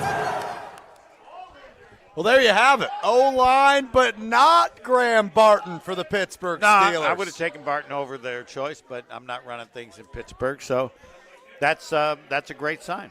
Somebody get Goody on the phone. Graham Barton's available. Quinyon Mitchell is available. Terrion Arnold is available. Cooper DeJean is available. Goody's watching old replays of Seinfeld. He didn't have to do anything. No, he doesn't. No. I just named 4 names. There's 4 picks until I know. the Packers. Yes. So I guess theoretically all 4 of those guys could be gone, but then you get the next best thing. No, you can go get Brian Thomas Jr. Go wide receiver if you want to. Again, that would be a surprise as the other things that they've done and not done. But the point is, I think something to keep an eye on. I will point this out, Homer, is I don't put a ton of stock into the top 30 visits, but I do because it seems like Goody drafts a lot of those. They drafted 4 guys they hosted on top 30 visits last year. Dontavian Wicks, Sean Clifford, Carl Brooks, and Lou Nichols. The Packers hosted only... Van Ness? Was Van Ness? Van Ness was not hosted last year, but Jordan Love was in 2020, as was Romeo Doubs a couple of years ago. So he often follows through in the later rounds, but sometimes in the first round as well. When you look at this year, only 1, 2, 3, 4 guys with first-round evaluations were hosted on top 30 visits. Sometimes it's an indication of your character. Sometimes it's a vetting process. One of those guys has already been selected. That's Amarius Mims, the offensive tackle out of Georgia. The other 3 guys that we could see their names called tonight that the Packers hosted on a top 30 visit are as followed. Offensive lineman Tyler Guyton of Oklahoma. He might still be available in the early second round, though. The other 2, Kool-Aid McKinstry of Alabama, the cornerback, and a name we haven't talked much about, Edgerrin Cooper, who's viewed as the top linebacker from Texas A&M. We should have mentioned it. And we should mention that now as pick 25 But approaches. now we're at how many players that they could pick from? Like 10. No, but I mean we're at the, we're easily at 5. I would say Cooper is in there. I would say they might take a swing on him because that's what they did last year with Van Ness to a point. I think obviously DeJean, Arnold, Mitchell, all there at defensive back. They could take a swing on. Graham Barton, that's 5. Right. And there might be more offensive and tackles. History would say it'll be a defensive guy. Chop Robinson's still available. Yeah. That's 6. Where is he on the guy's list of overall players? He was 10 or 11. 11 or 12, yeah. Yeah. Number 12. Yeah. Woo! Packers Packers are going to have a good deal coming to them very shortly. And it's to the point where they could back up a couple spots. We're expecting about 9:50, 9:55 p.m. for the Packers selection, assuming they stay put at 25. Homer and Strouf back with you after this. It's ESPN Wisconsin Draft Night live from the Q Club of Wisconsin. You're listening to Draft Night coverage live from Q Club of Wisconsin on ESPN Wisconsin. I was rolling my rig on a Crescent City run with my hands on the wheel looking into the sun. With a flash, I became temporarily blind by a plate glass truck I was tailing behind. Next thing I know, I'm in the side of a ditch with a bent rear wheel and a broken off hitch. But I was hauling again in just a short while, because Truck Star Collision is on my speed dial. Do you operate a fleet, whether it's heavy-duty 18-wheelers or medium-duty delivery vans? And does vehicle downtime make you cringe? Time is money, and a fleet vehicle on the sideline hurts, because you need your fleet to be up and running 100% of the time. If one of your heavy or medium-duty fleet vehicles is out of commission, Truck Star Collision Center in Deerfield will get it back on the road quickly. Since Truck Star is a full-service facility, the complete repair is done in-house, saving you time and money. And remember, they're able to repair both heavy and medium-duty vehicles. Truck Star Collision Center, minutes off I-94 in Deerfield. Call 888-400-1002 or log on to truckstarcollision.com. Greg Scalzo here for Buckin' Honeys. Congratulations to the perennial Best of Madison Award winner by the folks at Madison Magazine. Meet me at Buckin' Honeys to celebrate Wisconsin hospitality. Whether you're enjoying the view on the Yahara River in Monona, exploring Wanakee, visiting the OG in Sun Prairie, or checking out the new location in Mount Horeb, you can enjoy the Buckin' Honeys experience in a neighborhood near you. Serving lunch and dinner 7 days a week with brunch every Saturday and Sunday. I'll see you at Buckin' Honeys. The host might be irrelevant, but the conversations aren't. Bears defensive end Montez Sweat earlier this week on a podcast with Chris Long. I'm not losing to Green Bay this year. I can't do it. Mr. Irrelevant with Alex Strouf. Instead of hanging out in the Bahamas and enjoying his offseason, he's complaining about the Packers. Rent-free. Mr. Irrelevant with Alex Strouf. Live on ESPN Madison's YouTube every Monday, Wednesday, and Friday. And available wherever you get your podcasts. Hey, Drew Scott here, and I'm Jonathan Scott, reminding you that life's better with a home policy from American Family Insurance. They can help you get just the right protection at just the right price and help you save when you bundle home and auto. Kind of like Goldilocks and the Three Bears. It'll be just right for you. We love a custom build. American Family Insurance. Insure carefully, dream fearlessly. Get a quote and find an agent at amfam.com. Products not available in every state. Visit amfam.com to learn how discounts may apply to you. American Family Mutual Insurance Company SI and its operating company 6000 American Parkway, Madison, Wisconsin. To those who've ever dreamt of their perfect event, those dreams are worthy and they are possible. Hi, it's Jeffrey from Celebrations Entertainment. With hard work, passion, and great music, we will make your event dreams a reality. Every event is a labor of love, with one-on-one planning, customization, and flawless execution. Bringing your event to life is what we do. For a fun, memorable event, visit celebrationsentertainment.com. That's celebrationsentertainment.com. Save a life with compression-only CPR. The life you save could be a family member or friend. Stoughton Health is offering a free class Thursday, April 25th from 1 p.m. to 2:30 p.m. or 5:30 to 7 p.m. at the Community Health and Wellness Center at Stoughton Health on County Road B. Participants will learn how to perform compression-only CPR and practice on adult mannequins. To register for this free class, please visit stoughtonhealth.com and click on Classes and Events. It's official. 2023 was the biggest jackpot year on record at Ho-Chunk Gaming Madison. Check out these totals. We had over 57,000 jackpots and more than $134 million in winnings. This shatters our previous record year, and we have no intention of stopping here. And with our 95% average payout, we continue to be the official home of the big win right here in Madison. Let's keep it going in 2024 with even more jackpots at Ho-Chunk Gaming Madison. We're back with draft coverage coming up on ESPN Wisconsin.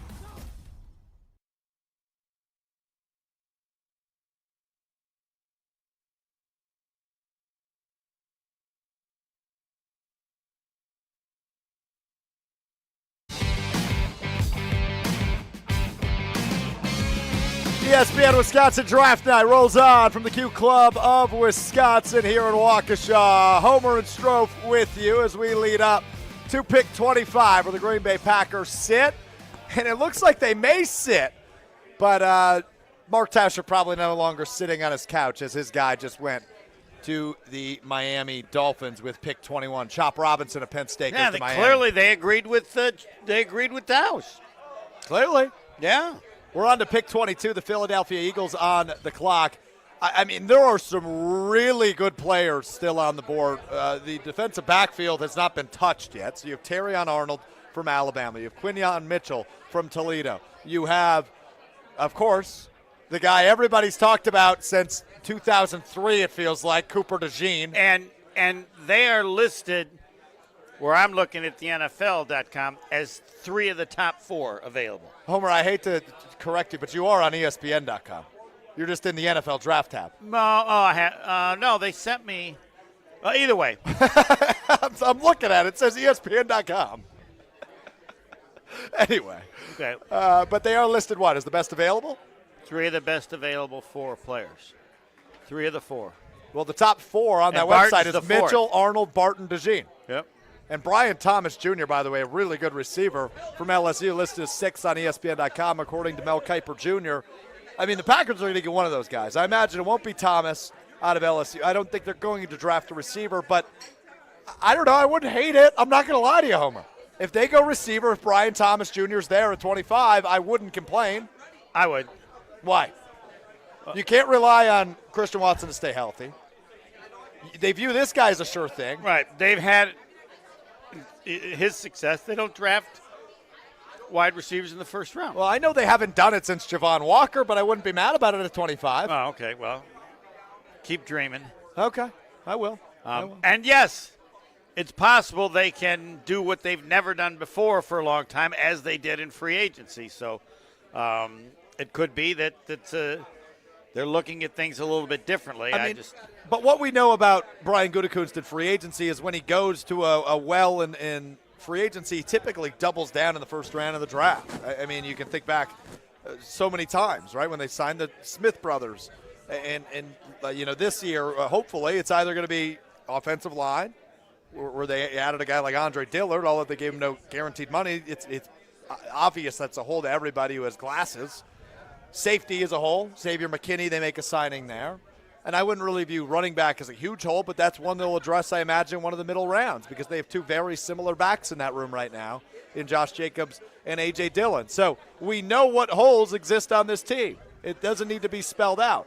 But although wide receiver is one of them, they do like that best player available mantra, and Brian Thomas Jr. might end up being the best player available at 25. So I don't know. I'm not saying it's going to happen. I just don't hate the idea at this I'm point. saying it's not going to happen. So you need to move on. All right. Fine. I think there's 0% chance. 0%? They tell me I can't have 0%. What would you say in 2020 when Jordan Love was sitting there? 0%? They were a wide receiver away from a Super Bowl. They drafted Jordan Love in the first round. You're ruling out a wide receiver just because they have Jaden Reed? No, because that's not what he does. Now, what he did with Jordan Love, they had done in the past with Rodgers, and I've always believed from that day that he wasn't planning on replacing Rodgers, but assessed there was no way, as good as the team was, they would ever be able to get a player of that magnitude, given how much he liked him at that point in the first round. So he moved up to get him, and it turns out he was right. But they don't even – who's the last wide receiver they took in the first round? Javon Walker? Yeah, Javon Walker. Yeah. Over 20 years ago. So I guess I shouldn't say no percent. I should say 5%, because there's nothing he could do in this draft, which is a bigger surprise than paying the big money for a free agent. Well, my source just informed me who the Philadelphia Eagles are taking at pick number 22, and I'll just say I'm a little disappointed. It's one of the guys I wanted for the Packers. Would you like to guess? I'll guess Mitchell. Your guess is correct, but we will make sure the commissioner agrees with our source. Agrees with our source. Yes, yeah, okay. when he comes on. That the was stage my in fear Detroit. when you look at these and their name. So I have the same fear with Barton. Homer, as we look across the TVs here at the Q Club, Yes. and how big of a party it looks like in Detroit, doesn't that make you wonder what it's going to look like in Yes. Green Bay a year from now? It's going to be crazy. You're going to be there, right? I don't know. I can't tell you what I'm going to do next week. Next like that long. No, I don't feel like I necessarily need to be there. But what if they ask you and I to do this again next year?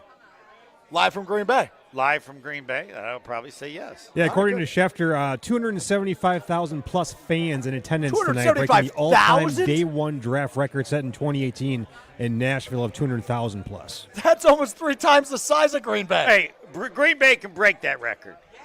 Yeah. I mean, not people in Green Bay, but all over the state. Yeah, I mean, I-43 is going to be packed from Milwaukee to Green Bay. Well, I'll plan to get there a little early. Yeah, no doubt. Yeah, I will say this right now.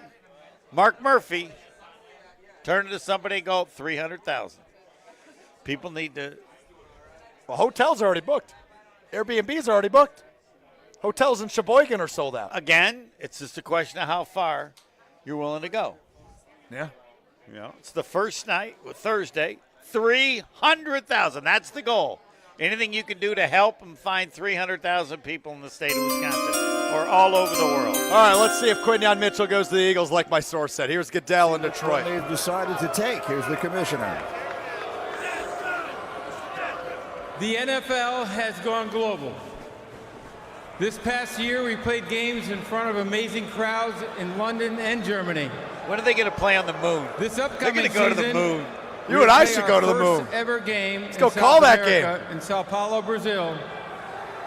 And we will be coming to more markets on a global basis soon.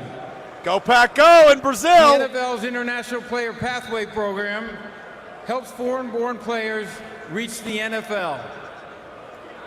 Elite international athletes have an opportunity to compete at the NFL level and potentially earn a spot on our NFL roster. One of the most successful players from the program is the Philadelphia Eagles' Jordan Mailata.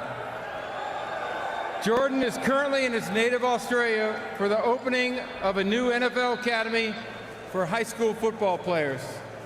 To make the Eagles selection, let's join Jordan live from the Eagles draft party in Burleigh Beach, Gold Coast, Australia. Take it, Jordan. What? Let's go. How good is this? Thank you, Uncle Roger. Good evening to those of you from the beautiful land down under. You call him Uncle Roger? Pick in the 2024 NFL Draft, the Philadelphia Eagles select Quinyon Mitchell, defensive back, Toledo. So not only do the Packers miss out on Quinyon Mitchell, the corner out of Toledo, Jordan Love will now be throwing against Quinyon Mitchell out of Toledo week 1 in Brazil, Homer. Not ideal. I wouldn't lose much sleep over that. What do you mean? This is what I Best said. corner in the draft. Again, yes, is that the best corner in the league? It'll be his first game. I'm not worried about that. I do want to say that my prediction was the Packers would make a trade to move 2 spots up. That's why I have my Clay Matthews jersey, because the Packers moved up to get him. We forgot to revisit that. Would anybody in the bar pay $100 for Homer's jersey? Would anybody in the bar pay $100? Jersey, it's a Clay Matthews jersey. Would anybody pay $100 for that? A Reebok that you can no longer find. I've seen no hands go up here at the Q Club. Drink a little bit more. We'll try them a little bit later. Yeah, we'll try them a little bit later. When we come back, the Packers selection toward the top of the hour. The Jaguars pick 23 on the clock. We'll get to the Packers selection, hopefully. Coming up next, it's ESPN Wisconsin Draft Night live from the Q Club of Wisconsin. This is Draft Night coverage live from Q Club of Wisconsin on ESPN Wisconsin. At Gruber Law Offices, we've helped tens of thousands of families after a serious accident. Our priority has always been our clients. We're here for you whenever you may need us. One call, that's all. It's ESPN Wisconsin's Ben Brust for Road America, America's National Park of Speed. Make the most out of your summer at Road America, located conveniently between Green Bay, Milwaukee, and Madison in Elkhart Lake. Come see a race at the legendary 4-mile, 14-turn road course, camp on site all weekend, and enjoy free admission for kids 16 and under with a paying adult at the gate. Make sure you get tickets for the NTT IndyCar Series race at Road America June 6th through the 9th. Come for the experience and stay for the race. Get your tickets at roadamerica.com. Since 1956, Holman Lindsay Paints has been making paint in Wisconsin for Wisconsin. Because of their commitment to making great paint for Wisconsinites, Holman Lindsay has grown over the years to 26 locations in this great state. Headquarters in Sun Prairie with a state-of-the-art facility, Holman Lindsay has the paint you need to make your job better. From do-it-yourself to professional, Holman Lindsay has paint for everyone. Visit one of their local locations today in Madison, Sun Prairie, Middleton, and Janesville. Listen to Wilde and Tausch, presented by Pella Windows and Doors of Wisconsin on 100.5 ESPN. Yeah, this is for Mark Tauscher, or Tausch, as they say. Mark, I wrote you up. I scouted you. Last time I checked, you went in the 7th round, so I kind of overrated you with the 6th round grade. You were trying to destroy my career of 46 years, and I don't appreciate it. Wilde and Tausch, weekdays 9 to noon on 100.5 ESPN. Also brought to you by Holman Lindsay Paints, Coors Light, Made to Chill, and American Family Insurance.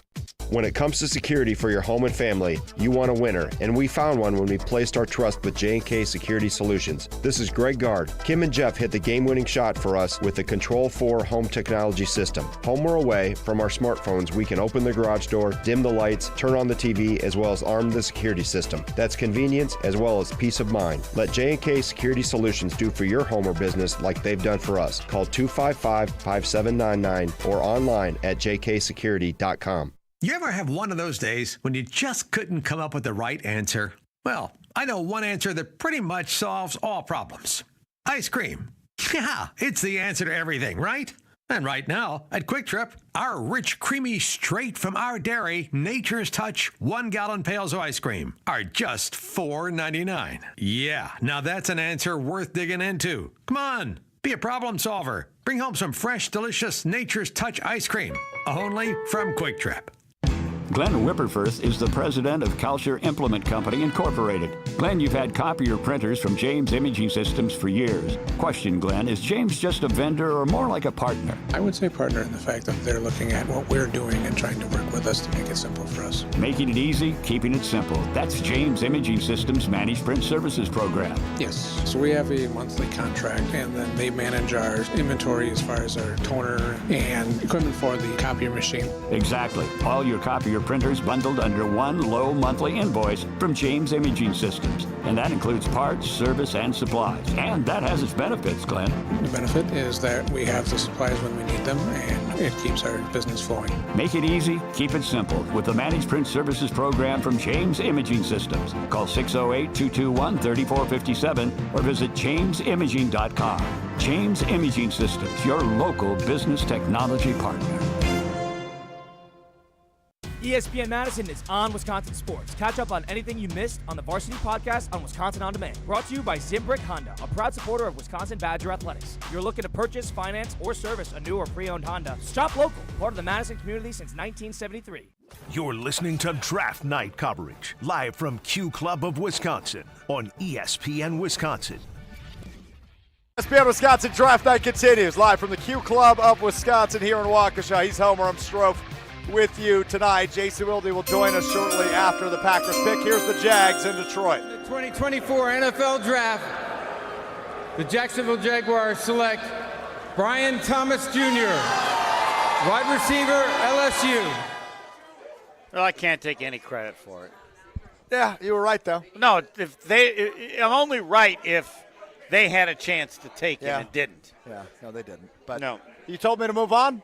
Guess what I'm going to do? You're going to move on. I am indeed, because we are one pick away from the Green Bay Packers. Here comes pick number 24. The Packers, of course, hanging on to pick number 25. Should let you know who's still available, because everybody is still available. Homer is 100% right. How about Terrion Arnold, viewed as the second best cornerback in this draft? Mel Kiper Jr. has him listed as the best available player, the 11th best player in this draft. Second best available, a guy we've talked plenty about tonight, Graham Barton from Duke. He played center, he played left tackle, he can play all over the offensive line. Number 3 best available, according to Mel Kiper Jr. You're spot on, Homer. Cooper DeJean out of Iowa, which it seems like everybody and their grandmama had him mock draft to the Packers.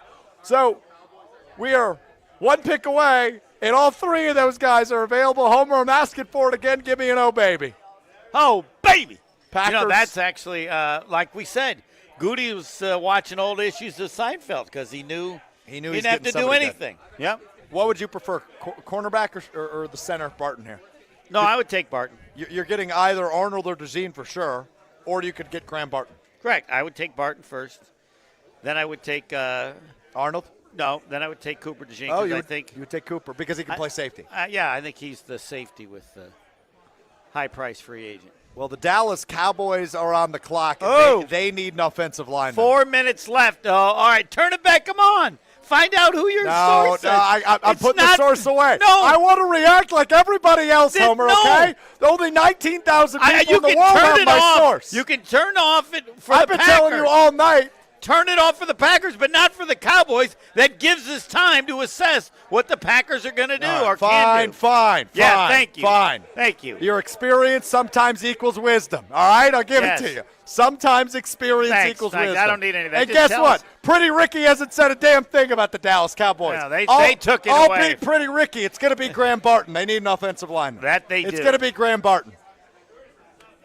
There's your spoiler. We'll and then see that would mean that it's given what everybody said. Cooper DeJean now would be the guy. Now we've added 3 lines of defense because of you. It goes me, then it goes Pretty Ricky, then it goes Raj. Those are your lines of defense to figure out if Pretty Ricky's telling the truth. I think it's going to be Graham Barton. Oh, did he? He hasn't said it yet. He hasn't said it yet. I'm number 1, then it's Pretty Ricky, then it's Goodell. That's how we know whether or not it's going to happen. Oh, okay. I don't know. How'd you get ahead of the source? Because the Cowboys desperately need an offensive lineman. I'm ahead of the source. Hunter Vaughn, who is our video producer and audio producer at ESPN Madison tonight, he also produces my show, Mr. Irrelevant, is a ginormous Cowboys fan. He's been telling me for weeks it's going to be Graham Barton of the Cowboys. Has he really? I believe him, yeah. Yeah, well, because it should be. We both love Graham Barton. It should be, but they've done things that didn't make sense. That's true. So, well, let's remember who's leading their draft room. The kid. His son, right? No, it's still Jerry, isn't it? No, I think he's. It's Steven now? I think so. But how old's Jerry Jones? 100. How old are you? 69. Nice. About the same. It's not that much different. 31 years. That's a little bit of a difference. No, it's I don't know when you become old, but what are you doing for your 70th? Nothing. We throwing a party? No. Can I throw you a party? No. Yeah, you can, but I'm not coming. Why not? Do whatever you want. I don't Jerry want a Jones party. 81. It's my Jones, birthday. 81. Okay, what about my birthday? Do you not understand me getting to do what I want? What if I say we raffle off the Clay Matthews jersey? No. We'll raffle it off. You get all the proceeds. No. You $5 a ticket. You could say no. Whatever. What about no? Don't you understand? I feel like I'm talking to. I'm talking to who? No, I'm not going to say. Yeah, it. you should say it. You sure you don't want to go home tonight, huh? No, not my kids. Oh, okay. But you're not. I don't want to act like you're a kid because you're not. But so that's why I didn't want to say it. All right, 2 minutes left on the clock. 2 minutes, and my source still hasn't said anything. They shut him down. Are the Packers going to move? They had to shut him down. Are the Packers going to move? You mean make a trade? Yeah, are the Cowboys moving up? We saw the Vikings do it earlier. The Cowboys might be doing it, but not with the Packers. Packers are just sitting. I will. What if they want Barton? What if they offer him? That's fine. They'll take somebody else. I think Goody will say that this was the best first round ever. Because there was 14 offensive players picked in a row, and everybody from the defensive side of the football I bet they've never had a situation where they had so many players they liked still available. Fair enough. But we'll see if he says that. Come on. Check the source. I just checked the source. There's nothing yet. They've cut him off. No, they haven't cut him off. He's just been later here. The Cowboys still haven't even put their pick in. No, you're right. How's my source supposed to know anything? We're down to 110, which would make me think that they might be looking at a trade offer. They got to be looking at a trade offer. Yes. And is it from Green Bay? That would be, again, it could be if they'd have to really, really, really lie. Or he says, we'll give you what the Vikings gave to move up a spot. What, 6-pack of Mountain Dew and a 9th-round pick? Yes, I would lean toward a deal. Yeah, I mean, we'll see what happens. Still nothing from the source and still nothing from the Cowboys. 40 seconds left on their pick. Yeah. You know what would be the most Jerry/Stephen trade. Jones thing ever? Is that the clock ran out, the Packers leapfrogged them. Yes, like, who was it, the Vikings did that? Yeah, the Vikings. You got it. 30 seconds left for the Dallas Cowboys. There's a deal. There is a deal. Guaranteed. Can they leapfrog them? Let's get a leapfrog. First round leapfrog. 20 seconds left. We already saw one. Yeah, you hear that guy at the bar? He just yelled first round leapfrog. Oh, pick is in. Darn it, we missed it. Dallas Cowboys pick is in, and we are just one away from the Packers. Chris, you just got a mayor. Is there a trade here? Yeah, it's a trade. The Cowboys have traded, according to Ian Rappaport, the Cowboys have traded pick 24 to the Lions, who are now on the Lions, the hometown team. Screwing the Packers. The Detroit Lions leapfrog the Packers in a trade. So Detroit on the clock here at 24. I just got a quote from Goody. So what? He really did. I'm reading his phone. I'll bet he did. I'm looking at your phone right now. Fine. Homer, I saw he just texted you. So what? So what? So what? Pick is in for the Lions. Unless they can trade 2 picks. Let's do this as we await You know what? The Packers could move down a couple now. I'm going to manipulate the clock here across ESPN Wisconsin, 620 WTMJ. I want to pause 10 seconds for station identifications. We're with you across ESPN Wisconsin, 620 WTMJ. Let's pause 10 seconds for station identification. After that, we will hear from the commissioner. We will get ready for the Green Bay Packers selection. It's ESPN Wisconsin Draft Night. Hi, this is Dave Kane. You're listening to Madison's Home of the Bucks, a good Karma brand radio station, 100.5 ESPN WTLX, Monona, Madison. Back with you, ESPN Wisconsin Draft Night, live from the Q Club of Wisconsin in Waukesha. Homer and Strouf with you. The Lions have traded with the Cowboys for pick number 24. The Packers await who their divisional rival will take here at 24. And history says they will take Cooper DeJean because nobody's ever right with who the Packers are taking. That's true. They could be right. Could be Terrion Arnold then. I wouldn't be mad about that. I think he's better than DeJean at corner, but DeJean's the better safety. I think they got to go defensive back. But if Barton's there, I'd go Barton. I'm with you on that. This is a fascinating spot for the Green Bay Packers here at pick number 25. Can't go wrong. We've got Nick on the ESPN Milwaukee YouTube channel who just keeps saying, please don't take an O-lineman. Please don't take an O-lineman. We need O-lineman, Nick. Got nobody in the depth pieces. Get one in the later as they've done year after year after year. Haven't done it since 2011 when they selected Derek Sherrod with the 32nd overall pick. Yeah. Year before that, it worked out all right. Brian Bulaga, who you host with on the Homer Hour. That one worked out all right. It did. Won a Super Bowl that year. The Lions pick is in. Come on, look at your source. I've looked at my source, and we are in an interesting spot for pick 25. I don't know what that means. I'm trying to be back. I put my phone away. I don't want to know the Packers picker. That's fine, but you know the Lions pick. I do know the Lions pick. They picked someone not among the ones that they picked somebody else. No, they did pick one of the three. I'll tell you that right now. Oh, okay. They picked one of the three.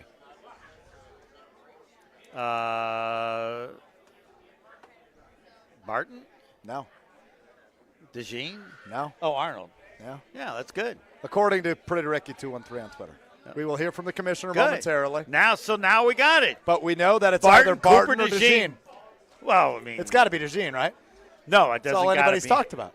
That's given the history of what they've done. Yes, he doesn't take offensive linemen this early, but if he thinks this guy is so much better, he's a Brian Bulaga. Yes, the most. The only thing against DeJean is that no one ever gets it right. So yeah, that's true. So I could see them trading back. I just don't want them to. I feel like they're in such a great situation. They have 11 picks already. They got 4 picks tomorrow in rounds 2 and 3. Mm-hmm. Why trade back? Again. You can have a starting safety right here. Well, assuming they have the same belief that you do, but you could move back. When you have a position of need, as much as the Packers do at safety, I don't think you can pass up the opportunity for the best safety in the draft. Let's make it official with the Detroit Lions. Football participation at the youth and high school levels. Joining me on stage are girls flag football players representing the first 4 schools that competed in the Michigan Girls Flag High School Football League and local high school football tackle students. These young men and women embody NFL values of respect, integrity, resiliency, and responsibility to their teams. Congratulations on your accomplishments in your academic and football careers. Now to make the selection, please welcome Ellie Fagley.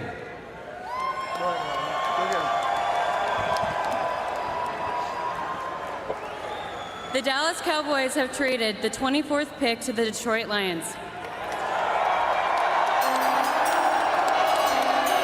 With the 24th pick in the 2024 NFL Draft, the Detroit Lions select Terrion Arnold, defensive back, Alabama.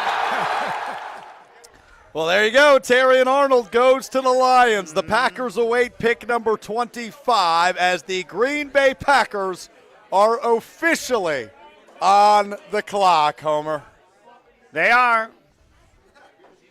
By all standards, can't lose. Can't lose. Graham Barton, the offensive tackle / center from Duke. Cooper DeJean, the cornerback / safety from Iowa. Those two guys have something in common Brian Gutekunst really likes. They can both play multiple positions. And look at this. According to, as you're right, the ESPN site, the best available, Barton. The best fit, DeJean. Might as well throw the papers in the trash at this point. It's coming down to those two guys. I'd be shocked if it's anybody else. So would shocked. I'd be floored. So, again, the only other option is to trade back. How far? Not far. Into the first round still. Oh, yeah. I don't think they'd move more than a couple spots. But, okay.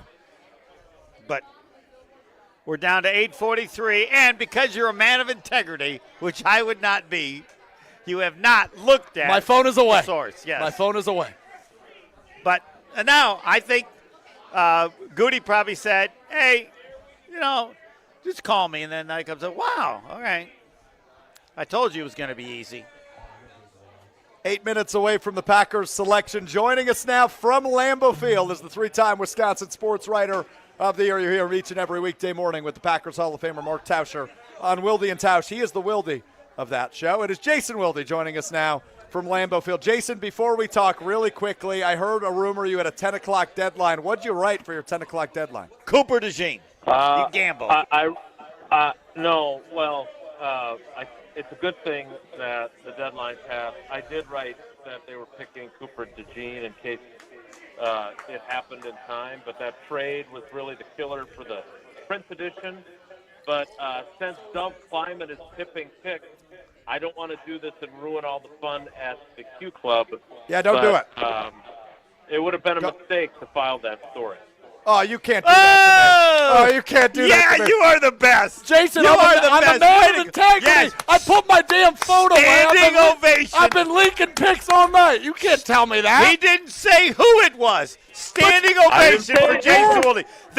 You are getting a partial standing ovation, which Kurt got in. I'm not sure if that means that means. So what Jason just spelled out for us is Cooper DeJean is not the pick of 25. Well, that's maybe how you took it. That. He didn't say that. That's not how I took it. He said it would have been a mistake to file that story.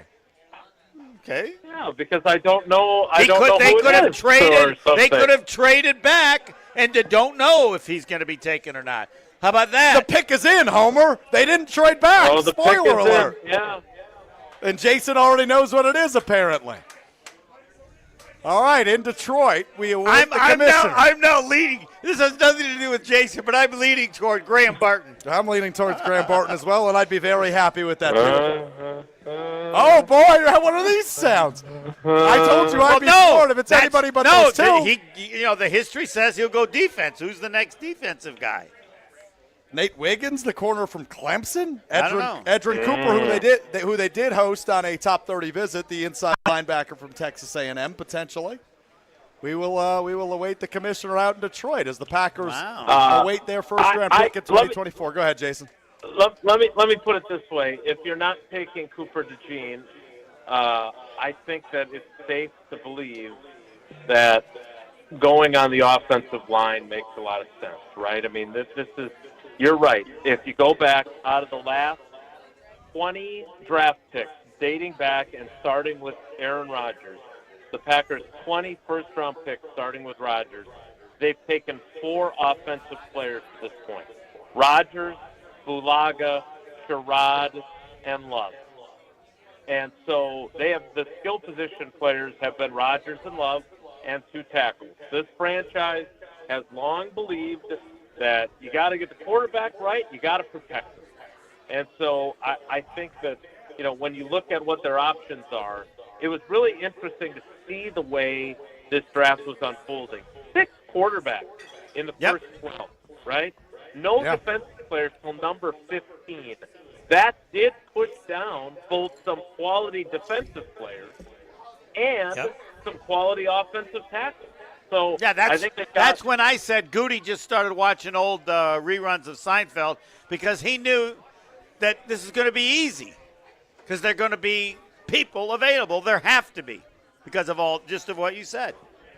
Yeah, and I think it's really interesting that the Lions traded up to get in front of the Packers because that makes me wonder, did they think that the Packers were going to take Terry and Arnold, I'm guessing both the Packers and the Lions didn't expect him to still be on the board. Like, he was the number one corner for a lot of teams. And so for him to still be there at 24, my guess would be that the Lions went up thinking, all right, we got to get up there and take him before the Packers do, NFC North rivals. But then, I don't know where the Packers had him on their board. I will say this, if they're not taking Cooper DeJean, then obviously they like someone better as far as what they wanted to do there. Again, it felt to me like Cooper DeJean checked all the boxes. Yeah. Athletic player, high RAS score, playing a position where they have needs at both safety and corner. And so if you don't go that direction, you obviously think that there is a position or a player who is head and shoulders above. I'd also love to know if they took calls on this pick. Because as you mentioned, the pick was in with plenty of time left on the clock. So it wasn't like they were debating whether, maybe we should, shop this pick and move back a little bit. The Cowboys moved back 5 picks. They were at 24, now they're at 29. So here we go. Let's go to Detroit. The commissioner, Roger Goodell, with the Packers. They're going to have Mike Krzyzewski in the do it. 2024 NFL Draft. The Green Bay Packers and hosts for the 2025 NFL Draft select Jordan Morgan, tackle, Arizona. Oh, they went offensive line, but certainly not the direction we anticipated. Jordan Morgan, the offensive tackle out of Arizona, 6'5", 311 pounds. I have him listed as the 17th best available player, according to Mel Kiper Jr. That is bananas to me. That was a guy that likely would have been available at 41, but Goody feels strongly enough to grab him at 25. College left tackle. He tore his ACL. Started 37 games for him, but he's coming off a torn ACL a couple of years ago. According to Steve Minch on ESPN.com, has short arms for an offensive tackle and may need to move to guard to start the NFL. That's true, but this one's surprising to me, Jason. Well, look, I think it says a couple of things, right? It says that long term, they probably don't feel like Rasheed Walker is their left tackle, 1. 2, they feel short term that if Morgan, who, he missed that time in 2022. He came back last year, started 12 games, missed the bowl game because he opted out of it, but he was healthy enough to play all season. He is listed in Dane Brugler's draft preview as a guard, not as a tackle. We know that the Packers historically have liked converting left tackles from college to they take tackles from college. So he may be a left tackle, he may not be, but my instinct would be to say that he's probably a left tackle and that they feel like, if he's not ready to play day one, although he did start 37 games in college, they feel okay with Rasheed Walker there for now. But I keep thinking back to the NFL meetings and the NFC coaches breakfast when someone asked Matt LaFleur if Rasheed Walker was their left tackle of the future, and he said, well, he was our left tackle last year, which is not exactly, a ringing endorsement of him. So this is clearly a pick that they believe, with their quarterback who is trending in a big way upward, that they needed a guy to protect them. And Jordan Morgan more than checks that box.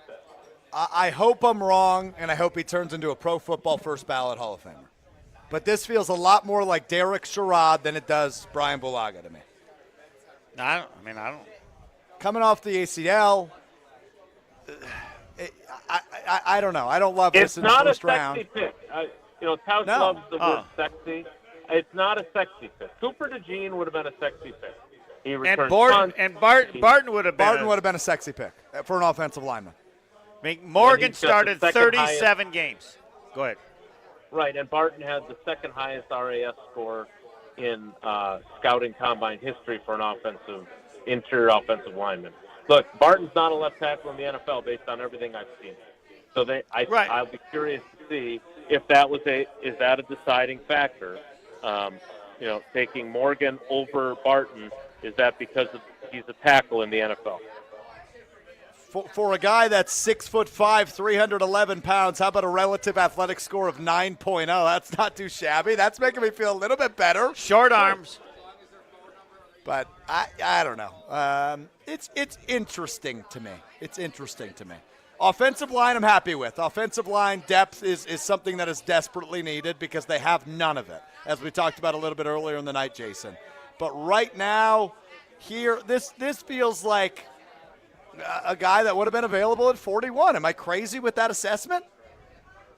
No, look, Dane Brugler had him as a first or second round pick. So 41 is, 9 picks into the second round? Maybe, but look, the Packers liked him enough and had him graded high enough that he made sense at number 25. Again, I would love to know. They did not waste time, and usually that's a pretty good indicator that you are sold on your pick and you're not shopping the pick. So I would say that Jordan Morgan was probably their clear-cut guy because, again, they had Cooper DeJean staring them in the face if they wanted him. And I'm not saying that Cooper DeJean is going to be the new T.J. Watt.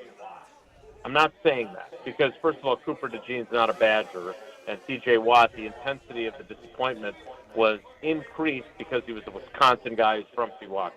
But if Cooper DeJean goes on to be a 6-time Pro Bowl corner or safety, and the Packers end up with Jordan Morgan being not quite as good as Brian Bulaga, there'll be some folks that think, you know what? Because Brian Bulaga was a very good right tackle in the NFL. He never went to a Pro Bowl. Great teammate of ours. But again, this is what we will do. We will do comparison shopping with his career and how it unfolds. We do that every year. And you can look back to 2021 in that draft and say, well, if they hadn't taken Stokes and they'd taken this guy or that guy, we're going to do that again with this one. Jason Wilde with us here, Homer and Strouf with you. It's ESPN Wisconsin Draft Night live from the Q Club of Wisconsin. Jason, I imagine you got to talk to Goody tonight. What's your first question for him before we let you go? I am curious because they also had the tackle from Oklahoma, Guyton, in for a pre-draft visit. And he, I believe, unless I missed something, he was still on the board, right? So he started only 14 games at tackle in college. Right. So. And that's interesting. That I'm curious about the experience level because that would have been, obviously the guy that I had pegged was Mims. He went at 18 to Cincinnati. And Goody's never going to say, well, had he still been there at 25, we definitely would have taken him instead of this Jordan Morgan fella. He's not going to say that. But I would be curious because, again, those are two players in Guyton and Mims that they had in for visits. And I don't think that was for subterfuge. That was because of legitimate interest. And, by the way, Graham Barton just went to the Buccaneers with a pick after. Sure did. Sure did. So that it's a little bit salt in the wound for me. Really? Barton going the immediate pick after? Yeah. No, that's what this is. Goody didn't make it easy. But interesting. All right. We'll keep an eye on it. Jason's phone is blowing up. He's a busy man. We got to let him go. Jason, we'll listen to you bright and early, 9 a.m. tomorrow on Wilde and Tausch. Appreciate the time and insight as always. All right, boys. Take care. Be good. Homer and Strouf live from the Q Club. We continue with you next. It's ESPN Wisconsin Draft Night. It's ESPN Wisconsin's Brad Nortman. NBA fans, listen up. You've got to try Pick 6, the newest fantasy app from DraftKings, an official partner of the NBA. Getting started is simple. Select if a player will have more or less of a certain stat. For example, will a player have more than 1 rebound? Or will a player have less than 3.5 assists? Pick your favorite players and compete for huge cash prizes. Download the new DraftKings Pick 6 app now using code Madison and take on the competition with your best NBA player picks. Only on DraftKings, Pick 6 with code Madison. The crown is yours. Gambling problem? Call 1-800-GAMBLER. 18 plus in most eligible states. Age varies by jurisdiction. Eligibility restrictions apply. Pick 6 not available in all states. For up-to-date list of states, visit dkng.co/pick6states. Void where prohibited. See terms at pick6.draftkings.com/promos. Hey Wisconsin, it's construction season and the Wisconsin DOT wants to help you safely navigate work zones in your area. Check 511wi.gov or download the free 511 app to see current road work, closures, detours, and camera views on your route. Wherever your travels take you, know before you go with 511wi.gov. That's 511wi.gov. And remember, know before you go. Always park the phone while driving. Sponsored by the Wisconsin DOT. Mark Tauscher here to tell you a little bit more about Everlight Solar. We all know that electricity costs are on the rise. That's why you need to talk to my friends over at Everlight Solar. Their local team here in Madison is here to keep it simple. From your no-cost consultation to solar panel installation, the team at Everlight Solar will be with you every step of the way. Not only will they help you save money, but by switching to solar, you're also helping save the planet. Everlight Solar, a proud partner of Wisconsin Athletics. Check them out at everlightsolar.com. When it comes to security for your home and family, you want a winner, and we found one when we placed our trust with J&K Security Solutions. This is Greg Gard. Kim and Jeff hit the game-winning shot for us with the Control 4 home technology system. Home or away, from our smartphones, we can open the garage door, dim the lights, turn on the TV, as well as arm the security system. That's convenience as well as peace of mind. Let J&K Security Solutions do for your home or business like they've done for us. Call 255-5799 or online at jksecurity.com. You ever have one of those days when you just couldn't come up with the right answer? Well, I know one answer that pretty much solves all problems. Ice cream. Yeah, it's the answer to everything, right? And right now, at Quick Trip, our rich, creamy, straight from our dairy, Nature's Touch 1-gallon pails of ice cream are just $4.99. Yeah, now that's an answer worth digging into. Come on, be a problem solver. Bring home some fresh, delicious Nature's Touch ice cream. Only from Quick Trip. Glenn Whipperfirth is the president of Kalsher Implement Company, Incorporated. Glenn, you've had copier printers from James Imaging Systems for years. Question, Glenn, is James just a vendor or more like a partner? I would say partner in the fact that they're looking at what we're doing and trying to work with us to make it simple for us. Making it easy, keeping it simple. That's James Imaging Systems Managed Print Services Program. Yes. So we have a monthly contract, and then they manage our inventory as far as our toner and equipment for the copier machine. Exactly. All your copier printers bundled under one low monthly invoice from James Imaging Systems. And that includes parts, service, and supplies. And that has its benefits, Glenn. The benefit is that we have the supplies when we need them, and it keeps our business flowing. Make it easy, keep it simple with the Managed Print Services Program from James Imaging Systems. Call 608-221-3457 or visit jamesimaging.com. James Imaging Systems, your local business technology partner. Hey, this is Eric Name of The Athletic. You're listening to Madison's home of the Bucks, 100.5 ESPN, WTLX Monona, Madison, a Good Karma Brands radio station.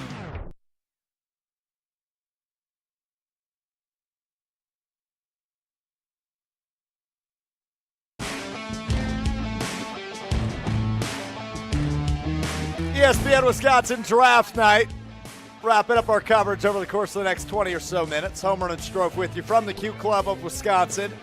Here in Waukesha, the Packers at pick 25 select Arizona offensive tackle Jordan Morgan, 6'5", 311 pounds, a relative athletic score of 9.0. A couple of tweets coming out, Justice Mosqueda most notably saying he believes that Morgan would have gone in the first round, so my assumption that he would not be they're available there at 41, likely not true. Did we just have a double trade? I think the Bills just traded into 28, and then the Chiefs traded for 28. I might be wrong about that. Could be. If you go on Twitter, then I passed along somebody who does a draft and has for a long time. And he has Jordan Morgan as a day 2 prospect. And he spends a lot of time. You can go to my Twitter and run it down. It's 58 pages. But this is what he said about Jordan Morgan. Pages? Who has time for that? While plenty, a lot of people do the draft. While plenty of analysts have Morgan projected to be a late first, early second round prospect, and there have been plenty of mock drafts with Morgan as fit for the Packers, he is the furthest away from their thresholds on this list. He will be 23 before the season begins. He has borderline arm length and needs a lot of work on quiet, sloppy techniques. The Packers just don't take older projects in the first 3 rounds, so I would be shocked if Gutekunst makes him a Packer, and I think even more shocked that he was picked by the Packers in the first round. He was saying this as far as day 2 prospects. So, wow, that makes me feel better, Homer. Thanks. Goody's done it again. He's gone off the board. Yeah, I think so. And the reason I respect this is he's assessed all the picks of Goody, and this is what Goody does. They don't, like he's saying, so he's surprised because this is dramatically different from the standard Goody has used for offensive linemen. So I don't know that the answer would be, or the question would be very easy. Why? You don't like people with short arms. You don't like older players. You don't like those that are a bit of a project, and yet you took him. And I would look at the number of games that he played at left tackle, but Guyton was also there, and Barton. So, as I said when we were on with Jason, this feels more Derek Sherrod-like to me than it does Brian Bulaga, dating back to the last 2 offensive linemen they selected in the first round. This doesn't feel like a sure thing at all, especially after what you just read to me, Homer. Well, no, it makes me think. If you think I'm being pessimistic, read that again. Yes, it didn't. No, he's saying he's shocked that Goody would pick him. And so my assessment and why I think this is important, this is not about the talent of the player, right or wrong. This is telling you there is something significantly different about this guy for Goody to have picked him because he violates every rule Goody's had about offensive linemen. And you mentioned, so what? You can't. I want to know what it was. Right. And we'll find that out tonight. He may not admit it, but everybody needs to know that whatever the reason, it had to be really, really strong based on what Goody, like this is almost like when I said with signing the big money free agent. He doesn't do that. No. This might be as big a surprise as that, given his history of offensive linemen. Now, he did take Bulaga, who had short arms. Yes. So my assumption is that part of this is the belief that he can play tackle for sure. Yeah. I'm not saying left tackle, but this guy is tackle. Yeah, so a couple things, because I don't want to be completely pessimistic about this, because it is a big day for Jordan Morgan. We're excited to have him in Green Bay, despite how I feel about the other guys that were available there at 25. Offensive line depth, always a positive. Right. Especially when you have guys that are viewed as day 1 or day 2 prospects. And Jordan Morgan obviously was 38th overall in the packet I have, a day 2 guy in the packet you have. He was viewed as the 17th best available player, so definitely a round 2 guy. He has talent. He has and I would athletic emphasize, ability. By Goody's standards, iffy on a day 2. Yeah. Iffy. No, but I'm saying it's not. We're not saying iffy first round. We're saying iffy to be taken with that second pick. Right. The place on ESPN had him taken with the Packers' second pick and said they thought that was a bit of a reach. Yeah. So and there he goes at 25. But correct. to be positive about it, Homer, is maybe this guy isn't a day 1 starter. You're happy with the 5 you have right now. Correct. From left to right, Walker, Jenkins, Myers. It makes me think he could be a 2025 starter at right tackle. And then you move Tom inside center. Wherever you move. So maybe Walker does continue as your left tackle. Whatever. Because I didn't think his play was bad last year in his second year. I would assume they're going to draft another offensive lineman stuff. But tomorrow for sure. I think with 4 picks tomorrow, at least as it stands right now, there's a very good chance that they go offensive lineman again tomorrow. But I think the question now remains, Homer. Who is starting opposite of Xavier McKinney at safety? Somebody that's to be drafted. Somebody that's to be drafted. Correct. Now, the reason I'm hanging on the and program, I will in an attempt to be wrong again, say that the safety is the second round pick. Here's the Chiefs the at 28. life-changing wishes that Make-A-Wish grants. One important wish was requested by a young man by the name of Justin Laverne, who was diagnosed with renal failure at age 15 and received a kidney transplant from his father just last year.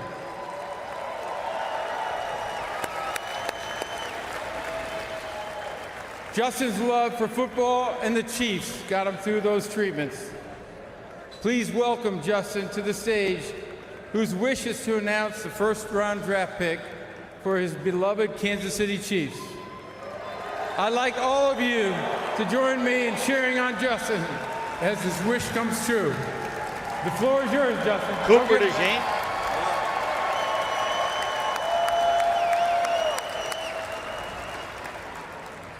The Buffalo Bills have traded the 28th pick to the Kansas City Chiefs. With the 28th pick in the 2024 NFL Draft, the back-to-back Super Bowl champions, Kansas City Chiefs, select Xavier Worthy. Oh, man. Oh, yeah. There's their new Tyreek Hill in Kansas City. Should have called that one. The fastest 40 time in NFL Combine history goes to Kansas City. Another Tyreek Hill. Potential, of course, in Kansas City. That's an exciting pick for Andy Reid and company. That's a fun one. Back-to-back-to-back? Back-to-back-to-back Super Bowl champions, maybe. Just to give you a heads up, so that was pick 28. Pick 29 is already in from my source, Dallas. I'll just say this. Yeah. It's not Cooper DeJean, which means there are 3 picks remaining tonight, and Cooper DeJean is still on the board. So, which makes you want to stay on. It makes me want to stay on the air because I'm worried the Packers could trade up. Yeah. Would you agree with me on that? Yes, I would agree with you. Because totally. with 2 second-round picks, 2 third-round picks, the Packers could move back in here and grab DeJean. And there's my answer for what I asked you 2 minutes ago. Who's starting at safety opposite of Xavier McKinney? Well, let's look at safeties. Not a good safety class. Correct. That means there aren't a lot. And DeJean likely on the site you're using will be listed as a corner. Yeah. Oh, we got a guy from Georgia. That's a done deal. That could be a second-round pick, no doubt. Bullard. Versatile safety with outstanding. He's a big hitter. Yeah, I'll go with that. I'll go with that. Whenever in doubt, pick a defensive player from Georgia. We said that. When in doubt, pick a defensive player from Georgia. Yeah, I'm just intrigued by everything going on. Jordan Morgan. I'm not coming around to it, Homer. No, you can't. I mean, we're not assessing how good he's going to be. Not at all. We're just saying, and I would defer to the guy who does the site to go, is this the biggest surprise, or where does it rank in terms of the decisions by Goody? By Goody. Right. Like it doesn't fit all of what he does. Well, Jordan Love was the biggest surprise. Right, which doesn't mean but it's a significant risk. Yeah. So then we'll see. Now, Goody's been on a roll. I went on a big tangent about 4 picks prior to the Packers. Right. Where I said Goody's got the best opportunity. Everything's being handed to him. You said he's watching Seinfeld reruns. Right. Yes, he was. He was. I'll stand by that totally. We just didn't know he had this guy this high. Like, we thought he had choices with these 3 guys. No, he had 4 because he had this guy. Yeah. Right? I mean, it clearly was easy for him. Again, I'm not mad that he went offensive line. I'm not mad about even the pick. I'm surprised by who. It's going to be, again, it's going to stand out and be judged because Barton's the next pick. Right. And my question is, if Tampa Bay went, oh, my God. Right. They might have. Yes. Well, I'm shocked by that. Cowboys pick is in. We know what it is, according to my source. Yeah, go ahead. Let's go to Detroit. Here is the 2024 NFL Draft. The Dallas Cowboys select Tyler Guyton, tackle, Oklahoma. Another one. Here we're gonna have this. And that's a guy the Packers had in on a top 30 visit. Right, Tyler but I'm Guyton. saying you're not only going to have a chance, you're not going to judge more, but you're not going to be able to judge him against 2 tackles they passed on. Yeah, and one they visited with in Tyler Guyton. Right. Out of Oklahoma, who just went to the Dallas Cowboys. And I mentioned earlier, the Cowboys needed offensive line. They get offensive line with this one. Yeah, you need to call your sources in Dallas and Tampa to see how happy they are. We would like to personally thank the Green Bay Packers because we didn't think there was any way these players would be available, and they both were. Like, they may have thought that the Packers would take Barton and then Tampa Bay might take Guyton, and so both teams don't get who they want. That'd be Tampa Bay and Dallas. Now, maybe they did. Ravens on the clock. I don't know that they need corner. Oh, man. Pick is in for Baltimore. There's 2 picks remaining following Baltimore in the NFL draft. Is Cooper DeJean going to be available day 2? That's where my head's starting to go, Homer. No, I think he's going to be taken right here. By Baltimore? Yeah, wouldn't that fit the kind of player that they would take? I don't know. I mean, they're all defense all the time, right? They are. He's the top available player. They often are. There's a defensive tackle from Illinois, Newton. Yep. Clemson Newton. cornerback. Kool-Aid. Nate Wiggins. How about the Packers getting Kool-Aid? All right, so I'm feeling a little bit better about 41, and they might move like they did for Christian Watson a few years back early into day 2. But, that's just I'm not often shocked by day 1 of the draft. I was probably about equally shocked by the Jordan Love pick, but I liked the Jordan Love pick. This one, I don't know. I haven't felt this way about a first-round pick by the Packers before. No, shocked is appropriate. The better you know Goody, the more shocked you are in terms of what he's done in the past. But I think he has to believe that they have a year to prep him. Yep. And they believe that he can be a starting starting right tackle. I don't think left tackle the following year. That is true. That is true. It'll be. I mean, this is like when you say, all right, I'm picking the Bucs to beat Indiana. That's fine, but you can't pick them without knowing. I don't have a whole lot of confidence. So if the Bucs beat Indiana, people need to give them credit for a significant accomplishment, regardless of the seeding. Yeah, no doubt and about the it. same way as here, just as was certainly the case with Jordan Love. I think there were more people that believed that Jordan Love was a top first-round pick than believed that Morgan should have been taken when he was. I think he's a bigger surprise for where he was selected than even Jordan Love. And maybe I'll be wrong of some, but I don't think you're going to find anyone that had him going this high. I think you're right. I think a lot of, like we mentioned earlier, I think there was some mocks that said, hey, maybe at 41. Yes, that was the one. You can look it up at ESPN. They ranked it as if he was taken at 41. They thought, it's a bit of a reach, but at 41. 16 picks earlier at 25, it seems like a hell of a reach. Yes, exactly. And he was the 17th best player available. And again, the one that makes me, I hope it's not the thing I'm trying to think of when, wasn't it Collins, the safety was from Bethune-Cookman or somewhere? Yeah. And everybody had the same thing. Like, nobody had him at that point. And it ended up being a great pick. But that doesn't change. It'll never change. If he turns out to be a good player, people shouldn't forget how big a risk it was and how, not even just risk, how big a change it was from what Goody does. Because the guy that I look to, and you can go again, read all 59 pages, he prides himself on not saying who they're going to pick as much as what they have done in the past and who's the likely choice based on the Packer standards. And the person who checks the Goody Packer standards, well, I read it to you. Yeah. Nothing about this player is Goody. No. And that is in the second round. So it doesn't mean anything in terms of how good he'll be, but just how rare this is. Here's for Baltimore With the 30th pick in the 2024 NFL Draft, the Baltimore Ravens select Nate Wiggins, defensive back, Defensive Clemson. back. Yep. But not the Gene. Yep. Not the Gene. 2 picks left in the NFL Draft. Homer, I think I'm ready to call it. I think the Gene's going to be there on day 2. We only got 2 more picks. We can't stop now.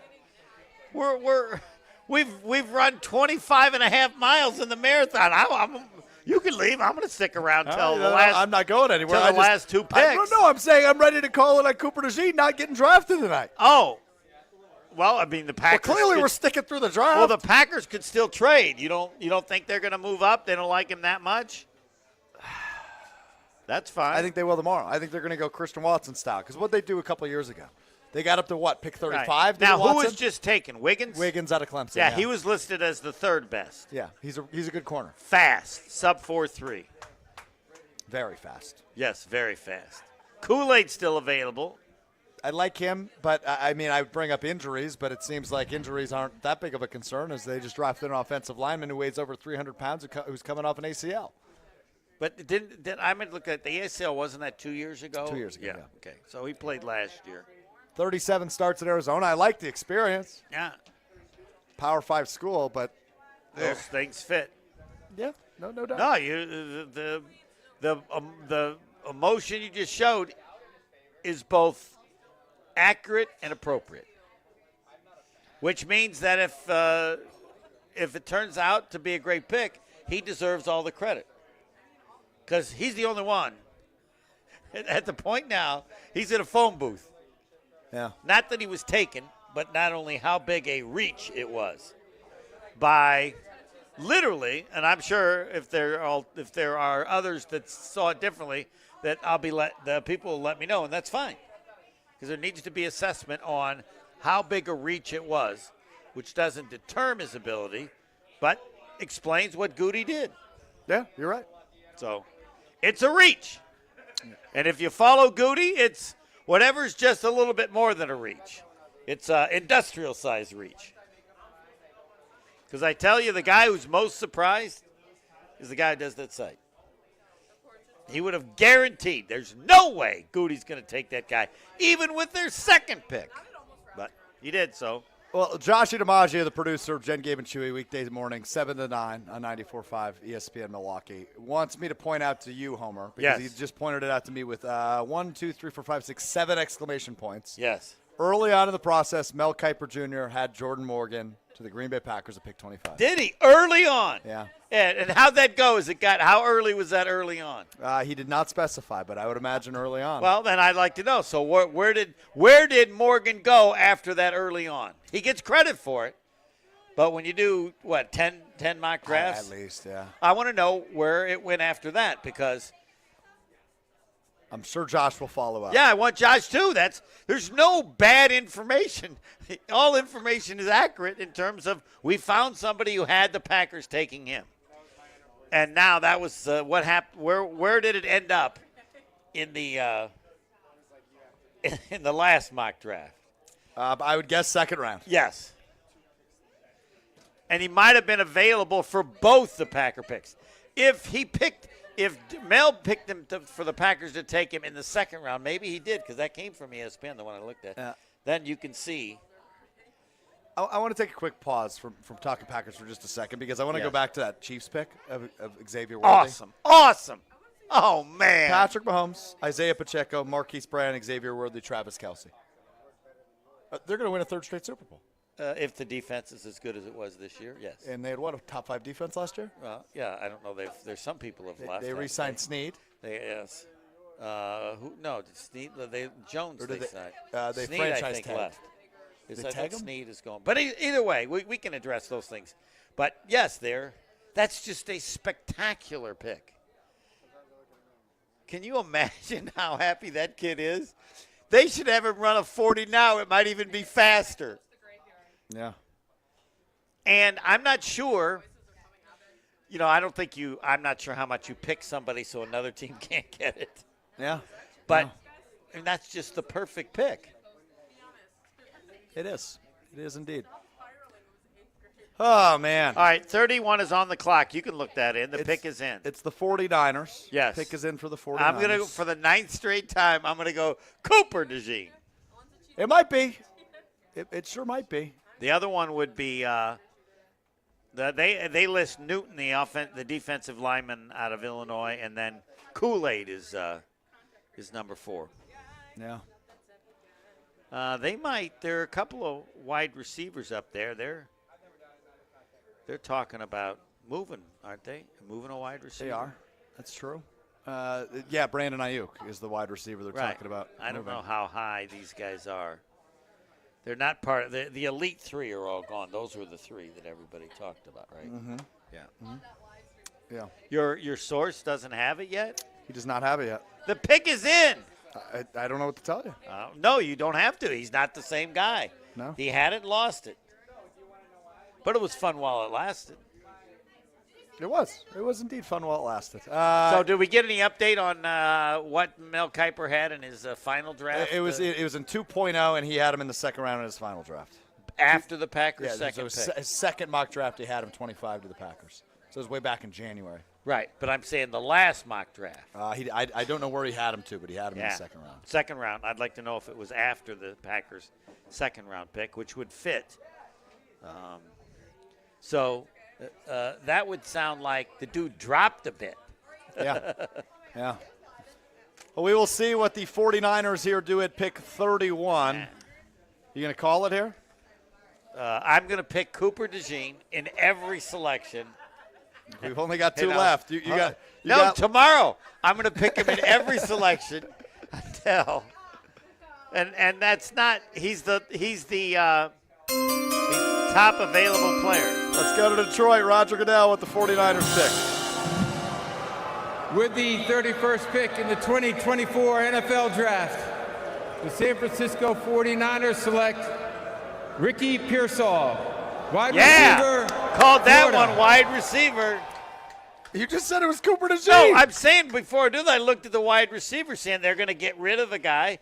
So I just didn't think these guys were high enough up. So maybe they. Who gets the last pick now? Because the Chiefs traded up. Yeah, the Buffalo. Buffalo gets the final pick. Okay. But yeah, he was listed the wide receivers. There were 4 in a row. Leggett from South Carolina, Mitchell from Texas, McConkey from Georgia, and Lad Pearsall. McConkey. How great of a name is that, Homer? That is. Lad McConkey. Yeah. Sounds like an Irishman. Let's see what they say about Pearsall. 6'1", 189. His speed makes him a threat. And I don't know. 6'1", 189. Well, we got a little 32 trade news. Yeah! But it's not the Green Bay Packers. The Carolina Panthers are moving up 1 pick from 33 to 32. And they're giving up the 6-pack of Mountain Dew. And the 6-pack of Mountain Dew, just like the Vikings. So do you have it? I do not have it. But we'll make it through the first round. I think Cooper DeJean's going to the second round. I said I'm ready to call it. Yeah. I don't think any of these teams are You're correct. You've nailed it.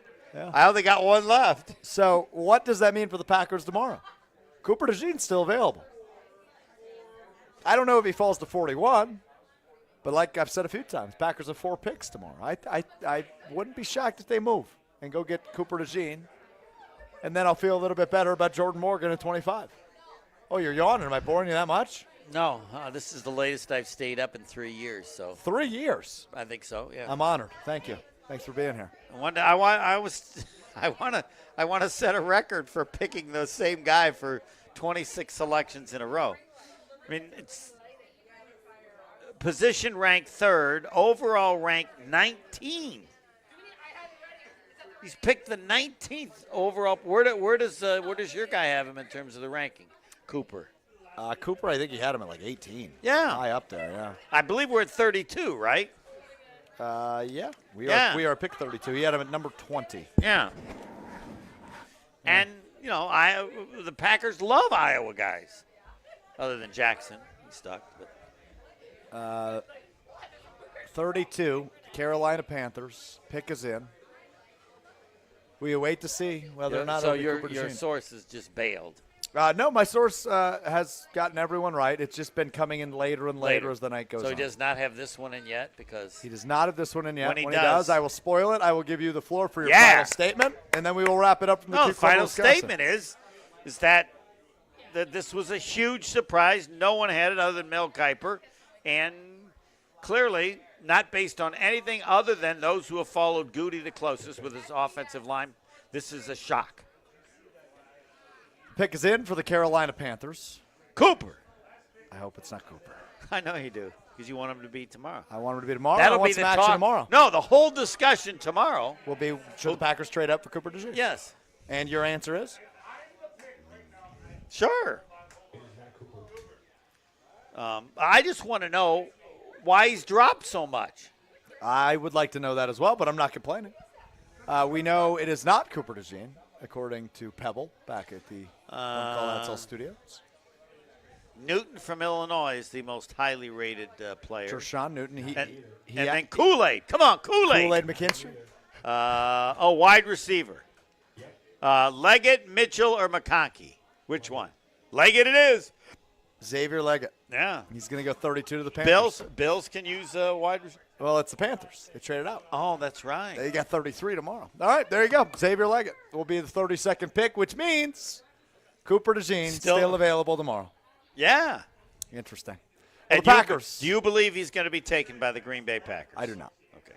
I hope so. But you hope. I can hope. Right. Manifestation. Well, is something thanks to Aaron everybody Rodgers at the Q believes in. Club. This place is great. Yeah, phenomenal. Their pizza's fantastic. I attempted to eat the entire pizza by myself. You almost did it. Almost. Three-quarters of it. I did. Big thanks to everybody who joined us tonight. A big thanks to Chris Larson back at the One Call That's All studios in downtown Milwaukee. A big thanks to Hunter Vaughn in downtown Madison for running our video stream, keeping us on the air in Madison. Homer, nice work tonight. It's been a pleasure. You need to go to bed. Latest Homer has stayed up in 3 years. How about Homer, everybody? What time is it? 10:51, way past your bedtime. Way I'm Alex past Strouf. We're my back with you tomorrow, reacting all day. And I beginning at stayed 7 up o'clock. this late for that pick. On Jen Gabe and Chewy. Yeah, Jordan Morgan from Arizona. I do want to honor. I did attend the University of Arizona for a semester. Tennis player. I was there. Yeah, you got a wildcat He in Green Bay. was way better than I was. All right, we're back with you tomorrow, beginning at 7 a.m. Jen Gabe and Chewy on 94.5 ESPN Milwaukee, reacting all day. Jordan Morgan, the newest Green Bay Packers. A big thank you to everybody here at the Q Club of Wisconsin. That does it for us tonight. This has been ESPN Wisconsin Draft Night. When it comes to security for your home and family, you want a winner, and we found one when we placed our trust with J&K Security Solutions. This is Greg Gard.